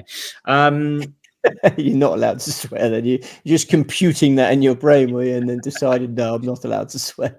No, we're not allowed to swear. Scheffler at 15, 225 to the pin. Does he go for it? Looks like he's going. I think he probably should actually from 225 because it's not an easy pitch when you do lay up. So I would suggest he is going to go for this and just play for the biggest, fattest part of the green you can find. I think he is going for this. Yeah, I mean, it looks like a long club in hand. 225. What's he hitting? Probably anywhere on the green. Just eliminate long and short, my friend. It's gone a bit right, isn't it? It's gone a long way right. Sand plugged. That's fried egg. That one. Not allowed to swear on this broadcast, but was that the right move there? I don't know. I mean, I suggested he should go for it, but I wasn't anticipating that line. I mean, left is the play, isn't it? But still get it on the green, 2-putt. He's still got a 3-shot lead. I mean, that's fine, isn't it? No, I think that's fine. But he's got no control on that, and these greens are like lightning, aren't they? I mean, that was obviously a rare course management error. I don't think it was a bad play going for the green, but I just think it had to be left, cutting. But Aubert's going to take a bit of pressure off here, is he? Yes, he is. Thank you very much. Are they ripples? Are they ripples, Jack? I think they're ripples. Are they ripples? I'm not seeing no bunker. Oh, they're not ripples. What was that then? Some low-flying duck making some ripples there. Oh, hang on. Is that his ball? Yeah, that's his ball. There's a comment here from Elliot, and maybe Elliot can help me because I've been constantly trying to convince Steve to do this. Steve, I've never understood your lack of social media presence. Surely it could generate some additional income for future face spitters. I think you should come on Twitter, Steve. I think you'd enjoy it. You always think that sort of everyone would start firing hate at you, but I think there would be so much love. Yeah, who was it? It was a golf commentator who started doing like a duo act with his dog, wasn't it? What's his name? Andrew Cotter. Was there? Cotter. You should do it. You and Coco. No, I'm sorry. I just don't see the value. I don't see the value. I don't have the skin that's thick enough for that. Because you make a very good point there. I used to get sort of 19 because I was on Twitter before. Yeah, I used to get 99 positive comments. So really 99 really nice comments, and then there'd just be one nasty comment, and I'd just be thinking about the nasty comment. I mean, that is a reflection of my character, and it's a sad reflection of my mindset, my feeble mindset. That one comment would be all I was thinking about, and I'd completely forget about the 99 positive comments. So you could become one of these big influencers, Steve, couldn't you? I think actually, just quickly on the golf, I think Scheffler's there's a bit of luck here. We thought it was really sat down in a fried egg. I think it's popped out of that. Has it? I'm pretty sure it's popped out of that. I originally saw it hands on hips there. What's this hands on hips business here? I think he's just thinking how does he want to hole it? Does he? Someone else is playing. Someone else is playing a golf shot. I guess he wouldn't just be standing there hands on hips. Is his playing partners playing?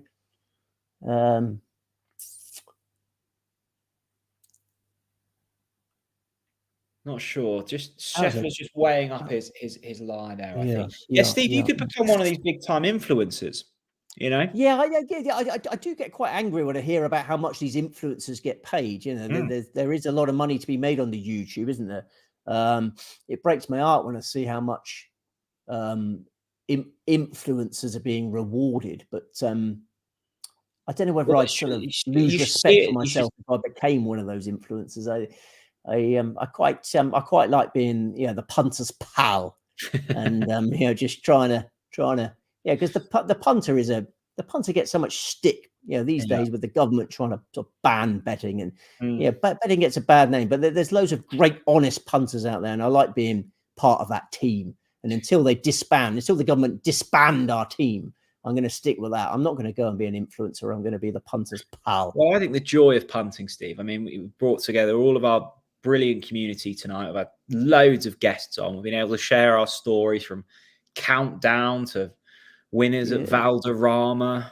I mean, in what other industry would you be able to get such a diverse mix of people together and just share the silliest stories? I think it's brilliant. Absolutely.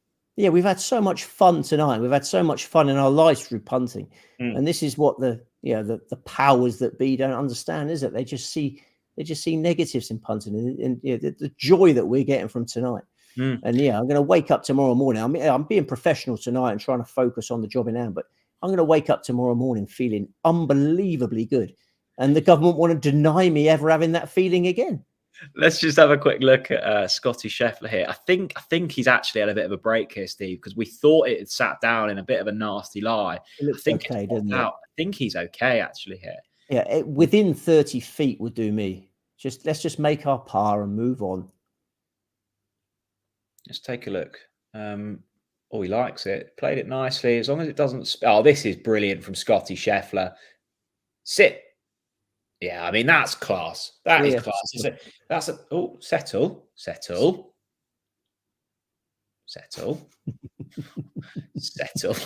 Goodness me. I thought that was about 6 foot. What's that YouTube about when the dog goes chasing the reindeer? It sounds a bit like that. Fenton! Jesus Christ. I've genuinely thought that had settled at about 4 feet. I think it's gone to about 25 feet. It's okay, though. I'm happy with that. It's okay. Oh, that's a lovely bunker shot from Aberg. Stop. Or Burr. It's okay. As long as they don't go in, it's okay. Surely that's going to stop. Okay, that's a great little shot, that from old Burr. We're okay. Everything's okay. I'm just getting greedy now. I want that 4-shot victory. So we tipped have you backed that then? We tipped Sheffield by 4 shots or more. But we can't talk about my. We're not allowed to talk figures. No. I need to urinate, Jack. Can you do anything about that? Well, I'm not going to urinate for you, but I'll speak as you go for it. Have we not got any more guests left? I think we'll get on AK once he's AK, one more AK. I feel bad leaving you on your own, but no, that's okay. I can read the comments. You go and do what you need to do. There we go. Let's take a look at the leaderboard. Thanks very much, producer Sam. Look at that, Scottie Scheffler, 1-66. We have heard the "you will not be beaten." This will not be beaten. Scottie Scheffler currently 3 clear. He's got a putt for birdie on 15. Aberg's going to have a knock-in par putt on 16. Homer to get to 6. We want Homer to push on to second place here. Steve Palmer tipped up the straight forecast. That's not going to get there. Homer will remain at 5. Aberg 7 with just a couple left to play. Scottie Scheffler then with a putt on 15. This for birdie to get to 11 to get the gap to 4. Not going to be the case. Remember, Steve Palmer is also on Scheffler to win this tournament by 4 or more shots. We had AK on the show earlier. He said it was done. The price is still very much indicating that is the way. Only Aberg with a chance of getting back into this. Holes are running out for him. This has been a remarkable display of golf from Scottie Scheffler today in all senses. He's been so impressive. Shane says Scottie Scheffler's like Cool Hand Luke in winning the World Championships. I see what you mean, Shane. I see what you mean. I think it's a temperament thing, isn't it? Cool Hand Luke Humphreys never looks too stressed, knows he has the quality to get through. There were a few moments, weren't there, in that World Championship darts where he was on the canvas and somehow got back up. Never too much for Cool Hand. Never too much for Scottie Scheffler. Steve Palmer is just having a little break. You are joining us for Sweet Spot Live. This is the Masters final round coverage. 3 holes to go for the last group out. That is Scheffler and Morikawa. Morikawa still hanging in there or thereabouts, but none of the chasing pack have really done too much today. The price is still remaining the same with AK bets. You can see there, no one really going too deep. Scottie Scheffler 3 under. The rest, Tyrrell Hatton went 3 under today. Xander Schauffele, we thought might have a bit of a chance. He didn't do that. Cam Smith 1 under. Good rounds from him. But Scheffler's just been in 3rd gear, cruise control, still out in front. That's a par on 15 after missing the green right in the bunker. There we go. I believe the comment up here, I need to try and pronounce the surname, the username. I think it was tradition when Bruce and Steve used to do these. It was Durgo Zergro. Jack, you have to say, "Oh, Scotty, what have you done?" on Steve Rejoice. That's cruel. That's very cruel. I'm sure that Steve has TVs around the house. Did you see that, Steve? I did see that. He's a good wind-up merchant, isn't he? Yeah. That would have been very cruel. That would have been very cruel. Didn't hold the birdie putt. Not sure if you saw that. I did not see that. So, yeah, what did he do? He didn't hold the birdie putt, but that's okay. A nice steady par. So 3 shots clear and not many to play. 3 to play. Yeah, 3 clear with 3 to play. That's right. Yeah. We just need Homer. He missed his birdie putt on 16. We need him to get a couple. So, well, what the morning after, Steve? Let's get carried away. The morning after a decent day in the punting sphere.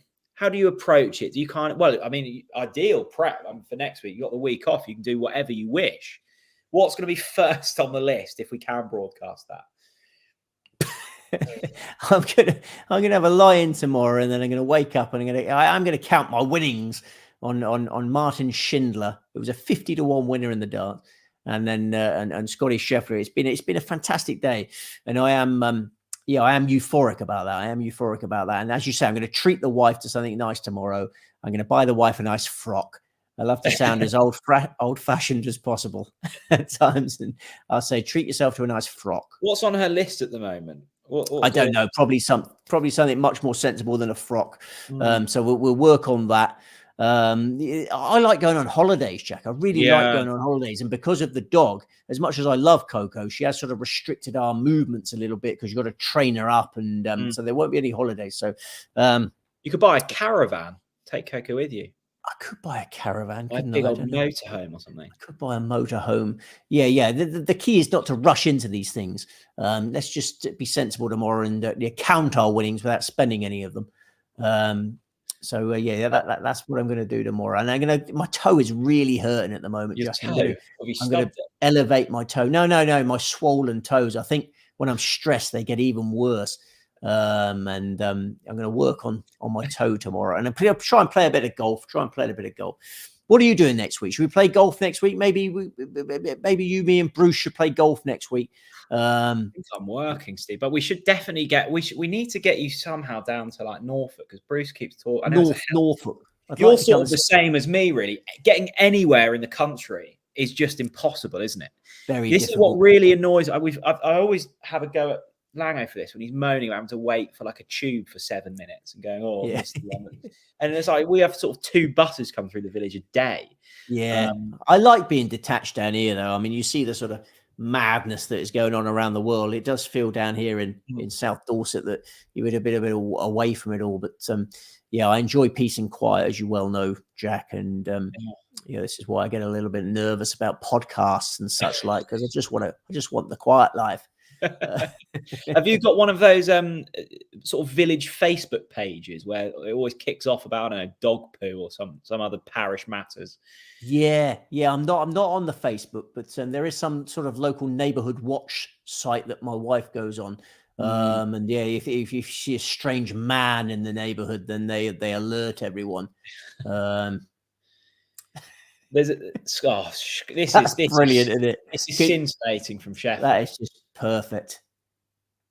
I really do apologise to any viewers this evening who were looking for kind of in-depth golfing analysis, because you've certainly not had that, but you've had the ins and outs of Countdown, Brendan Duke, and evenings in Turin with Lango. And I don't think they wanted that. I think they just want winners, don't they? And we've given them winners. I'll tell you what. I'll give you a funny anecdote that Wayne Marder's been texting me about Martin Schindler, and obviously we're delighted with Martin Schindler because he backed Martin Schindler as well. But so was that a Mardle tip? Did he alert you, or was we have a mutual appreciation of Martin Schindler? I alerted him to how good that draw was, and then as soon as Dave Chisnell got knocked out, it was all systems go. But I only brought him up because he told me a very interesting he saw Colin Montgomery the other day at an after dinner speech thing, and Colin Montgomery did this really funny speech. And I was just thinking, if you need some content now, that might be an interesting one. Yeah, go on then. Yeah, you can't tease me like that. So Monty was talking about he was playing in this PGA Tour event, and you know the stick he used to get in the olden days, didn't he, Monty? So at this PGA Tour event, that from the very first hole, this fella in the gallery, American fella in the gallery, kept going, "Monty, come on over, Monty. I got something to tell you. And Monty was just completely focused on the job in hand in this PGA Tour event, and just ignored him. Kept going. He gets to about hole 4, and he goes, "Monty, come on over. I got something to tell you. Come on, Monty." So all the way around, round about 9th hole, he spotted him again. He's just following Monty all the way around in this PGA Tour event, begging him to come over because he's got something to say. And he sounds like a genuine guy. He seems like a nice, friendly, cheerful guy. So it goes on and on and on. And Monty just focused on winning the PGA Tour event, gets to hole 16. The fella's still there. "Monty, come on over. I got something to tell you. Wait, come on over, man. Just wait." So eventually on hole 16, Monty wanders over there to see what this fella's been on about for 16 holes. Gets up to him and goes, "Oh, hello. Wait. And he just goes, "Nice tits, Monty." It's just an absolute beauty. That's the sort of stick that he had to put up with. Poor old Monty had that all the way around. And you try and ignore him, and then he used to get hounded by the American fans, didn't he? But good old Monty now is laughing about it. In the olden days, he used to get really angry about it. Now he looks back and laughs. So did he win the event? I don't think so. No, he didn't win many PGA Tour events. Did he win any PGA Tour events? He really struggled on the PGA Tour because he was getting hounded. They used to call him Mrs. Doubtfire, didn't they? It was so horrible what they used to do to him. But Mardell told me that story the other day, and I found it very amusing. I thought that'd be But that's the brilliant thing, isn't it? Because people often make out that kind of, internet trolling is a new thing. Actually, trolling has always happened. It's just happened in person as opposed to on Twitter back in the day. Yeah, absolutely. Almost worse in person. I'd rather someone, say I've got tits on Twitter as opposed to in front of my face. yeah. It's horrible, isn't it? Social media. That's why I try and avoid it. You're trying to get me back on the Twitter. Someone could have it. See, I think you look at the sweet spot chat tonight, Steve. I mean, it's been a place of love and peace and kindness. I know. It's just throw it all in the social media bucket and say it's all bad. Yeah, I know. No, I know you're very good at all that game, and you block the people you don't like and all that business. It's just not for me. I just, as I say, I just want the quiet life. And I'm not on Facebook. I'm not on any of the social medias. So Morikawa on the hole 16. Treacherous putt, isn't it? Yeah, it's going to roll past, isn't it? That's poor, really. We've got a viewer says I've been to both Weymouth and North Norfolk in the last year. They're both ridiculously removed. Yeah, we could have told you that. I mean, two fine holidaying spots. Yeah. I think that's what you should do, Steve. You're winning. You should go out tomorrow, buy something for your good lady, buy a caravan, and bring the whole family up to Norfolk for the week. Okay, yeah, North Norfolk, yeah. Do you live in North Norfolk? Do you? No, I'm not. You're South Norfolk. I'm East Norfolk. You got to be rich to live in North Norfolk. Because Alan Partridge is one of my heroes. Yeah. So he's a North Norfolk fan. So I'd like to do that. He broadcast from Norwich, didn't he? But he was North Norfolk Radio, I think. That's it. Yeah, North Norfolk's beautiful. Kevin says we should get Steve to Yarmouth races. That would be brilliant.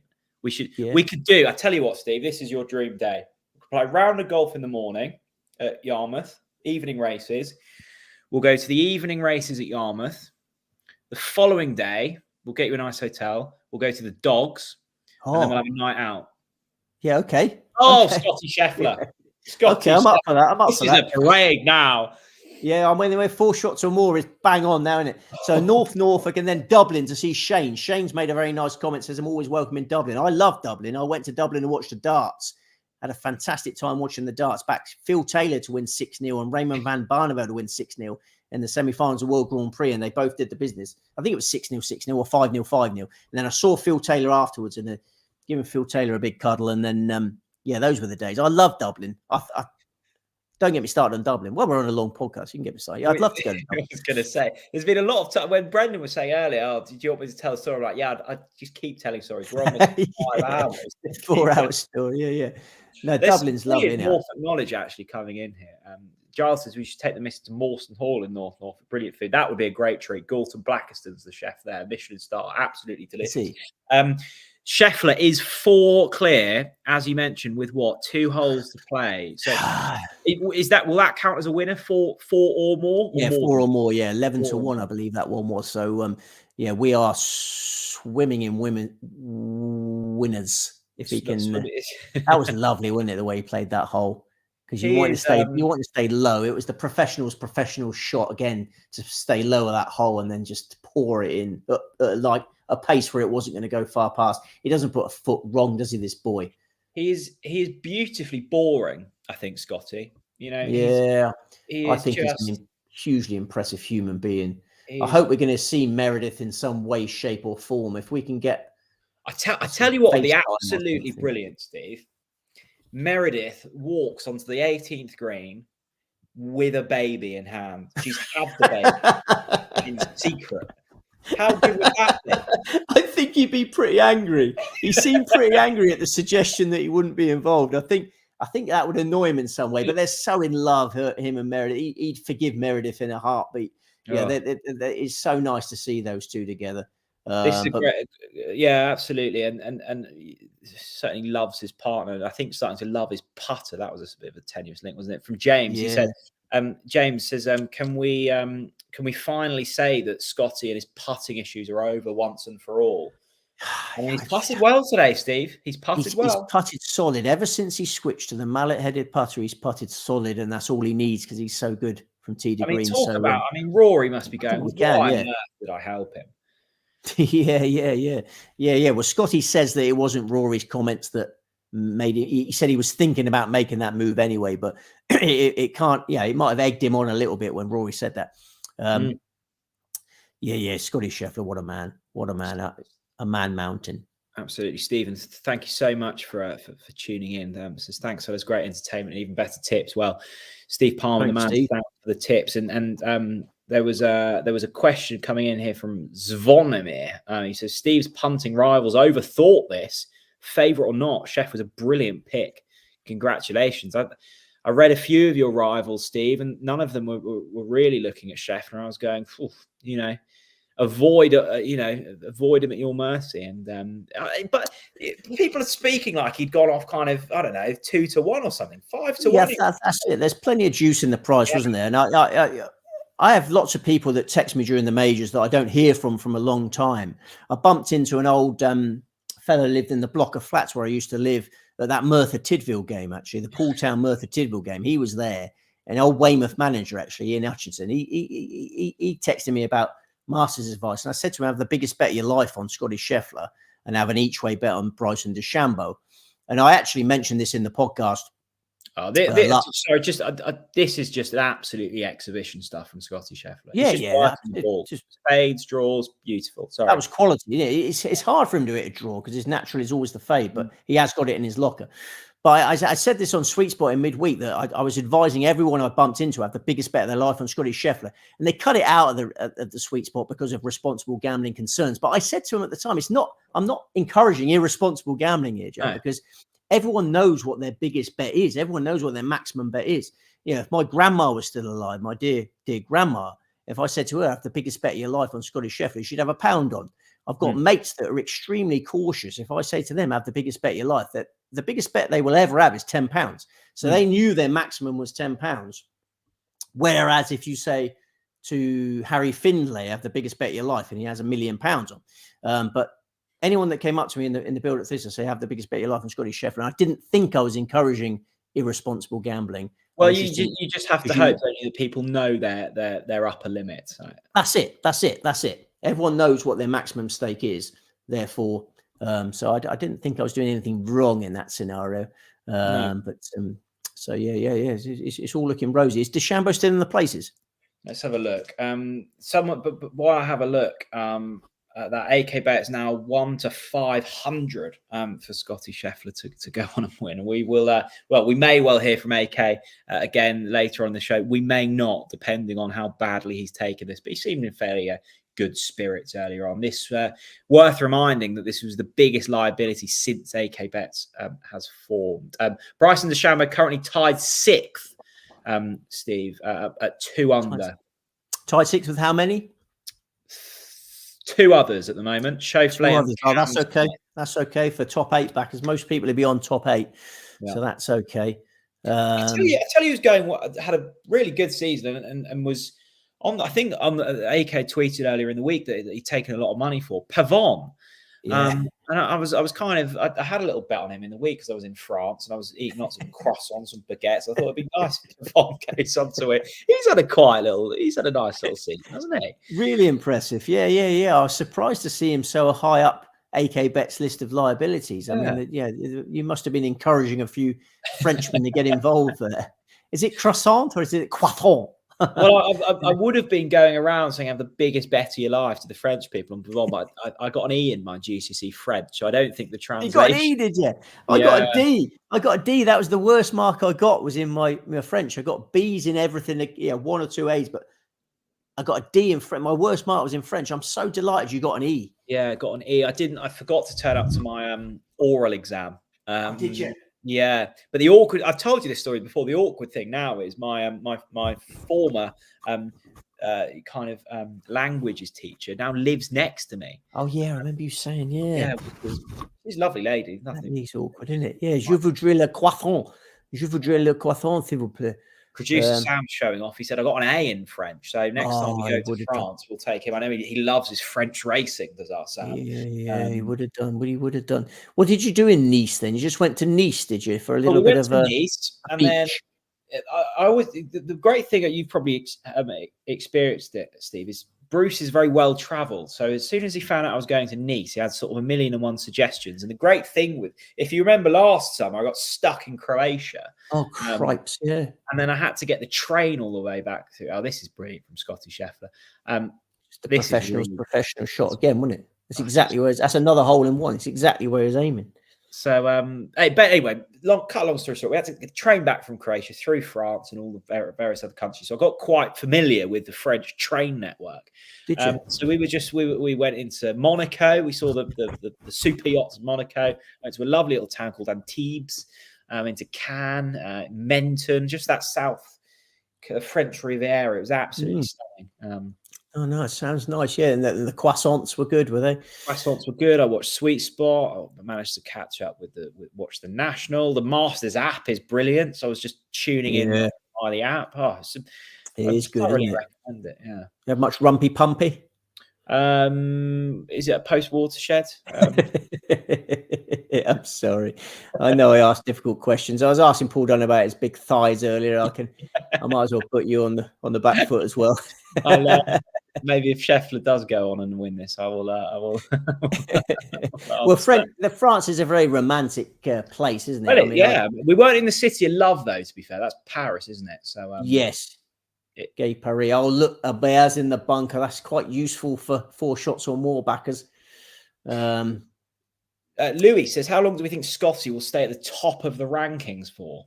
Great question. I mean, Ludwig Aubert is the big problem for Scottie, isn't it? No, not that it's a problem, but AK Betts didn't think it was possible earlier on that Ludwig Aubert could be world number 1 by the end of next year. I know that would require one heck of a burst of form, but he's got it in him, isn't he? He's definitely got it in him.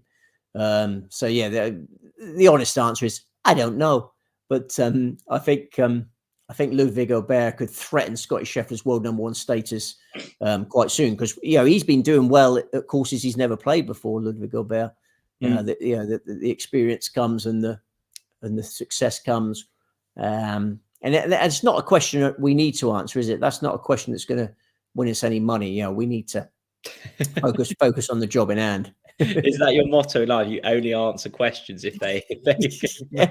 I do think you can clutter your brain with things that don't matter, things that aren't going to help you. I really appreciate the question because I appreciate the feedback, but that should be place money for DeChambeau. That should be place money. That should be place money. Well done, Steve. That's another nice one. Shane says it feels like New Year's Eve with Steve Palmer celebrating a new year with a great winner. Well deserved, Scottie Scheffler. I mean, that must be, there are so many jobs out there, Steve, where you can get some great satisfaction from, but it must be so rewarding. And also it comes with pressure when you've got so many people following you in with their hard-earned cash. When you pick up a winner, I mean, that must be such a brilliant feeling.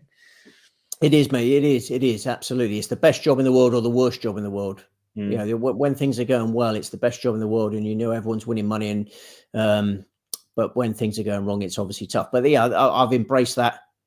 Oh, this is going in. This is going in. Oh, it's not going in, but it doesn't matter. It doesn't matter.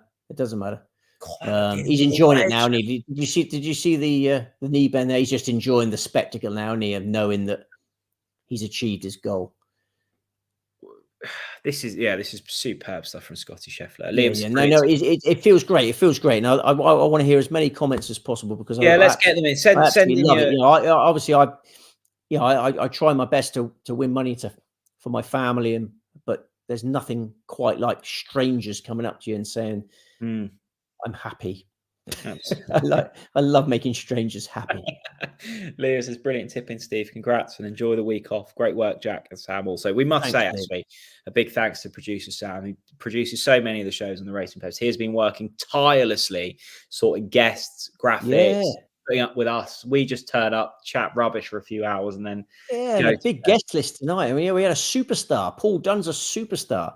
And after the 2015 Open Championship, Paul Dunne would you'd be like, you're getting Paul Dunne on your show. You're like, blimmin' heck, how much you paying him? £1 million. It's amazing to have Paul Dunne there. I was starstruck when Paul Dunne come on. Well, just if you not that you're going to need to go out and date again, Steve, but try not to use the thick thighs chat up line anymore in the future. Brutal 85 says fair play, Steve. Top tipping. Let's get some more comments. Thanks, Brutal. Scotty, too hotty. Indeed, he scores too hotty. I mean, this is absolutely Scotty too hotty. There was a darts player called Scotty too hotty. Scott Waite. Scott Waite.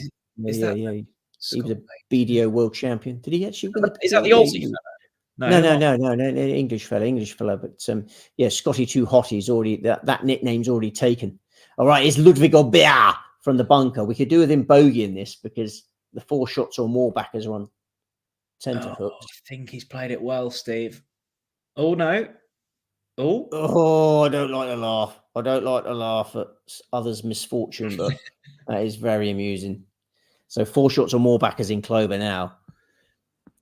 The 18th hole is the hardest hole, but Scheffler is he's a bullion, and you could see that with the little the little knee flex there. Look at him; he's full of beans, and he knows he's cock of the north. His tan is the exact same color as his shirt as well. Yeah, it's a great choice of shirt, isn't it? It's quite see-through though. You can see quite a lot through it. Yeah. Quite revealing, actually. You sound like you're getting aroused, Jack. Yeah. I think there's a time and a place for that, and this is not it. Absolutely. VJ says, guys, we'll ask again. And the next few majors, who do you think will be challenging Scheffler? I think we've probably answered that. Ludwig, isn't it? That's the main man.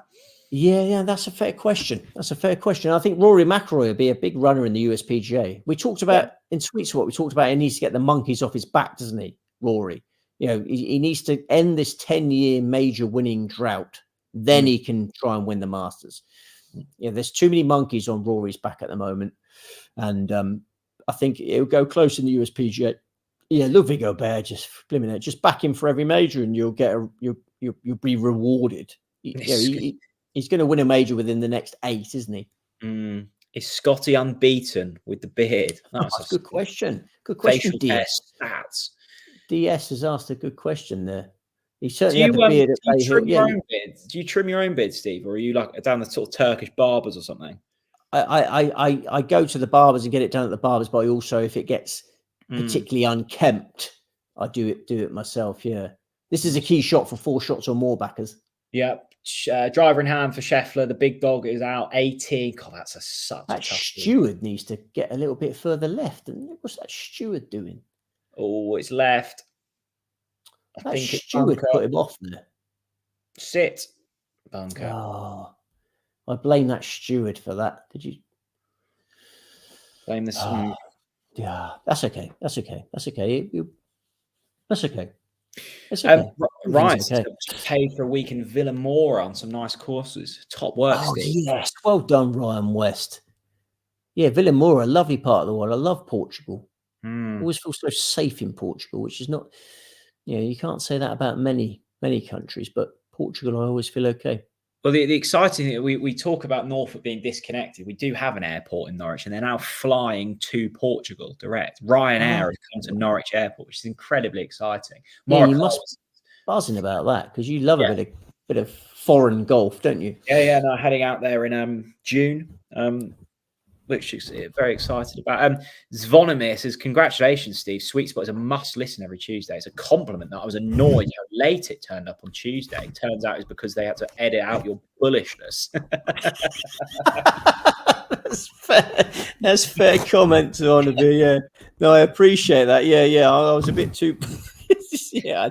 He's hit the nail on the head there. But you see the final polished product when you're watching at home. You don't realize. Well, there's a fine balance these days, isn't there? There's a fine balance between bullishness and irresponsible tipping. I didn't think I slipped into that. I honestly didn't think I slipped into that because everyone knows their maximum level. If I said to you, Jack, have the biggest bet of your life on Scottie Scheffler, you'd have the wherewithal and the awareness and the sensibility to say, okay, thanks, Steve, for the advice.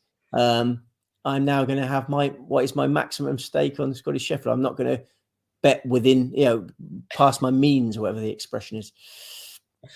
There we go. Let's get AK back in, and I feel like the hood is up. I think the lights are off. The electricity bill is. I've just got a final demand there from ESB Energy. Yeah, you called it earlier, AK. I mean, you were the kind of calmest man in the three of us. You called it was over. It was over. Now it's how many Scottie wins by. This has been an impressive final round from the world number one. Yeah, he's been absolutely imperious, hasn't he? And he's just showing his class here now at the end as well. Yeah, fair play to Steve. I think in particular, like racing post punters must be very, very happy this evening, I'd imagine. I think being a public tipster must be quite a challenging job. And I think even you see the comments, obviously putting up the favourite and having an 8-point bet on the favourite. And I think you can always get your mourners, but I think it's always important in this game to paddle your own canoe. And that canoe is flying like Steve Redgrave is paddling away there. So you've done an unbelievable job, and fair play to you, Stephen. I hope you enjoy the next few days. Thank you, AK. No, I appreciate that. Yeah, you're right. Yeah, pressure is a privilege, as we discussed earlier in the week. Pressure is a privilege, but yeah, if it goes wrong, you feel terrible. But it has gone well tonight, and all credit for you for laying the bets. Yeah, that 5-1 was held for a long time. Some people talked about the delay in the sweet spot going out. I was worried that the 5-1 was going to go, but to the off. It was 5-1 on the off. It was 5-1 on the off. I mean it was 5-1 on the off. So yeah, to hold the price like that, there's a lot of wishy-washy laying that goes on these days, and you get someone has a fiver on and that they start panicking. So I have utmost respect for holding that 5-1 all the way to the off. That's the sort of bookmaking we need these days. Big prices, big limits. Yeah, I think in both of our jobs, I'd say that you can't be all things to all men, but we try and stick to what we believe in, and you can either play with us or play elsewhere. And I think if you keep banging in the winners like that, they might be playing with us. So fair play. Yeah. I think long term long term, big prices, big limits. Long term, you have to think long term. Bookmaking, punting, it's not about the next quick hit. You have to think long term, and let's hope if everyone's health holds up, we'll all be here long term to reap the benefits of our strategy. But if I get hit by a bus on the way out of the office, this will be all in vain. But you've got to get to 47. Remember, your 47th birthday is the one you got to focus on. Indeed, it's going to be a riot. Even at the start of today, though, AK, you were going sort of even money on Scheffler. I think there are a few sort of eyebrows raised. Were you feeling confident you could get him beat, or was it more kind of just doubling down? Yeah, not even any of those things. I think you've just got to go. You've just got to go the price you think it is. Like I'm looking at today, and I'm like, I'm gonna struggle to get a result here with what's behind. And like even we were talking halfway through the round, and we were saying Scheffler 4's on, and the guy that has the chance is Max Homer at 4-1. I'm just like, I just don't want Max Homer on my side in that instance. I want somebody else. So yeah, like I think the writing was on the wall from a long way out, not even today, prior to today. And yeah, I think it's just a savage tipping performance, and so there's going to be a lot of customers of ours that are going to have a really good evening, and hopefully a good couple of months on the back of it as well. So fair play. Absolutely. There was slight disagreement between you two with Ludwig earlier, in terms of maybe favoritism for the next year's Masters. I mean, you must. Well, he's been on the radar for a while, AK, but his performance on debut here has been, mightily impressive. Yeah, very, very impressive. Oh, he's obviously unbelievably talented. I can't even a little bit of aftertime, but it was the opinion at the time that people were having that Ryder Cup discussion, and will he, won't he? Jesus Christ, it wasn't even a discussion. I think I would have put Maronkin maybe over Højgaard, I think was my opinion at the time, but like Oberg was just an absolute certainty. Like there shouldn't have been any debate there. He's absolutely top class. He will be top class. I don't think he'll be favourite next year for the event, but I've been wrong before, as I was on Monday to Thursday this week, going 5-1 Scottie Scheffler. So well, we'll do it all again next year. When we do it again next year, and hopefully, I sense I may be on Aubert next year, but we'll see. But you can get these players that play really well on their debut, then mess up. You remember Mimouli had a really good debut and then missed the cut the following year. Sahith Theegala, my worst tip of the week outright. I got sucked into the Sahith Theegala. He finished 9th on debut last year and then was rubbish this year. So we shall see. Scottie Scheffler trying to get the 4-shot win here now. Can he get it on the green, Jack? Yeah, I think fairly favourable lies now at the bunker, leaking a touch right. Look good. Oh, no, it looks bad. No, it looks testing. But he's been scrambling well all week, hasn't he? He's been scrambling really well all week. But that's the hardest one he's ever faced. So we shall see. He needs to get up and down there for your 4-shot. Yeah. Doesn't he? I refuse to go to bed crying if he doesn't. Yeah, you're pushing your luck a little bit here now. If you're crying on the back Greed of that, Greed is a sin, isn't it? Greed is a sin. This is just irrelevant now. This is just this is just the sideshow. But it's been some week in fairness, and I think it could have been. I think we probably could have gotten a little bit more of a competitive finish, which would have been unbelievable. But I think it's just the Masters, and I've never been. I'd love to go. It's definitely one for the bucket list. I think probably for everybody. It looks unbelievable. So love to go. Yeah. For people that might be new to AK Bets, AK, what can they expect coming up over the next few months? Yeah, there's obviously a lot going on. We're a relatively new bookmaker. We've been going online since March last year, and we've been on course in Ireland for a couple of years prior to that. We're just trying to grow as a business, trying to add more events, more streaming, doing more stuff around advertising and pricing, and just improve all aspects of the business. We've put in a lot of work into it. I've never worked so hard in my life, to be honest with you. I was 14 stone when we started this website, and I'm now 15 and a half stone. So I probably a little bit of work to do on myself as well as the website. But it's going well. We've had a really, really strong start. We're continuing to grow. More people starting in the office. We're probably looking to move office as we're expanding. It's been a really, really solid start. And I think just in the current climate, our niche has been letting as many people as we can, and just having prices that are sustainable, and just not having offers where if people take them, their accounts get closed the next day, sort of thing. And that was always my frustration when I was betting. We're just trying to do it a small bit different. Like we said earlier, it can't be all things to all men. There's going to be some people that you don't want to lay. We wouldn't be too keen on Arbors and a few other bits and pieces. But I think in the majority of our customer base, they remain active and they're really, really happy with the service. And we have customers that with us on golf and other sports that be winning serious amounts of money, and they can still get on the next week as well, which is probably the way it should be, and the way we should all be working towards. I think as well that the industry's got a few headwinds coming, and has probably coming down the line as well. And I think like people can talk to me that we're like, obviously I'm probably on Twitter too much myself, but like if you have an issue, you can get in touch with us. Like you'll see me on the track. It's really important for me to be like front and center and standing over everything we do basically as well, and not hiding behind customer service or hiding behind other departments. You can actually come and speak to me. You can message me. And if you've got an issue and it can be resolved, like we'll do our best to help you. Customer service is a big part of what we want to do, as well as just the betting as well. So I think that's the way we're going to try and do it, and that's probably going to be our little niche into the industry, and as we try and grow, basically. Absolutely, yeah, great stuff. What price Ronnie O'Sullivan for the World Snooker Championship? Have you got that on your computer there? Is there a podcaster sponsor called the Cue Ball or something like that we can do and go a crazy price O'Sullivan? I don't know.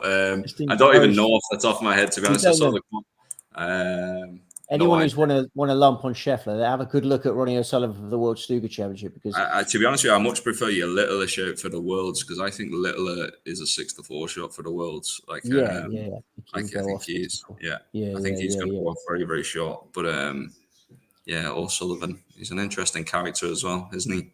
He's fully focused for this one. Yeah. I think a win bet on O'Sullivan at 5-2 is worth plenty of your Scheffler winnings. Yeah, it's on our radar for next week. Obviously, I think it starts on Saturday. Is it Saturday the 20th? 8th for the 20th, yeah. 8th for the 20th. Yeah, so we'll be doing a little bit around pricing next week, probably towards the back end of next week. So even if even if I'd probably recommend that people who are watching this and people who are customers, if you're having a bet, even refrain from having a bet now and wait till a little bit closer to the time, because we'll just probably be betting lights out on the World Championship as well, and there'll be some good prices. 3-1 Ronnie. 3-1 Ronnie with AK backed.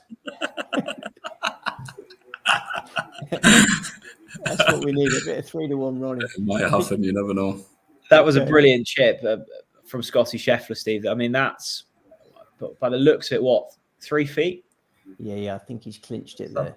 Something like that. That should be the 4-shot margin. Done. AK, we shall let you go. I don't want to kick a man down anymore. It's been an absolute pleasure, and well done for going big price on Scheffler. I'm sure the Sweet Spot viewers will be mightily pleased, and you'll be with us throughout the rest of this golf season. So thanks for joining us. It's been a real pleasure.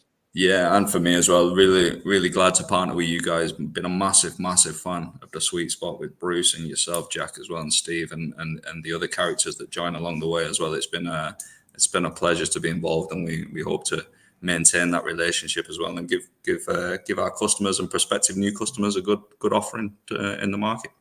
Absolutely brilliant. Speak to you soon, mate. Top man. Good stuff, lads. Thank you. Well, not too dejected, was he, considering how much the biggest liability ever, Steve? He's taken it quite well. That's what great bookmakers and punters do. They take their wins and their defeats in equal kind of spirits. Absolutely, yeah. That's how you've got to behave in this game. You bet like a man. Well, that's a bit sexist. Bet like a man and lose like a man. Win like a man, lose like a man, without being too sexist. Sorry, that's extremely sexist. Well, no, you bet like a woman and lose like a woman. Bet like a woman, lose like a woman. Yeah. Just be equal with wins and losses. I think that shot there, Steve, summed up Scottie Scheffler today. He just looks so focused, so calm. At no point today, really, have I been overly concerned. No. Maybe those approach shots early on. Nice. We stayed calm. We had some of our early guests were suggesting that Ludwig Gabal was going to win. And we stayed calm and resolute in the face of that Aubert attack. And so did Scottie Scheffler. He stayed nice and calm. And if he knocks that one in, we'll have a 4-shot victory, which is just what the doctor ordered. And we could all go to bed content. And talk us through today. 50-1 Schindler darts, 5-1 Scheffler. What was the 2-ball double? About 2-1, something like that. 15-8. That one, 15-8. It's not going to be 10 under par, is it? So 11 under par pays. 11 under par is fine. 10 under par, 11. 10 or 11. It was 10 or 11. It was 10 or 11. So that's a 9-2 winner. 9-2 winner if this one goes in. So we can't be unhappy with how this has gone. We should be the opposite of unhappy, which is happy. Here we go. Scottie Scheffler for his second Masters title. It's in. It is done. Scottie Scheffler. Emotion. Is there any emotion? Is Ted your Scott's emotion? 4-time winning caddy now. 4-time Masters winning caddy. I think the tears are going to come now. Yeah, they're going to come. There's a lot on his mind. He's got a lot on his plate. His first baby's coming soon. A little wrestle there. Yeah, there's a few tears. Yeah, absolutely brilliant. Scottie Scheffler, your 2024 Masters champion. It never really looked in doubt, did it? The tears are coming. Meredith held off.